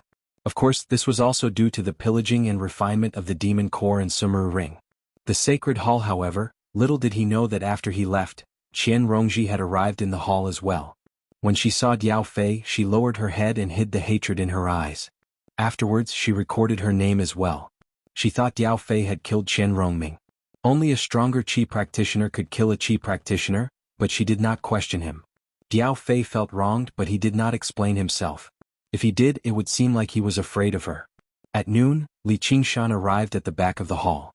It was almost full already. The exquisite table made of pear blossom wood shone brightly, giving off a faint fragrance of flowers. All of the windows were open, and outside the windows was a picturesque view of a garden. It was extremely tranquil and elegant. Delicacies were served up one by one, filling the long table for anyone to choose. It was like a buffet in his past life, except the quality of the food was extremely good. It was on par with the legendary Manchu Han Imperial Feast. After leaving Qingyang City, Li Qingshan had tasted the cooking of many so-called great chefs, but compared to the chefs of the Hawkwolf Guard, it was basically the work of an apprentice. Many dishes made from precious ingredients filled the long table. Li Qingshan gained an even greater understanding of why so many Qi practitioners wanted to join the Hawkwolf Guard.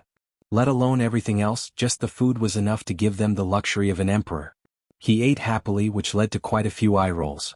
Many Qi practitioners came from sects and clans, so they obviously would not be as inexperienced as him. Even though Li Qingshan had already controlled his appetite to make himself seem like a human, a group of people still secretly looked down on him as a starving ghost. Li Qingshan currently ate a dish made from some unknown fish. There was a flash before him, and Diao Fei sat down in front of him. He took a moment to organize his words. "Your concealment technique is very impressive. I couldn't tell in the beginning." Perhaps because he believed no one was bold enough to disobey the rules set down by the Hawkwolf Guard, he seemed much more relaxed now. He did not put up much of a guard or vigilance. Li Qingshan smiled and said, "It's probably because I'm too weak." The corner of Diao Fei's mouth twitched. To be able to silently kill a Qi practitioner at the 2nd level and turn him into a horrifying skeleton, was this really weak? He suspected that Li Qingshan cultivated a demonic cultivation technique, which was why he didn't want to show it to others. It was a pity that Qian Rongming really treated Li Qingshan as a pushover and lost his life. Li Qingshan said, "From the looks of it, this isn't your first time here, right?" Diao Fei said, "Good eyesight. This is my 2nd time." Then there was silence. Li Qingshan said, "Right, do you have Qi gathering pills?" Diao Fei said, "Of course there is." What? The Qi condensing pill was the most common external pellet used by Qi practitioners. Of course, it was very precious, but it was also very common. Li Qingshan wiped his mouth and pushed aside the cutlery in front of him. Can you sell some to me? Diao Fei said, if you're talking about silver, then forget it. Sure enough, it was just as Li Qingshan had expected. To Qi practitioners, the gold and silver of the secular world no longer held much meaning. Li Qingshan said, of course not silver. It's talismans. What? Diao Fei was shocked. There was no Qi practitioner that did not carry a few talismans with them.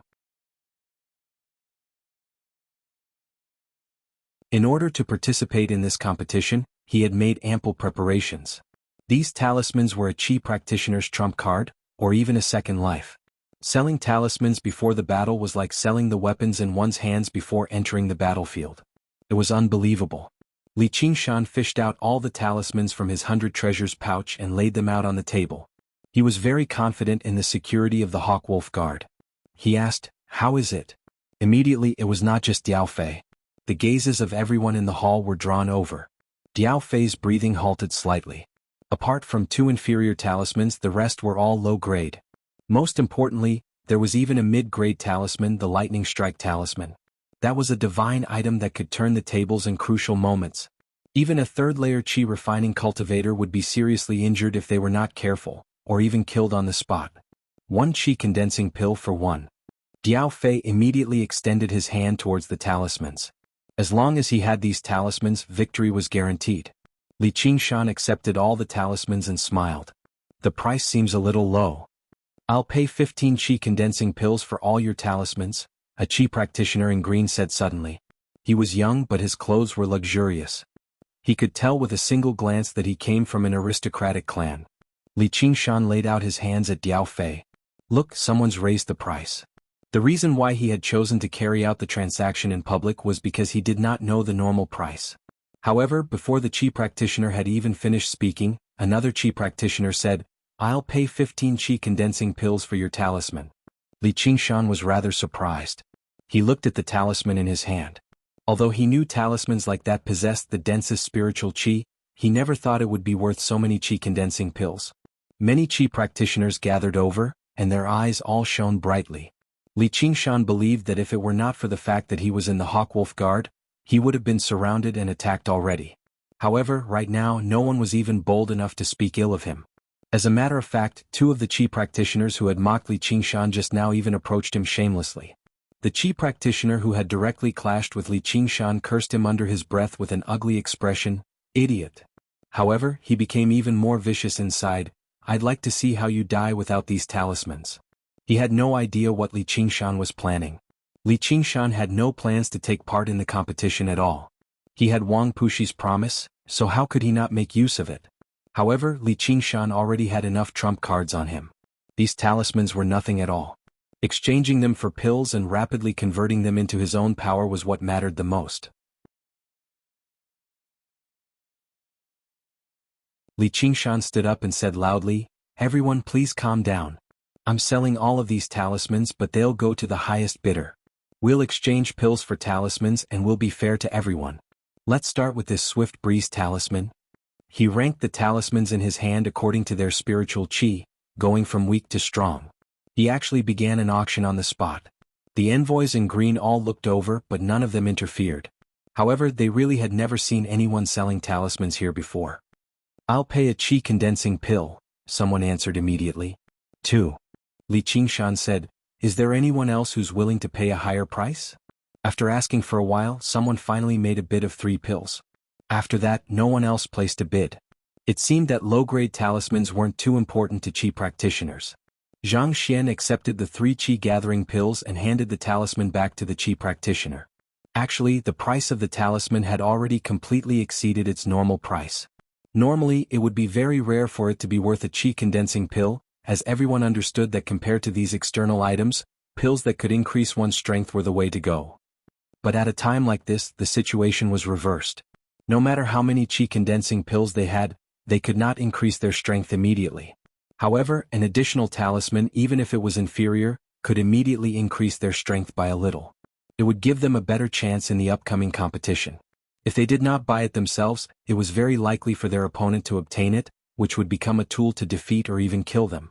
Even the lowest grade of inferior talismans could be the straw that broke the camel's back. On one hand, it was the beautiful future that awaited them after joining the Hawkwolf Guard, but on the other hand, it was the tragic sight of defeat and death. They were forced to do everything they could. When Li Qingshan reached the low-grade talismans, the atmosphere gradually heated up. The number of qi condensing pills began to exceed 5. When Li Qingshan sold all of the talismans and only had mid-grade lightning strike talismans left, he already possessed over 50 qi condensing pills. He discovered that the qi condensing pills were not uniform in size. Many of them were only the size of peanuts. A single bottle could hold over a dozen of them. As it turned out, the pills refined were not perfectly round pills, but paste-like substances. Alchemists would then refine them according to the standard. Alchemists with insufficient skill would refine pills with weaker effects. In order to ensure the same effects, the standard for qi condensing pills had to be slightly larger. There were many qi practitioners who had never bid until Li Qingshan took out the final mid-grade talisman. Only then did their eyes suddenly light up. 10 qi condensing pills. 20. 25. The price immediately surpassed its previous price. This talisman was a talisman that could truly influence the outcome of a battle. It was also why Chen Rongming was bold enough to challenge third-layer qi practitioners. Whoever obtained this talisman would have an additional 30% chance of victory at the very least. Many qi practitioners were determined to obtain this talisman. Li Qingshan smiled from ear to ear. With these qi condensing pills, breaking through to the third layer of the innate method of practicing qi would become extremely easy. Suddenly he turned around and saw Chen Rongji standing at the entrance, staring at him resentfully. She obviously knew what talismans Chen Rongming possessed. Li Qingshan sneered slightly. She had failed to bully him, so she came to kill him. Chen Rongming's death was nothing to be regretted. If this woman did not know her place, he would just send her to see Chen Rongming and keep him company in the afterlife. I'll bid 1. Diao Fei, who had been silent for a long time, suddenly spoke. At this moment he was filled with regret. If he had traded with Li Qingshan on the ship, things would not have come to this. Silence fell as everyone looked at Diao Fei. The qi practitioner who had bid the highest said coldly, "You're not joking, are you?" He was also at the third layer of qi practitioner and viewed Diao Fei as a formidable opponent. Diao Fei took out a porcelain bottle with great reluctance. "I'll bid 1 Pearl Dew pill." "What? Pearl Dew pill?" The qi practitioners were in an uproar. It seemed that the Pearl Dew pill was quite famous. Li Qingshan also revealed a curious expression. He did not know that the value of a Pearl Dew pill was so much higher than a mid-grade lightning strike talisman. Qi condensing pills were definitely not top-notch medicinal pellets. It was only because the herbs used were relatively easy to collect, the refinement process was relatively easy, and the medicinal properties were relatively stable. These characteristics made it popular and a necessity for most qi practitioners, who pursued quality at a low price.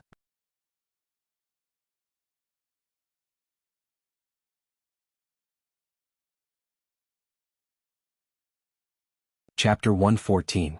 Boundless Cloud Mountain. Diao Fei had planned to keep it for when he broke through to the 4th layer of qi practitioner by opening his yang linking meridian.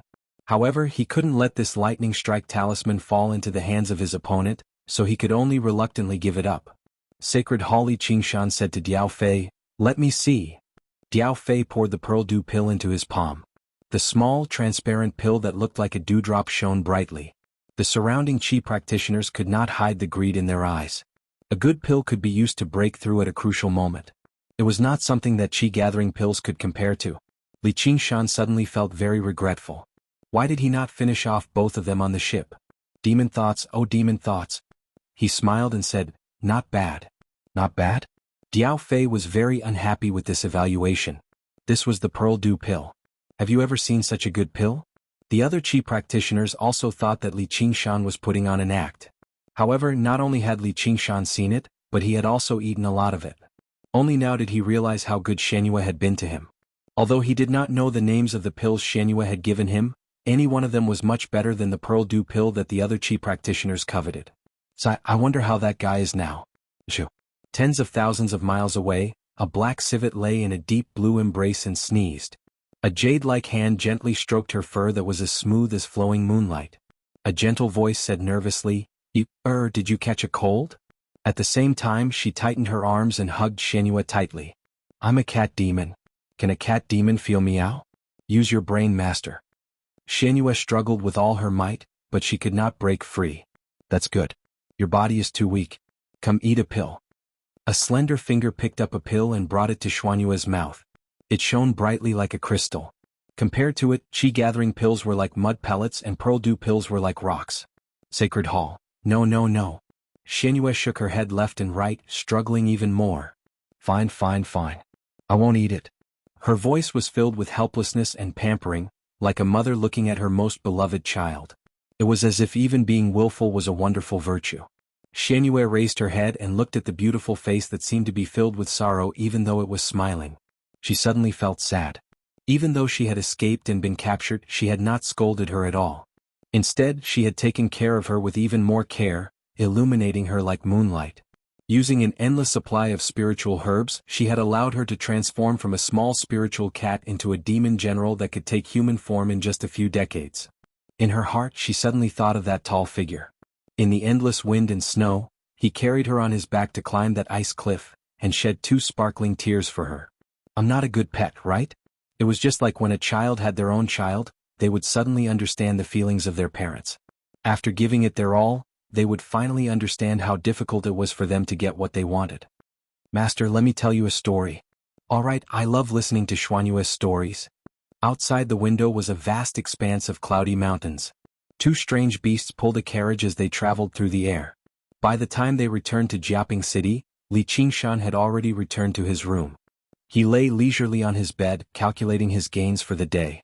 More than 50 chi-gathering pills were enough to support his cultivation for 3 days and break through to the 3rd layer of the innate method of practicing chi.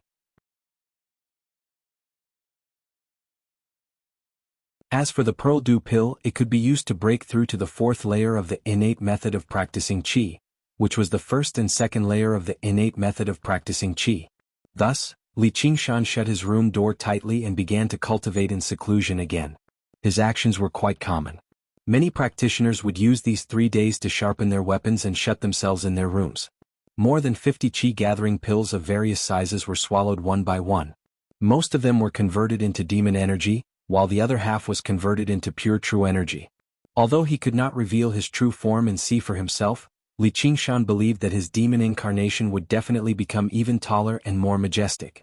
If he lived in seclusion in the mountains, even if he breathed in and out the spiritual chi of heaven and earth day and night, it would still be very difficult to reach this speed.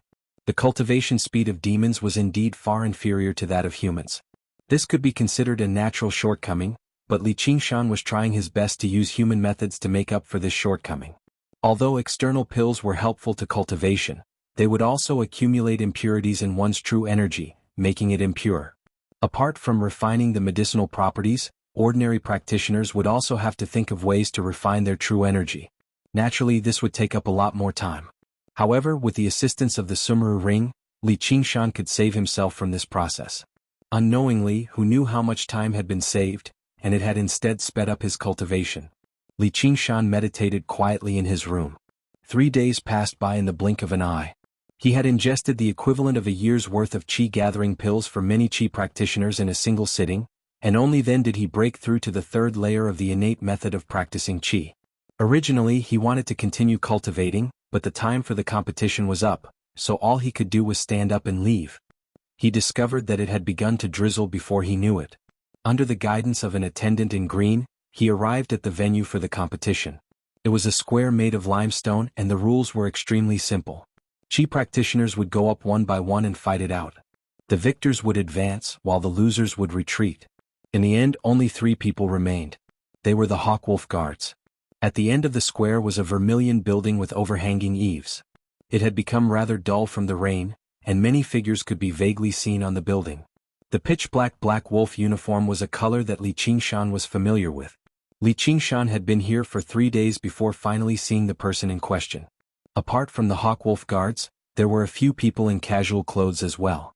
They leaned against the railings and conversed with one another in an extremely relaxed manner. There were fruits and pastries beside them as if they were watching a show or in other words, a gamble. That was because Li Qingshan could clearly hear them discussing the strength of the chi practitioners and how much they had bet.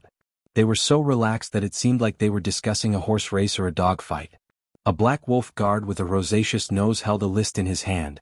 The names and cultivations of the various Qi practitioners were written on it. There's no lack of third-layer Qi practitioners among the top 3.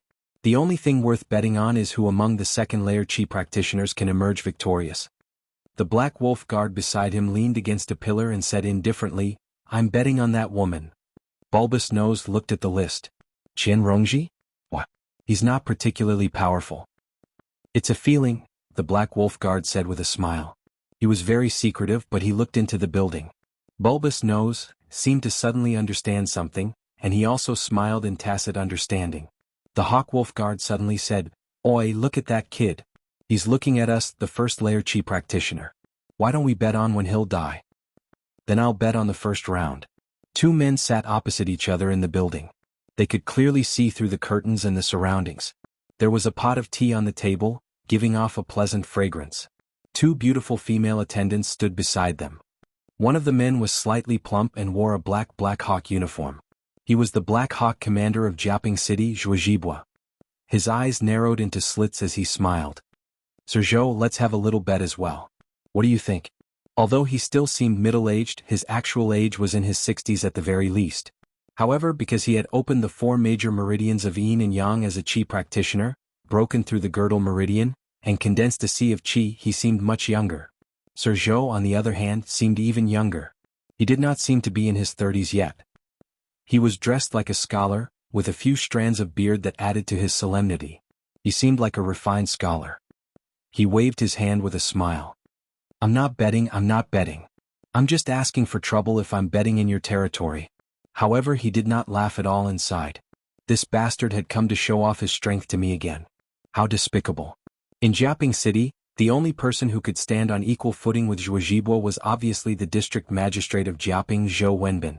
There had never been a place where 2 people of equal authority could get intimate with each other.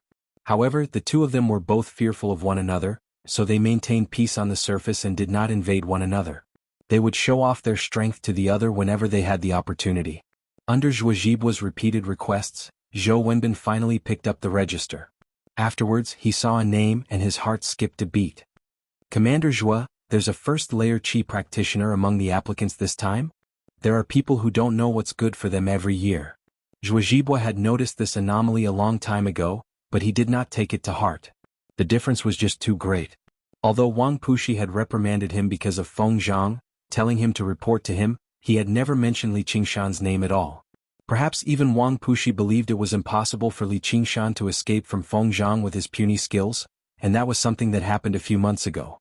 Zhou Wenbin hid his smile. He did not have Zhuozhibua's influence in Jianghu, but as someone who came from Clear River City and had attended the 100 schools of thought, he was much more well-connected and well-informed. His memory was quite impressive too. He could vaguely remember that a friend of his in Clear River City had once mentioned an interesting matter to him in a letter. It mentioned a name and it seemed to be surnamed Li.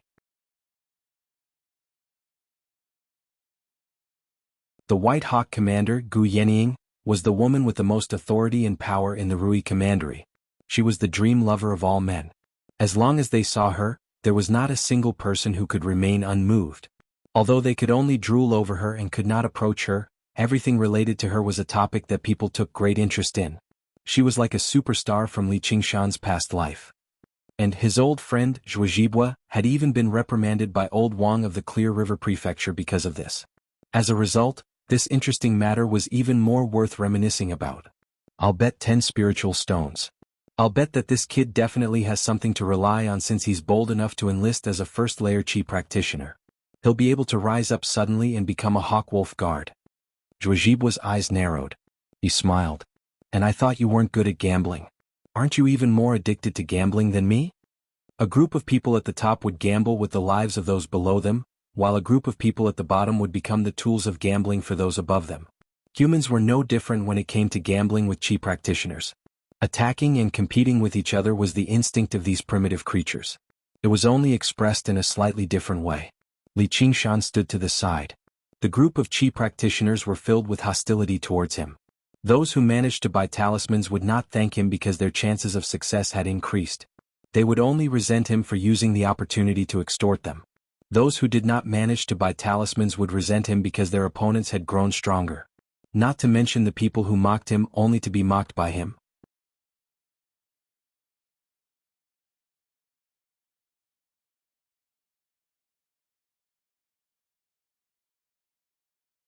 Chapter 115.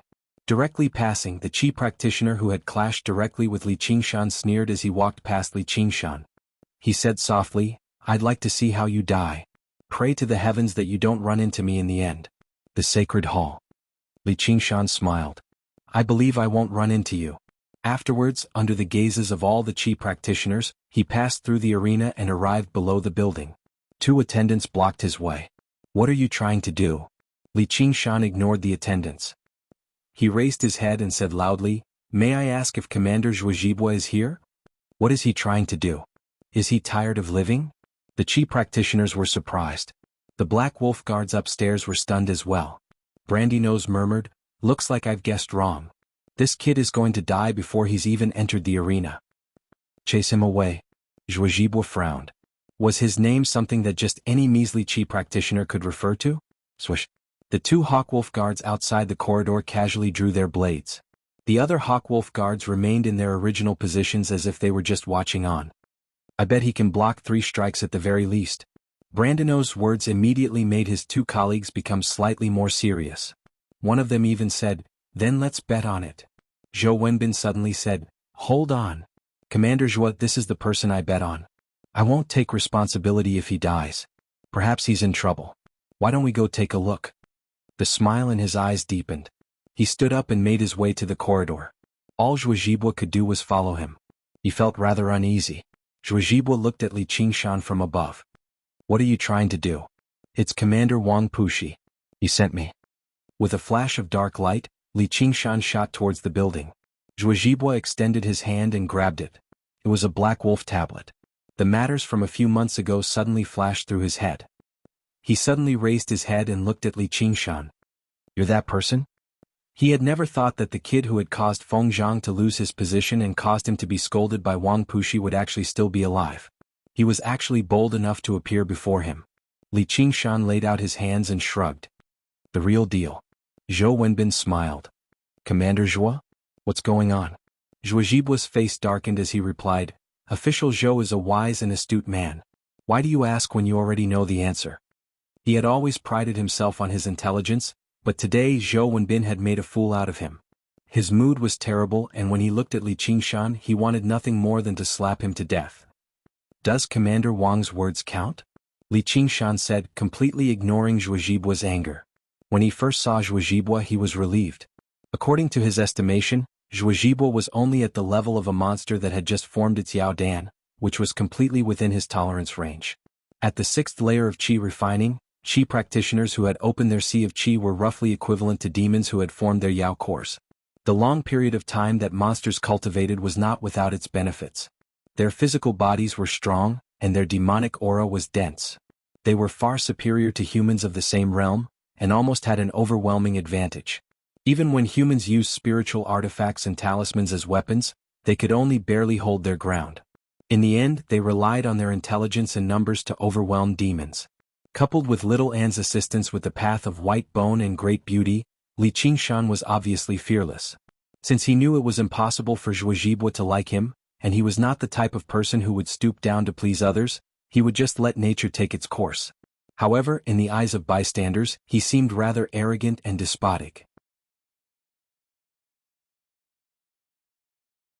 In the Clear River Prefecture, no one was bold enough to say that Wang Puxi did not keep his word. At the very least, Zhuozhibwa was not. His expression changed a few times before returning to normal. He even smiled slightly. He tossed the Black Wolf uniform down the stairs. "Li Qingshan, you're a Hawkwolf guard now. Just wait down there." "Thank you for your promotion, Commander Zhuo." Li Qingshan clasped his hands, but he instead became even more vigilant. People who could control their emotions were like venomous snakes hiding in the grass. They were even more terrifying than angry lions and tigers. The Holy Church with that, the spectating Hawkwolf guards could not help but be taken aback. The Qi practitioners who had come to take part in the recruitment were thrown into an uproar.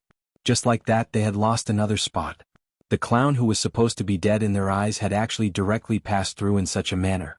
The Qi practitioners immediately felt it was unfair. "That's unfair. Why can't he take part in the competition? The Qi practitioner who had clashed directly with Li Qingshan and wanted to kill Li Qingshan cried out. He's only a first-layer Qi practitioner. Even someone like that can join the Hawkwolf Guard? Diao Fei and Chen Rongji stared at Li Qingshan from afar. They were no less surprised and shocked than the people around them. They said nothing. How could a group of measly Qi practitioners change the Black Hawk commander's decision? They wondered just how powerful of a backer they had to be to directly force Zhuo Zhibua to accept him. Wang Puxi? Who was that? Wang Puxi's nickname of Old Wang had spread far too far, such that some people had forgotten about his actual name. However, the two of them were both well-informed and quick-witted people, so they immediately realized who it was. Was it the legendary Old Wang of the Scarlet Hawk Commander? No way. That was a figure who overlooked all the Qi practitioners of the Clear River Prefecture, one of the 3 rulers of a territory spanning 1,500 kilometers. However, apart from that person, who else could force Zhuo Zhibua to yield without even showing up? They looked at Li Qingshan again and only felt that this seemingly ordinary 16-year-old young man was even more unfathomable. If the person standing behind him really was that person, then he was someone they could not afford to provoke. Diao Fei thought about how he managed to establish a connection with someone like that. If that was the case, then killing Chen Rongming without batting an eyelid seemed to be a matter of course. Zhou Wenbin looked at the noisy scene with a smile and said to Zhuo Zhibua, I was just joking with you earlier. I've said before that the thing I hate the most in my life is gambling, so there's no need for Commander Zhuo to mind. But I've never gone back on my word. Are you looking down on my gambling character, Sir Zhou?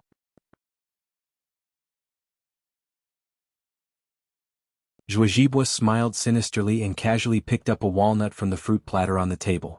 Li Qingshan suddenly felt a terrifying killing intent. There were no more than 3 people present who could see this clearly. Li Qingshan happened to be one of them. The walnut pierced through the rain like it could pierce rocks and clouds, shattering countless droplets of rain and creating a hole in the air. It struck the forehead of a second-layer Qi practitioner. Bang! The walnut shattered and his skull shattered. The Qi practitioner still maintained his furious expression as his head was smashed into the ground by the tremendous force. His neck bones snapped and he collapsed on the ground in a twisted posture. All the Qi practitioners shut their mouths as if someone had grabbed them by the throat at the same time. Every single one of them stood above everyone else in their respective hometowns, prodigies of the heavens. They held the lives of people of the Jianghu in their hands, let alone ordinary people. Now, a Qi practitioner as noble as them had his life taken away so easily. It was as easy as slaughtering a chicken or a dog. It was very likely for any one of them to die earlier. This person was just unlucky, which was why he had been randomly chosen to serve as a warning to others. They looked at the culprit, Zhuo Zhibua, who stood on the tall building. His rather chubby figure seemed to immediately grow taller. Suddenly, they understood something. This was Jiaping City, the place with the most and strongest Qi practitioners within a radius of several hundred kilometers, and they were currently standing in the territory of the Hawkwolf Guard, the place with the most and strongest Qi practitioners. Let alone say anything, even their dissatisfaction vanished. Li Qingshan exhaled. This was reality. There was a huge gap between each layer of Qi refining. If a Qi practitioner at the second layer of Qi refining wanted to defeat a Qi practitioner at the third layer of Qi refining, he might be able to win by relying on numbers and a powerful talisman. However, against a 4th-layer Qi practitioner, they could only pray to the heavens that they could escape. Against a 5th-layer Qi practitioner they would be dead for sure. The difference between the 6th layer and the 5th layer was even greater than the difference between the previous layers combined. It was just like how demonic beasts that had not condensed their demon cores could never defeat demons that had condensed their demon cores. For a 6th-layer Qi practitioner who had split open a sea of Qi, killing a measly 2nd-layer Qi practitioner would be as easy as eating or drinking.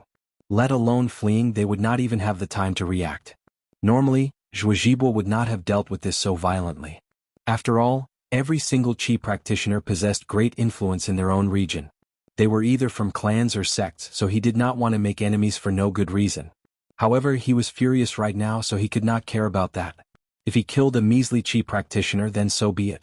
Who would still be bold enough to seek revenge from him? Zhuo Zhibua glanced past Li Qingshan indifferently. Li Qingshan could sense that Zhuo Zhibua wanted to throw the walnut at him even more, but he only smiled back. Zhuo Zhibua's frown deepened. Regular people would tremble in fear when they saw undefeatable power.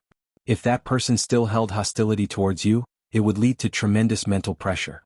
If this continued, it could even drive a person mad. However, he did not see any fear from Li Qingshan at all. Instead, he was extremely composed and at ease. Either Li Qingshan was an idiot and did not know fear, or he was fearless. The answer was clearly the latter. Zhuozhibua obviously did not believe that Li Qingshan was fearless because of his strength. That was because of his background. However, Wang Puxi did not explain his relationship with Li Qingshan at all. He only mentioned it casually, and he seemed very cold. He could not help but look at Zhou Wenbin. This bastard had many connections in the prefectural city, so he definitely knew something. Zhou Wenbin cleared his throat. Commander Zhua, I heard that the White Hawk of the Rui Commandery has seen this kid before. He even invited him to a cup of alcohol and gave him the mental map of the Green Province that Sheriff Wang carries with him. Really? Zhuozhibua shivered inside. A name rang out in his head, as well as the white figure that he had only caught a glimpse of, but he was determined to never forget. He was rather well informed. He knew that Commander Gu had once appeared in the small city on the border. He understood even better that Feng Zhang had run into trouble, making old Wang lose face before Commander Gu, which was why he was directly dismissed.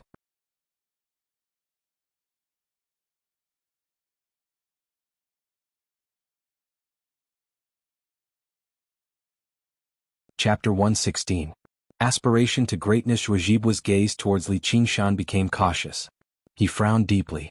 Li Qingshan's casual attitude of the Templar seemed to confirm this guess.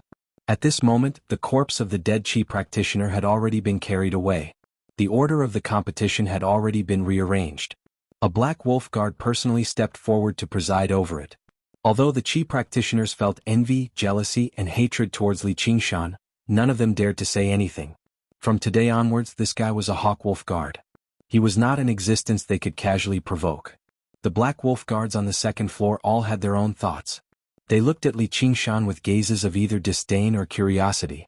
In any group, arrogant newcomers were not welcomed.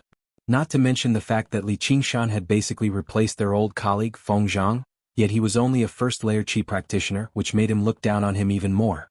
Many people wondered how they could teach this ignorant kid from the mountains a lesson.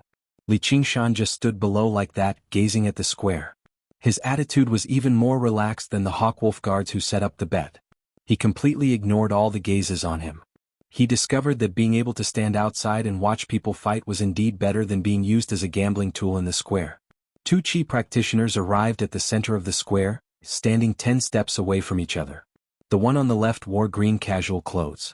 He was in his 20s. His face was pale and beardless, and his hands were empty. He did not carry any weapons. Li Qingshan remembered that he had once bought 2 talismans from him. One was an inferior talisman, while the other was a low-grade talisman. Clearly he was quite wealthy, probably from an aristocratic clan. He was born with the talent to practice Qi. The one on the right was much older, in his 30s or 40s at the very least. He wore tight, gray robes, and there was an extremely eye-catching red scar on his face. He gave off a fierce aura, and a treasured sword hung from his waist. If he had guessed correctly, he should have been a fighter, converting his inner force into true Qi. Both of them were second-layer Qi practitioners. Li Qingshan was unable to determine who was stronger in such a short amount of time. The Qi practitioner in green definitely possessed a few powerful talismans, which gave him an advantage in terms of wealth. However, he definitely lacked actual battle experience. Even if there were, it was mostly the strong bullying the weak. On the other hand, that gray-clothed Qi practitioner had fought his way up from the wilderness of the rivers and lakes with real weapons, so his combat experience must be extremely rich. Moreover, Yen Song had said that among low-level Qi practitioners with martial arts backgrounds were usually stronger. In the light rain, the two of them faced each other. Dang! The gong sounded and the first battle began. The gray-robed Qi practitioner moved. His body turned into a streak of gray light as he pounced towards the green-robed Qi practitioner. He casually pulled out the sword from his waist. His movements were smooth and natural. One moment he was still 10 steps away. In the next moment, the cold, sharp sword was already stabbing towards the green-robed Qi practitioner's throat. Li Qingshan also cheered in his heart. As expected of a martial artist. Unflustered, the green-robed Qi warrior spread his arms and retreated like a gliding bird. At the same time, he circulated his true energy and shot out a fist-sized fireball. Bah! Li Qingshan immediately focused.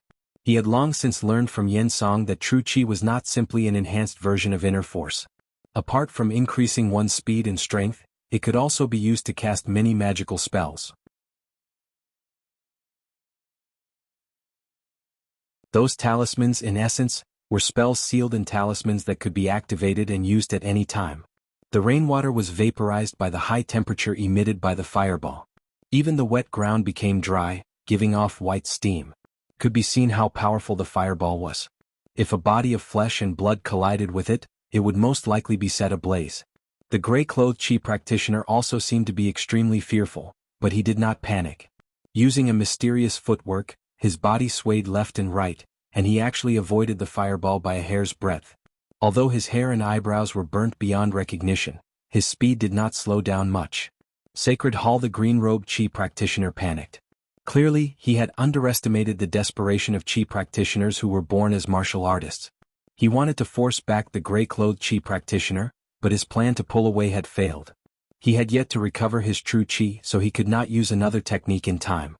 He gritted his teeth and slapped a talisman on himself.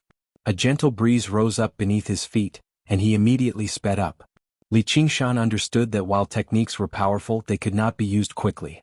It would have been fine against chi practitioners like him, as their reactions were limited. However, against chi practitioners who were born as martial artists, he would struggle a little.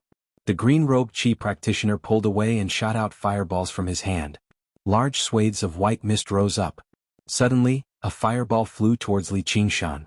Just when he wanted to dodge, a wind blade swept through the air and cut the fireball into two. Waves of heat surged over, causing Li Qingshan's clothes to ruffle. Li Qingshan raised his head. A black wolf guard had sheathed his blade.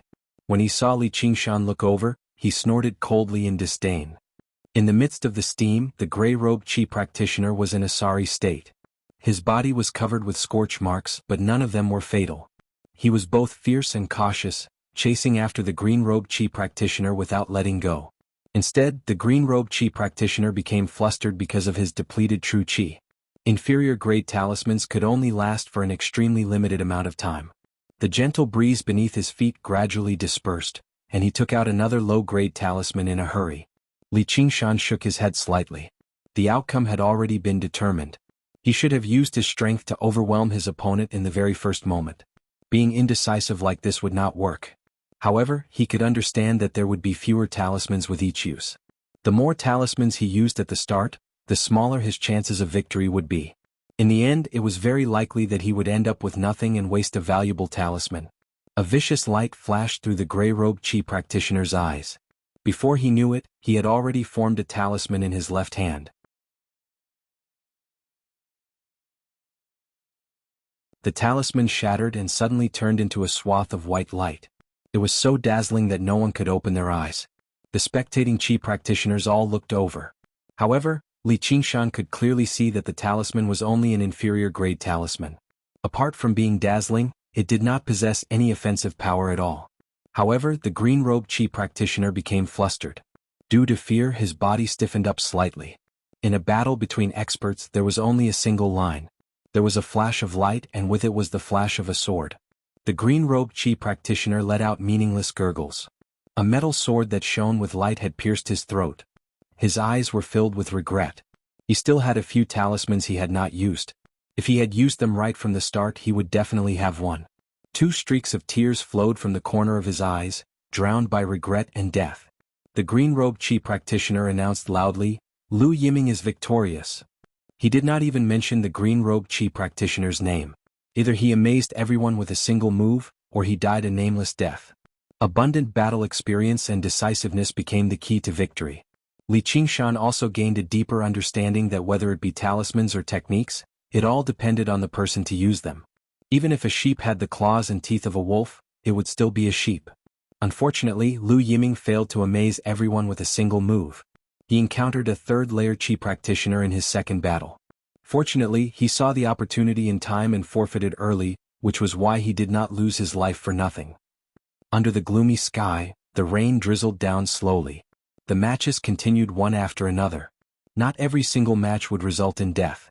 If they were not the opponent's opponent, they could forfeit. The other side could not force them into a corner. This was part of the Hawkwolf Guard's efforts to reduce the number of casualties. However, whether it be spiritual artifacts or techniques used by chi practitioners, they were just too powerful. Basically every single one of them was strong on the offensive but weak on the defensive. Most of the time, it was impossible for them to forfeit. Once they were struck, only death awaited them. Victory and defeat were separated by a thin line. The second round of matches ended. There were already 4 corpses on the side. The noble Qi practitioners just lay in the muddy water lifelessly. Li Qingshan suddenly felt very foolish. They had already obtained everything that ordinary people could never obtain in their entire lives, yet they risked their lives to fight for even more, only to lose their lives as a result. However, he suddenly thought about it. Wasn't he the same as well? Surely he could not say that he had great dreams and others had foolish ambitions. He could not help but shake his head in a self-deprecating manner. However, he had no plans to change his mind at all. The so-called contentment was just a way for the weak to console themselves. It was the creed of life for those who had lost their drive to live and the spirit to forge ahead. A man's ambitions were everywhere. His ambitions had yet to be fulfilled, so what was there to talk about contentment? Only constant struggle and forging ahead was the source of happiness. Even if he died in defeat, he would not have lived in vain. The pretentious thoughts in his head vanished. When he looked at the battlefield again, there was no longer any mockery or self-deprecation in his eyes. Instead, there was admiration. He admired the Qi practitioners mobilizing all of their wits and strength to fight it out with their opponents, seeking victory in the face of danger and seeking survival in the shadow of death. The exuberance of life they gave off made death seem insignificant. Battle intent and fighting spirit flowed through his body. Zhuozhibua had been paying attention to Li Qingshan the entire time. He could clearly sense Li Qingshan's great fighting spirit. He saw how he was almost admiring the matches. This was very unusual. Due to his anger, the Black Wolf guards upstairs were afraid to make a ruckus and jeer like before. However, they still looked down on him like they were watching a battle between beasts, even though they had also emerged from the arena. Only Li Qingshan was admiring the battle and thirsting for slaughter. Zhou Wenbin was also observing Li Qingshan. This teenager, no man, possessed a bearing that was completely different from ordinary people. Although he usually kept it hidden and seemed ordinary, it would erupt and reveal itself as soon as an opportunity presented itself. However, no matter how special he was, it would all be useless if his cultivation and strength were insufficient. A first-layer Qi practitioner in his teens was quite talented in Jiaoping City, but in the context of the entire Clear River Prefecture, it was very mediocre. He would probably remain as a Black Wolf guard for the rest of his life. He would be lucky if he could even split open a sea of Qi. Zhou Wenbin glanced at Zhuozhibua and shook his head.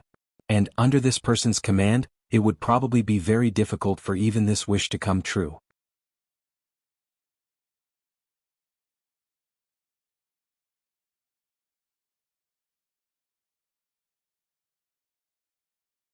Chapter 117.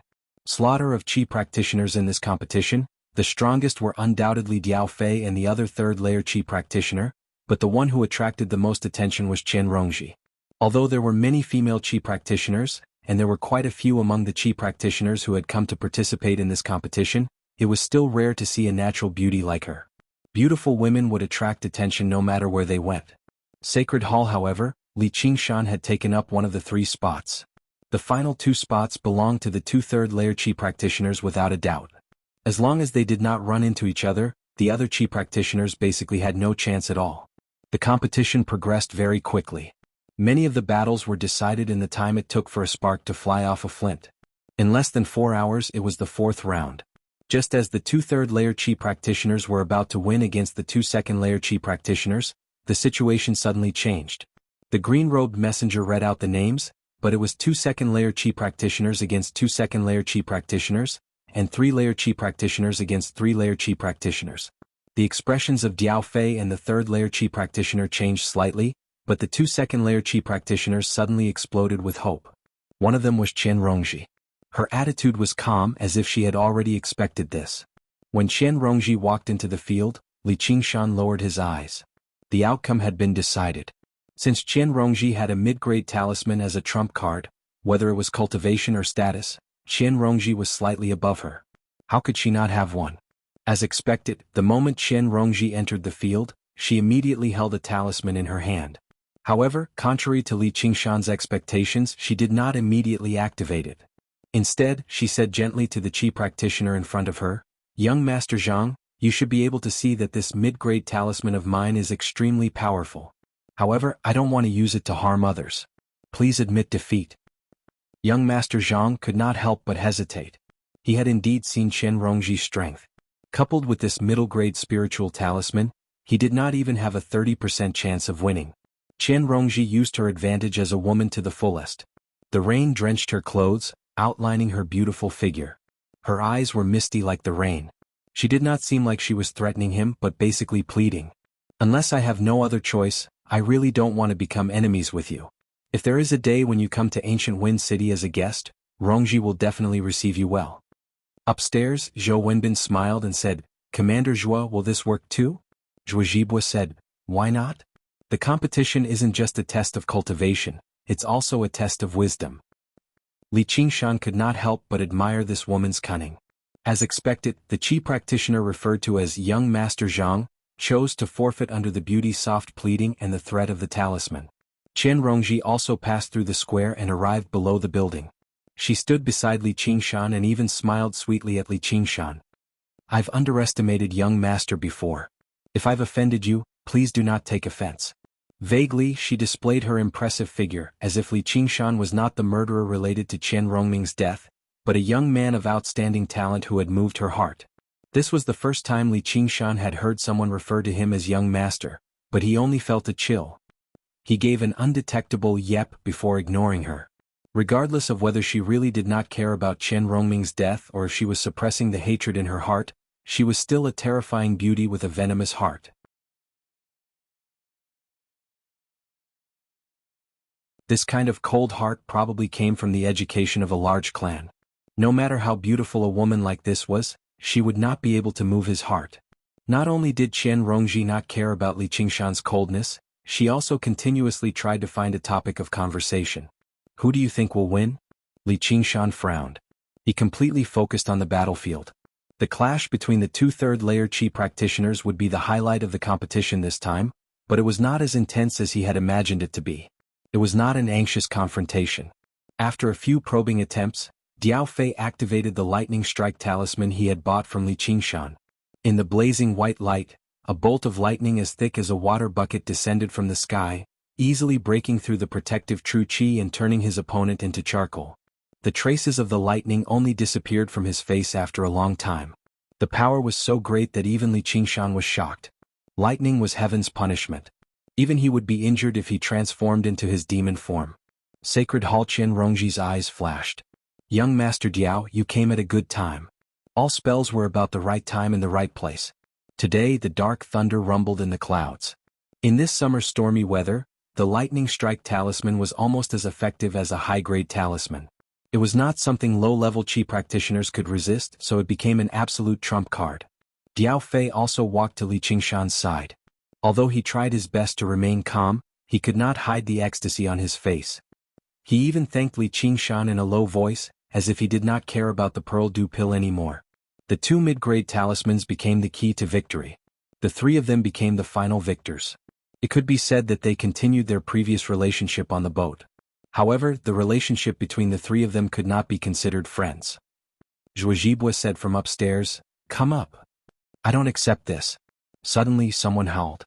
His face was twisted from jealousy. He became rather mad from the shock of defeat. He stared at Li Qingshan in hatred. "You're just a piece of trash. You're just a first-layer Qi practitioner. How can you surpass me?" Zhou Zhibua did not take action. Instead, he said to Li Qingshan, "You're already a Hawkwolf guard. If someone provokes you, they provoke the Hawkwolf guard. You know what to do, right?" As if he had not realized the difference between a first layer and a second layer, the other Hawkwolf guards all seemed like they were watching a show. They were waiting for Li Qingshan to be defeated, and they would like to see if he still had the face to stand here. Li Qingshan turned around naturally and walked towards the Qi practitioner. From the match earlier, he had learnt that the Qi practitioner's name was Lu Hui. He was the one who had provoked him right from the beginning, only to be called trash by him instead. He said, "Since you want to die so much, I'll give you what you want." In the ears of others it was arrogant. "What do you want? You're just a first-layer Qi practitioner." Lu Hui looked at Li Qingshan, who walked over slowly. For some reason he actually felt deep fear. His mind cleared up a lot and he regretted what he had said just now. When he was still 20 steps away, Li Qingshan stopped. He leaned forward and bent his knees, like a vicious tiger lurking in the forest, ready to pounce on its prey. After a momentary suppression, his strength erupted violently, and he leapt into the air. Li Qingshan's gaze was calm and composed, like a young beast king that had leapt out of the forest gracefully. There was no violence or fury, only calmness and composure from confidence. It was chilling. Lu Hui looked at the pair of emotionless eyes and felt an almost suffocating pressure. When Li Qingshan stopped, he had circulated all the true qi in his body. However, when Li Qingshan moved from extreme stillness to extreme movement, all he saw was a blur gliding past him. The speed of the blur was so fast that it created an illusion. It was as if a gust of wind blew in his face after a long time, bringing with it a cold drizzle that hit his face. The figure in front of him disappeared, and he felt a sharp pain in his chest. He lowered his head, and where his chest should have been was empty. Turning his head with difficulty, he saw that Li Qingshan was holding a bloody heart in his hand. He opened his mouth, but before he could say anything he fell face up to the ground. The entire square fell silent for a moment, and the sound of the rain suddenly became clear. Everyone revealed expressions of shock. Even Zhuo Zhibua and Zhou Wenbin revealed expressions of shock as they exclaimed in unison, "A body refiner." A second-layer Qi practitioner had been killed in a single strike, and it was not a sneak attack or a talisman. It was a direct confrontation. Everyone felt a deep chill. The Qi practitioners looked at Li Qingshan like they were looking at a monster. Was he really just a first-layer Qi practitioner? The Qi practitioners no longer grumbled about Li Qingshan not participating. Instead, they felt extremely fortunate. If he were to participate, there would probably be a few more corpses lying on the side of the square. Perhaps they would be among them. Sure enough, no one was an idiot. Those who were bold enough to sell talismans before the battle had absolute confidence in their own strength. It was a pity that they were still mocking him. Fortunately, they were not like that idiot who actually leapt out to oppose him. Even the Black Wolf guards who had always been dismissive of the upcoming battles stared at Li Qingshan in shock. Originally, they felt great disdain towards this kid who had openly entered through the back door and relied on his connections, but now their opinion of him had completely changed. This kid was definitely not someone they could teach a lesson to casually. The shock that Li Qingshan had given everyone surpassed the shock that Zhuo Zhibua had received from killing the Qi practitioner just now. One of them had used his strength against a weaker opponent, so it made perfect sense for him to kill his opponent instantly, while the other had used his strength against a stronger opponent and defeated him easily. This was just far too unusual. Li Qingshan abandoned his heart and calmed his breathing. Just now he had instantly erupted with his physical strength and true qi. Even he was rather surprised by the results. However, when he lunged out, he possessed absolute confidence. The tiger demon leaps over the ravine and the tiger demon digs out the heart. After he had become a demon, these moves seemed to have fused with his blood, becoming a part of his instincts.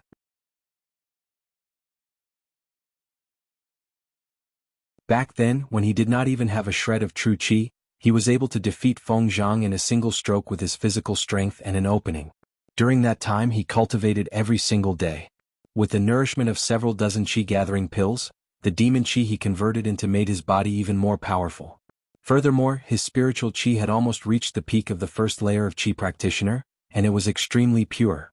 His strength had undergone an earth-shattering change. However, Lu Hui was the exact opposite. He had just gone through 3 battles, so his true qi and physical strength were at their weakest. The outcome was extremely clear between one being stronger and the other being weaker. Li Qingshan gained a new evaluation of his strength. In his human form, killing a third-layer qi practitioner in a direct confrontation should not be a problem. However, he had never seen a fourth-layer qi practitioner before, so it was rather difficult to say. Of course, this was all under the premise that his opponent did not possess any particularly powerful trump cards. However, when it came to trump cards, just how many people could surpass him?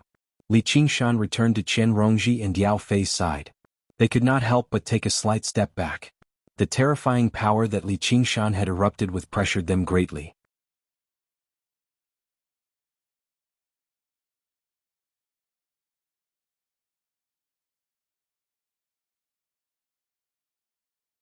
Chapter 118. Excellent benefits. Even the third-layer qi practitioner Diao Fei's palms became covered in cold sweat. Within 3 steps, he would not even have the time to activate his talisman against an enemy like that.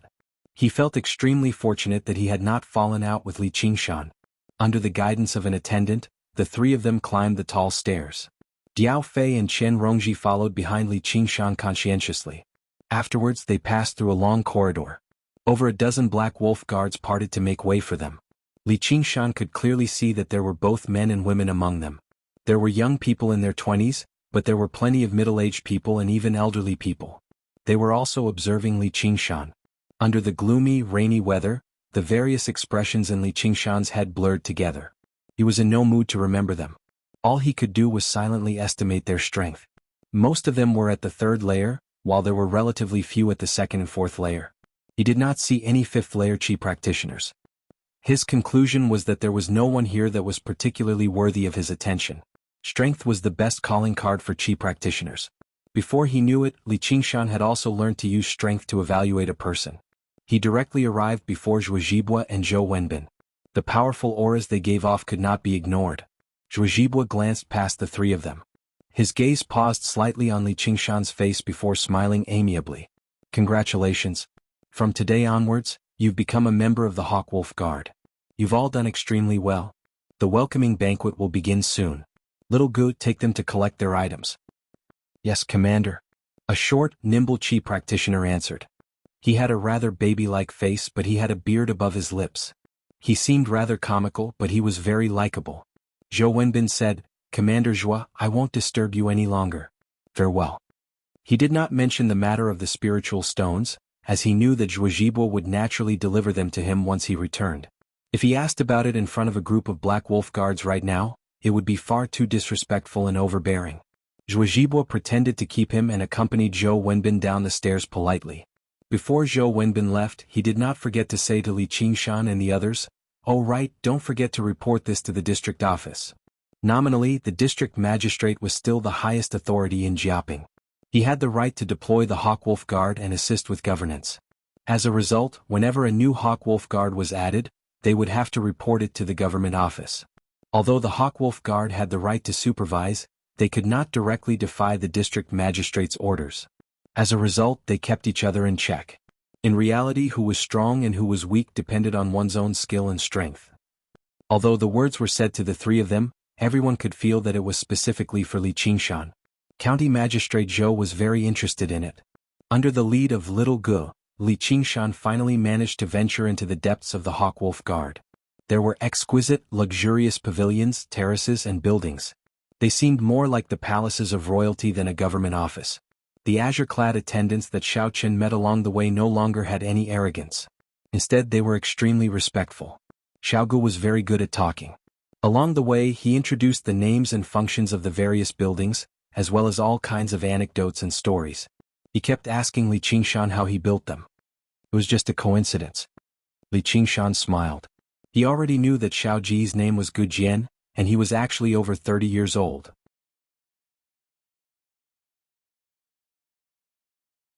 The reason why Xiao Gu was so friendly was definitely related to the strength he had demonstrated just now. Although he was cautious, it was always a good thing to be treated as an equal. Gu Jian said, "There aren't a lot of people who practice this nowadays. There are a few methods of practicing the body in the collection, and they've almost gone moldy. However, I never thought they would actually be so powerful. Even I'm interested in practicing them. You have to teach me properly when the time comes." He was just joking around. Although body practitioners seemed like they were equal to Qi practitioners, that was just people who practiced the body trying to flatter themselves. It was not some hidden, powerful occupation. It was just like the Taoist ability of the 9 oxen and 2 tigers.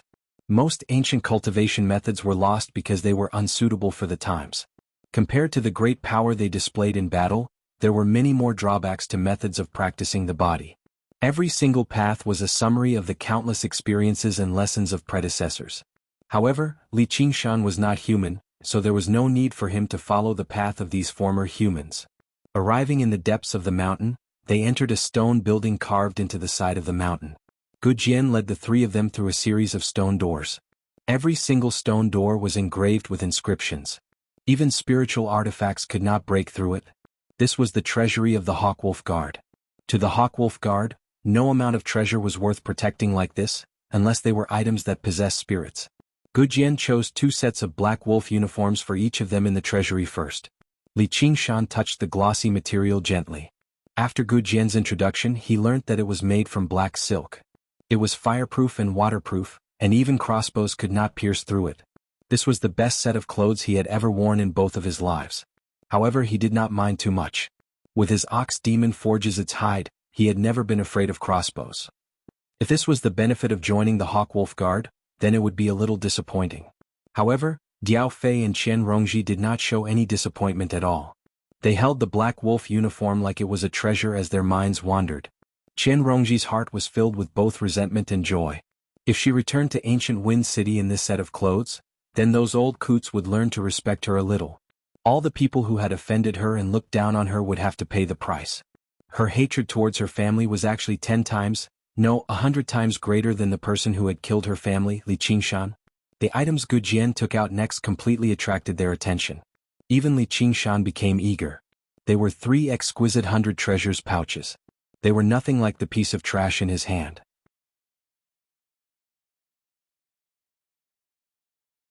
Gu Jian passed the 100 treasures pouches to the 3 of them. There are some things in there. They're all gifts for joining the Hawkwolf Guard. Li Qingshan channeled his spiritual qi into the 100 treasures pouch and sensed that the space inside was the size of a box. It was 10 times larger than the tattered 100 treasures pouch he had obtained from Chen Rongming. It could hold weapons like blades. He could finally stuff his cursive sword calligraphy inside. There was also a bottle of pills in the 100 treasures pouch. There were at least 30 qi-gathering pills in the tiny bottle. Every single one of them was only the size of a soybean, but they were perfectly round and crystalline. They possessed extraordinary spiritual qi, and their effects surpassed regular qi-gathering pills. There were also 3 low-grade talismans. It made Li Qingshan sigh in amazement. The Hawkwolf Guard really was wealthy. They really were one of the organizations of authority in a country after all. The benefits they received were really great. Sure enough, there was a reason why so many qi practitioners would go as far as to risk their lives to join them. Then he glanced at Diao Fei and Chen Rongji beside him. They held their 100 treasures pouches and were both overjoyed as well. However, that was not all. Gu Jian brought the 3 of them to the armory and opened 3 stone doors. When the last stone door was opened, the dazzling light dazzled Li Qingshan's vision. The large armory was filled with various weapons. There were knives, spears, swords, halberds, axes, battle-axes, hooks, tridents and everything else. They flickered with light like stars. Every single one of them was a spiritual artifact. Why are there so many spiritual artifacts here? The spiritual artifacts that Chen Rongji saw right now were even more than all the spiritual artifacts she had seen in her entire life. She had grown up in ancient Wind City, so she believed the Chen family was one of the greatest clans in the world, a colossal existence that could not be overthrown. However, only after coming to the Hawkwolf Guard did she realize she was just a frog in a well. Gu Jian explained, "Over all these years we've killed many enemies and there were quite a few qi practitioners among them. We took their spiritual artifacts, but they were useless to us, so we handed them up and exchanged them for contribution. We tossed them all here." Li Qingshan asked, "What's contribution?" Gu Jian explained patiently. As it turned out, the official affairs of the Hawkwolf Guard were not that busy. As long as they dealt with a few cases every month, they would be free to do whatever they wanted. Whether they wanted to practice qi on the mountain or go sightseeing outside, it was all up to them. It was extremely relaxing and leisurely. However, in the Hawkwolf Guard, strength was everything. No matter how hard they worked, they could not be promoted if they were not strong enough. As a result, in order to motivate everyone's passion for work, they set up a contribution system. Every time they dealt with a case, they would receive a corresponding amount of contribution, which could be exchanged for pills, talismans, or spiritual artifacts. And the Hawkwolf Guard did not give them a salary. They did not even receive a single tael of silver.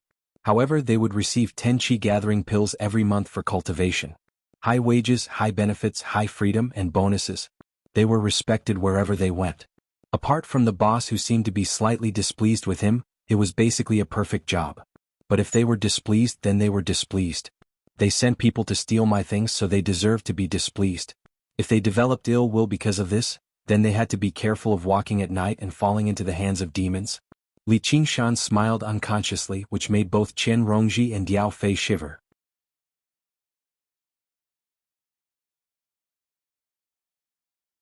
Gu Jian said, "Everyone can choose one as their personal weapon.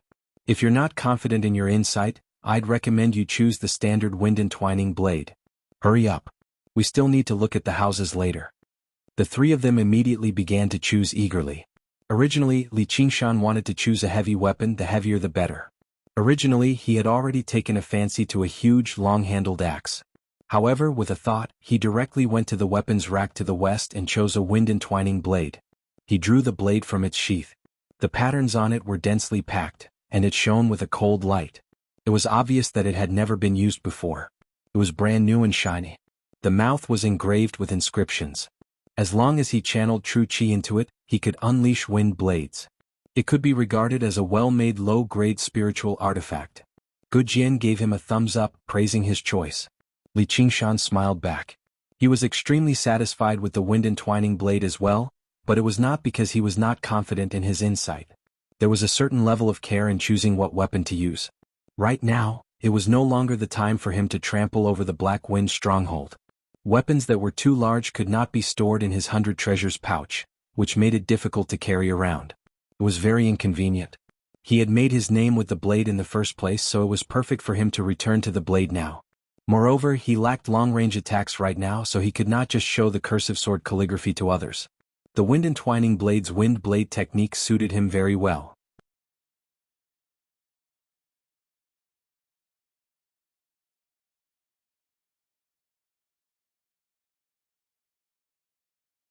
Chapter 119. Hidden killing intent. Many two-storied buildings stood on the mountain, hidden among the vegetation. They seemed tranquil and elegant.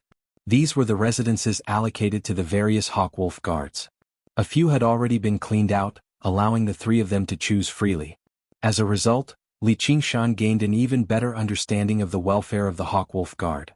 Gujian said, "Once you've chosen, please wash up and change your clothes. I'll come pick you up at noon."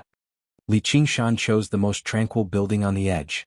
He bid farewell to Gujian and walked over. There were flowers planted in front of the building, currently blooming brilliantly.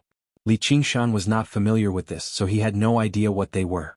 They were colorful and quite beautiful. Bees and butterflies circled around them, collecting pollen while the rain stopped. Li Qingshan stood there and admired it for a while before opening the door with a key.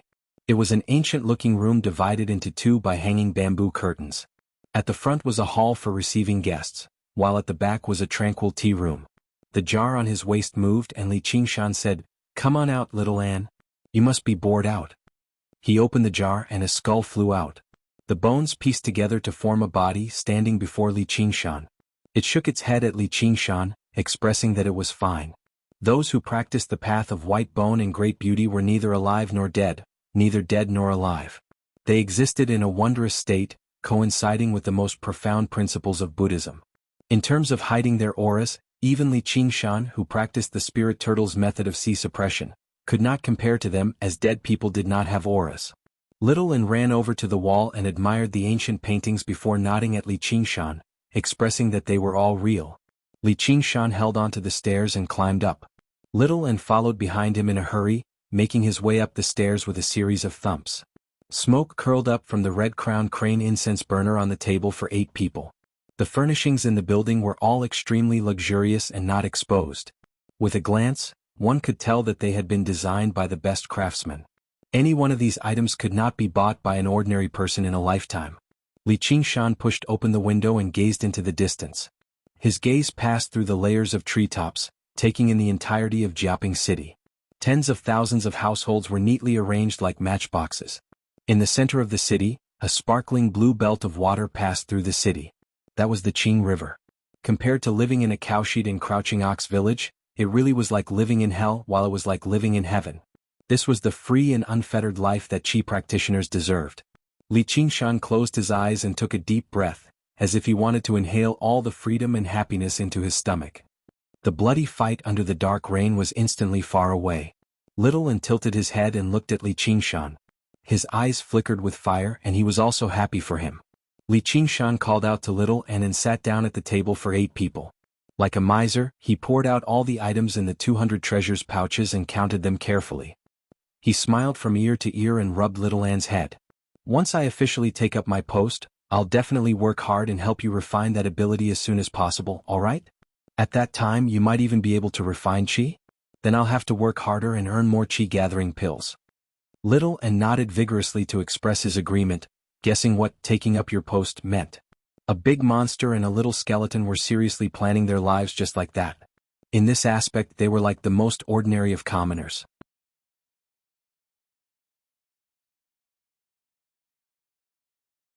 Work hard to earn money. Earn money to marry a wife. Wait. In the end he put everything into the new 100 treasures pouch and gave the old one to little N. We'll each take one. You don't have anything, so I'll use this big one. But don't worry, I'll definitely make an even better one for you in the future. The one on Zhujibua's waist seemed pretty good. Li Qingshan could not help but think, do I hope you come and make trouble for me? Or do I hope you don't come and make trouble for me? Little N obviously had no interest in that. He accepted the 100 treasures pouch obediently and placed the scholarwood tablet inside. Li Qingshan took a comfortable hot bath and changed into the black wolf uniform. He equipped the wind-entwining blade and told little N to look after the house before making his way out. A banquet was set up in the large hall. Zhuojibua sat at the center with over a dozen tables lined up on either side. 2 people sat at each table, and they were all arranged according to their cultivation. Gu Jian patted Li Qingshan's shoulder. Just bear with it for now. Because he was a first-layer Qi practitioner, he had the lowest cultivation among all the Hawkwolf guards, so he could only sit at the very back. However, everyone knew that if they actually fought, he would probably be no weaker than a third-layer Qi practitioner. Li Qingshan did not care about this. As soon as he sat down, there was a fragrance from beside him. Qian Rongji actually sat down beside him. She said charmingly, logically speaking, I'm the weakest. You've really been wronged. Li Qingshan wondered, is it really like the legends, where the colder you are to a beauty, the more coquettish a beauty will become to cling to you? However, this thought only lasted for a moment. He could not forget how this woman behaved when she achieved what she wanted. If he really could forget about her actions in the past, then that would not be forgiving. Instead, there would be something wrong with his head. It was already too late for him to put on an act now. However, since she had welcomed him with a smile, he refused to lose his bearing. He said indifferently, looks like the strong and the weak are separated everywhere in the world. It doesn't matter where you go. Qian Rongji did not seem to hear the sarcasm in his words. She continued to smile. She seemed to be in an extremely good mood now that she had joined the Hawkwolf Guard. Zhuojibua arrived late. He said a few polite words and welcomed Li Qingshan and the others. Afterwards, he introduced the Hawkwolf Guards present to the 3 of them with a chuckle. Including Li Qingshan and the others, there were a total of 31 Hawkwolf Guards around Jiaping City. Apart from a few who were in secluded cultivation or out on missions, all of them were present. Under Zhuojibua's lead, everyone raised their cups and congratulated the 3 of them on joining the Hawkwolf Guard.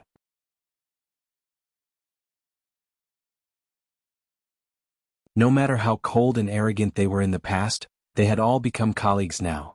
Obviously they could not argue with each other. At the very least they could not bring their conflicts to the surface. They had to be harmonious. Of course, Li Qingshan's vague support played a relatively large role. Otherwise, someone would have come over to provoke them a long time ago. It was very impressive that Li Qingshan could instantly kill a second-layer Qi practitioner. It shocked everyone, but upon further thought, the bastard who had died was just a frightened bird. Li Qingshan was only a first-layer Qi practitioner at the end of the day. He was at the very bottom of Qi practitioners. Most of the Qi practitioners here were at the 3rd and 4th layer, so they were not afraid of him. If a regular newcomer had behaved so arrogantly, someone would definitely have stepped forward to teach him a lesson. However, under Zhuojibua's orders, none of them acted recklessly. However, their attitudes were rather playful and cold. As a result, not only did Li Qingshan no longer sense any hostility from Zhuojibua, but it was the exact opposite. When he was drunk, the great commander of Jiaping City even personally walked over. Diao Fei and Qian Rongji stood up in a hurry, while Li Qingshan remained seated, which formed an extremely clear contrast. When it came to opponents like Yen Song and Lu Hong who had been defeated by him, he could take the initiative to ease their relationship. He understood the ways of the world very well. However, when facing a strong opponent like Zhuojibua, he instead had to straighten his back. He didn't think that if he gave in now, he could change the other's impression of him. And he was also very clear about the twisted dignity of these Qi practitioners. When they were slapped in the face by the strong, they felt that they deserved it. When they were provoked by the weak, they had to be killed. On the ship, he had merely refused Qian Rongming's rude request, and Qian Rongming had ambushed and killed him in the middle of the night. Would Zhuojibua's tolerance be any better? He had no confidence in this. A person with authority like Zhuojibua would probably only be even more abnormal. Right now, this kind of superficial peace was only a layer of illusion maintained by Gu Yenying's reputation, and this illusion would always dissipate very quickly. He wasn't Gu Yenying's person, although he very much wanted to make Gu Yenying his one day in the future. With the experience of his 2 lives, Li Qingshan understood his own position extremely well. As a result, he chose the method he believed to be the most suitable. He did not rely on luck at all. In the story of the donkey running out of tricks, the donkey had relied on his extremely composed attitude to deter the tiger from attacking him recklessly. He did not mind learning from the donkey of Chen County and bluffing his superior. At the very least, he would be able to exchange for a period of peace. When the time came, he would see who was the donkey, who was the tiger, and who was running out of tricks. Zhuojibuo's smile did not fade, but his killing intent grew. He personally clinked cups with Li Qingshan and said many intimate things to him. "Qingshan, this must be the first time you've left home, right?" "Yes." "Don't worry. Just treat the Hawk Wolf Guard like a rider. If you have any questions, feel free to ask. Everyone here is your brother and sister. I'm your big brother, so it's only right for me to take care of you." That was what Zhuojibuo said. Li Qingshan sneered inside. He could tell that Zhuojibuo was trying to find out about his relationship with Gu Yenying through his words. Li Qingshan had only met him once, which instead made Zhuojibuo even more suspicious. This was exactly Li Qingshan's intentions. Intelligent people would definitely be suspicious, so he was more than happy to let Zhuojibuo continue to doubt him.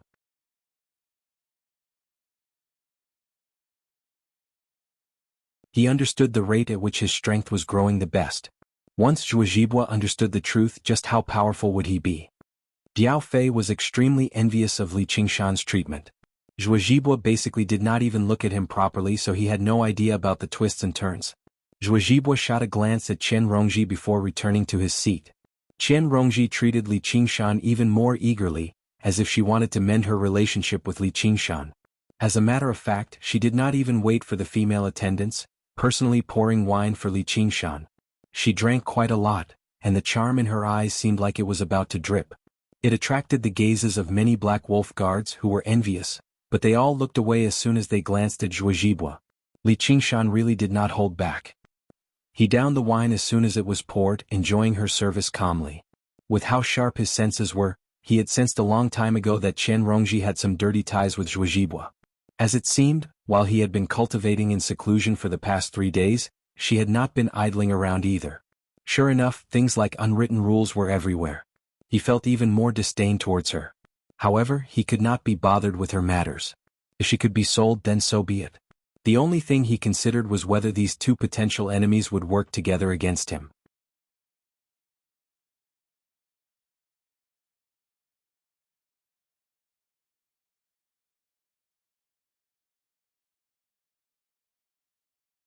Chapter 120. The tower. Although he had absolute confidence in his own strength, he did not want to be a fool with fists and no brains. He only made up nonsense about Chen Rongji's various inquiries. The banquet ended and everyone dispersed. At the highest point of the mountain, in the Black Eagle commander's personal pavilion, Zhuojibuo asked, "How was the investigation? What is the relationship between that brat and Commander Gu?" Chen Rongji sat on Zhuojibuo's lap and gritted her teeth. That brat kept beating around the bush and refused to tell the truth. As Li Qingshan expected, Chen Rongji had formed a relationship with Zhuojibuo during the 3 days she was on the mountain. Zhuojibuo said, "Then wait and see. I will figure it out. If he is really valued by that person, then you can forget about taking revenge." Chen Rongji suppressed her hatred and extended her index finger to touch Zhuojibuo's face. She smiled charmingly. "My grievances are nothing. It's not like I have enough brothers and sisters to die off. What matters is your dignity, Great Commander Zhuo. You only have one face. You've seen that kid's attitude today." Zhuojibuo said, "If that person is really standing behind him, then it doesn't matter if he tramples on my face. If not, humph." He slapped Chen Rongji's butt hard. "You don't have to provoke me. Even if he is really valued by that person, I have a way to deal with him now. Even if he is a genius, I can still turn him into a useless person. Let's see if anyone will still take him seriously then." Chen Rongji grumbled coquettishly and wriggled about in Zhuojibuo's arms, which made his lust rise. Then he asked in confusion, "Since you don't mind him killing your elder brother, why are you so obsessed with revenge?" Chen Rongji said, "Because he looks down on me. Everyone who looks down on me has to pay the price." If Li Qingshan was here, he would definitely be dumbfounded. Not only did his attitude not attract the love of a beauty like the rumors said, but it also attracted deep hatred. It seemed that rumors were just rumors. Zhuozhibwa took a deep look at Chen Rongji and did not comment. At his age he had played with many women, but female qi practitioners were rare. Even if there were, they were not necessarily beautiful. Therefore, the first time he saw Chen Rongji, he had an idea, and Chen Rongji also wanted to take the opportunity to rise up. As the saying goes, after a while, it became adultery. His body had already started to weaken, and it was impossible for him to make any progress in qi training. All kinds of enjoyment were the first priority. Chen Rongji said, "I heard that those who train their bodies are relatively strong." That single sentence triggered Zhuozhibwa's bestial nature, and he threw himself at Chen Rongji. "I'll let you taste my power today." Chen Rongji giggled. The room fell into chaos. Li Qingshan was currently submerged in a sea of books. The library of the Hawkwolf Guard contained all sorts of martial arts manuals, allowing him to browse through them freely. There were all sorts of martial arts manuals, kicks, blades and swords. Many of them could lead to conflict in the Jianghu, yet they were like trash here placed casually. There was only an old man watching over them. However, Li Qingshan failed to find any cultivation methods for qi practitioners. Just when he wanted to go to the second floor, he was stopped by the old man. 2 hours, 10 points of contribution. No credit. Li Qingshan could only give up. Even though they were just martial arts manuals, they gave him quite a lot of inspiration. He read through them for 2 hours, but he was afraid that little and would worry, so he returned to the residence. Afterwards, he continued with his rather dull cultivation, eating pills and practicing qi. However, as soon as night fell, Gu Jian knocked on Li Qingshan's door and said mysteriously, "I'll take you to a good place."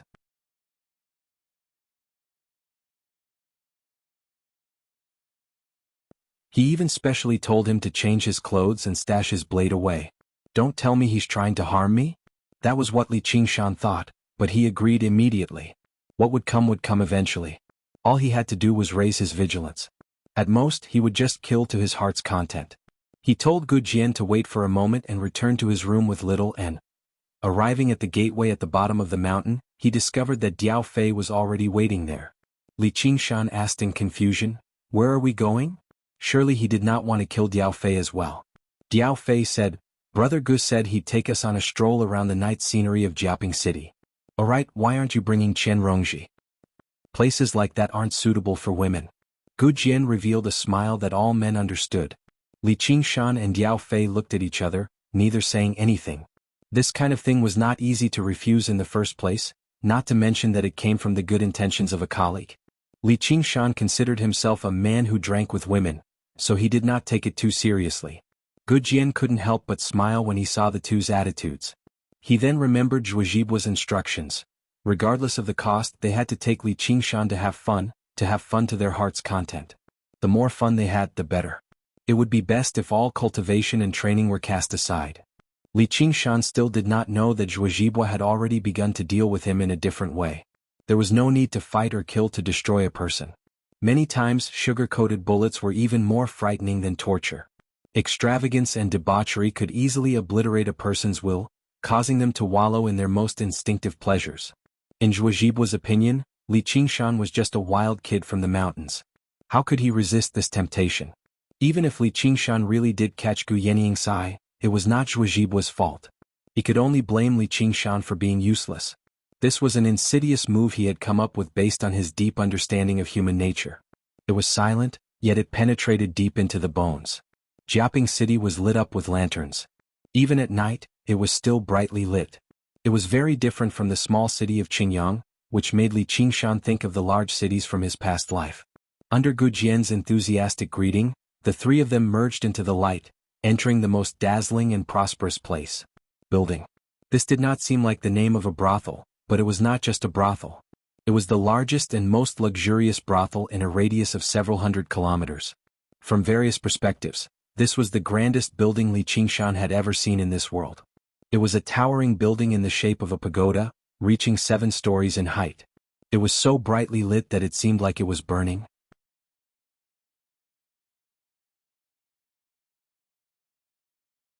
Large streams of people moved through the entrance, which was hung with large red lanterns. It was even busier than a market. Before they had even entered, a steaming, exotic fragrance assaulted their noses. Li Qingshan shrugged. It's just a brothel. Although it was a little luxurious, it still paled in comparison to the skyscrapers and neon lights of his past life. Gu Jian said mysteriously, "You'll know once you go in. This isn't a regular brothel." Before the three of them had even entered, a person came out. He had been tossed out from the third floor, landing on the ground like a sack. A murder case. Li Qingshan shivered inside. From a certain perspective, the Hawkwolf Guard was the police of this world. He never thought he would encounter a case as soon as he took up his post. However, when he looked at the passers-by in the surroundings, apart from being surprised in the beginning, they all went about their own business as if nothing had happened. Then he looked at the person on the ground. He actually stood up with a groan, rubbing his waist as he cursed aloud. An even louder curse rang out from upstairs. "What gang leader or branch leader?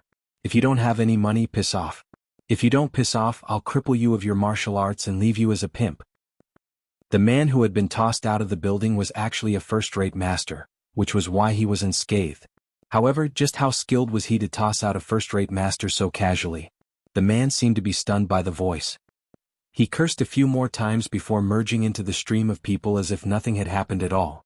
Gu Jian said, "Even the Hawkwolf Guard has to pay if you want to play here. It's best if you don't cause any trouble."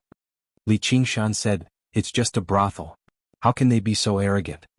Diao Fei said, "The sect is a renowned sect in the Clear River Prefecture. They're skilled in dual cultivation, and they've set up brothels in various major cities. This is only one of them. However, this is the first time I've come here." Gu Jian smiled. Diao Fei sure is knowledgeable. "Qingshan, you should know what dual cultivation is, right? Isn't it just doing that?" Li Qingshan truly felt like his horizons had been broadened. So be it the violent organization and the government formed by Qi practitioners, but there were actually brothels run by Qi practitioners. He could not help but lower his opinion of the three words, Qi practitioners, a little. Gu Jian said, "Dual cultivation is the same as external pills and ingestion. They're both extremely ancient Taoist techniques that focus on the harmony of yin and yang. However, you're not wrong. It's doing that which is the art of intercourse. Think about it, a sect that specializes in intercourse and teaches a girl." Li Qingshan grinned. "Don't tell me they want to harvest yang to replenish their yin. Did Zhuo Zhibo want him to die on a woman's belly? That would be far too much of a joke." Gu Jian broke into laughter. "How can that be? If that's the case, why would there still be so many people? Anyway, you'll know once you try." Li Qingshan shook his head. Forget it. He did not think that this was a good place. Diao Fei also wanted to back out. If it was an ordinary brothel, then it would be fine. He had heard many rumors about brothels. No matter when, seeking pleasure was not beneficial to the cultivation of Qi practitioners. Gu Jian moved his lips and tongue, talking non-stop. "Qi refinement is so hard, shouldn't you reward yourself? Only by striking a balance between work and rest can one's cultivation be beneficial. It's fine to do it once or twice. If you're a man, then don't be so hesitant. Have a good time. As a man, why would he be afraid of a few women?" He diligently played the role of the most common person in the world, a hypocrite with a honeyed mouth and a dagger in his heart. A vicious friend was more terrifying than an outstanding enemy.